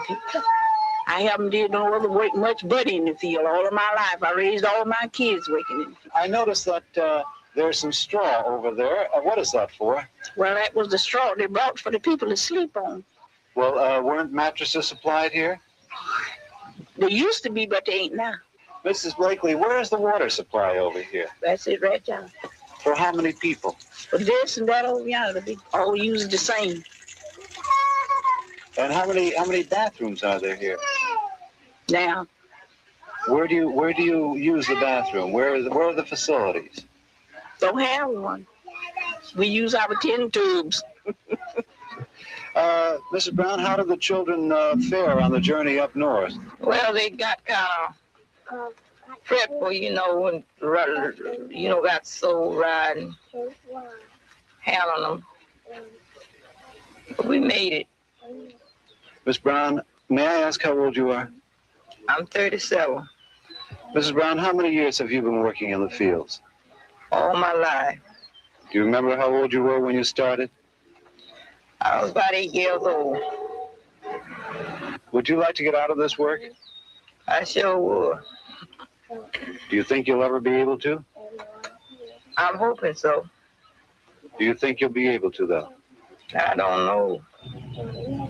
20 miles from Kitty Hawk, North Carolina, the workers, driven 900 miles north by crew leader Norman Hall, picked beans at the prevailing rate of 50 cents a hamper.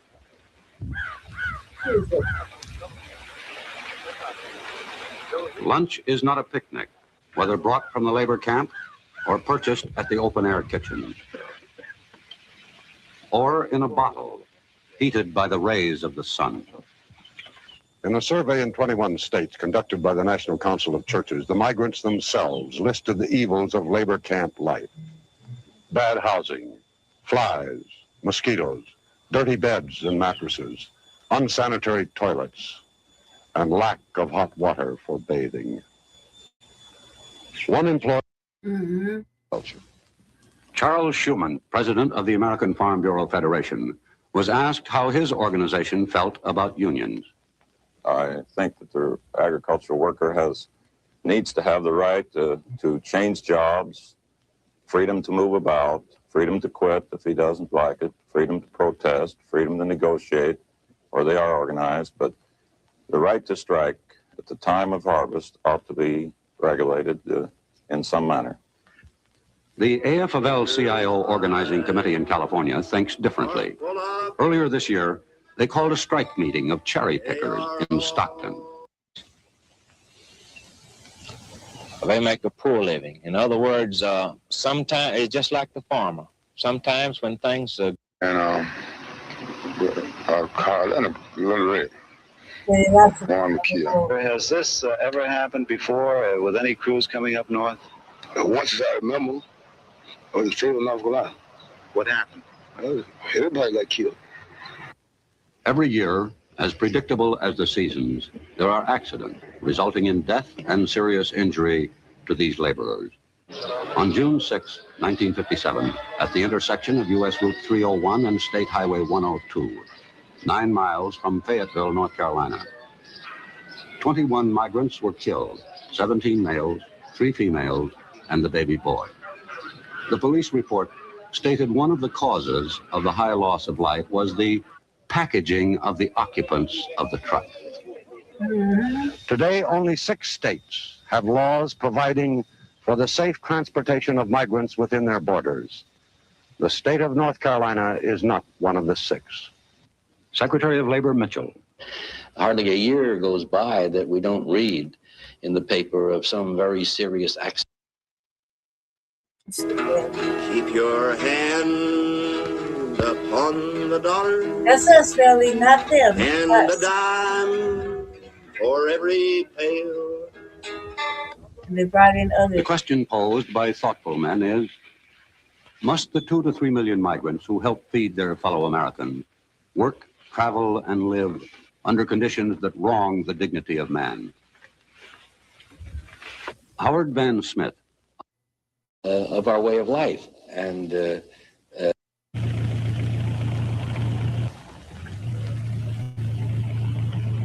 Now it is November. The last of the laborers in trucks, buses, and cars approach the southern states to start the cycle all over again.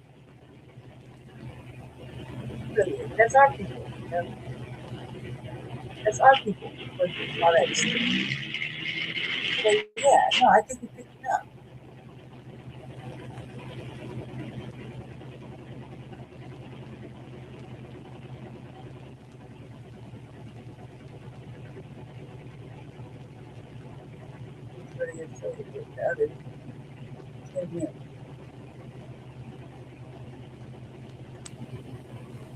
The Sunshine State welcomes them back. Homestead, Immokalee, Pahokee, Belglade, and hundreds of other communities. This is home. New housing is available. The rent, $15 per room per week. The migrant is at the mercy of the weather. This year in Florida, there was a freeze, killing beans, tomatoes, celery, corn. Its byproduct was a bread line. Migratory farm workers are not eligible for unemployment insurance.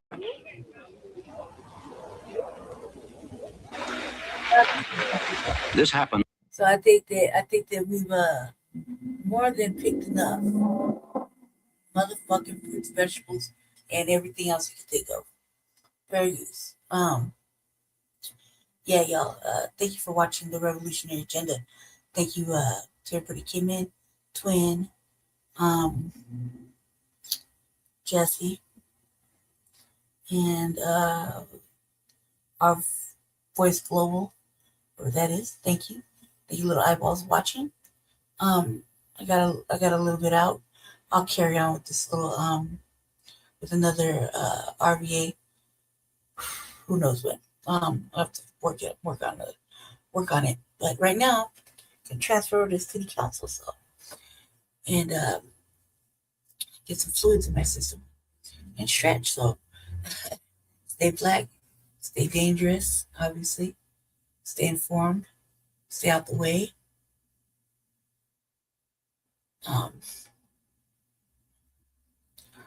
Stay black and dangerous, obviously.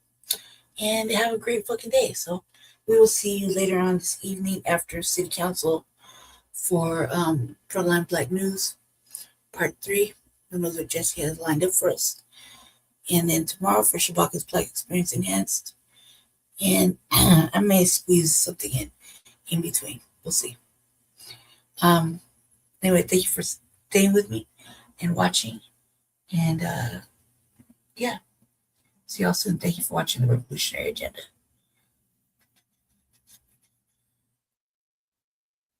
Let's see.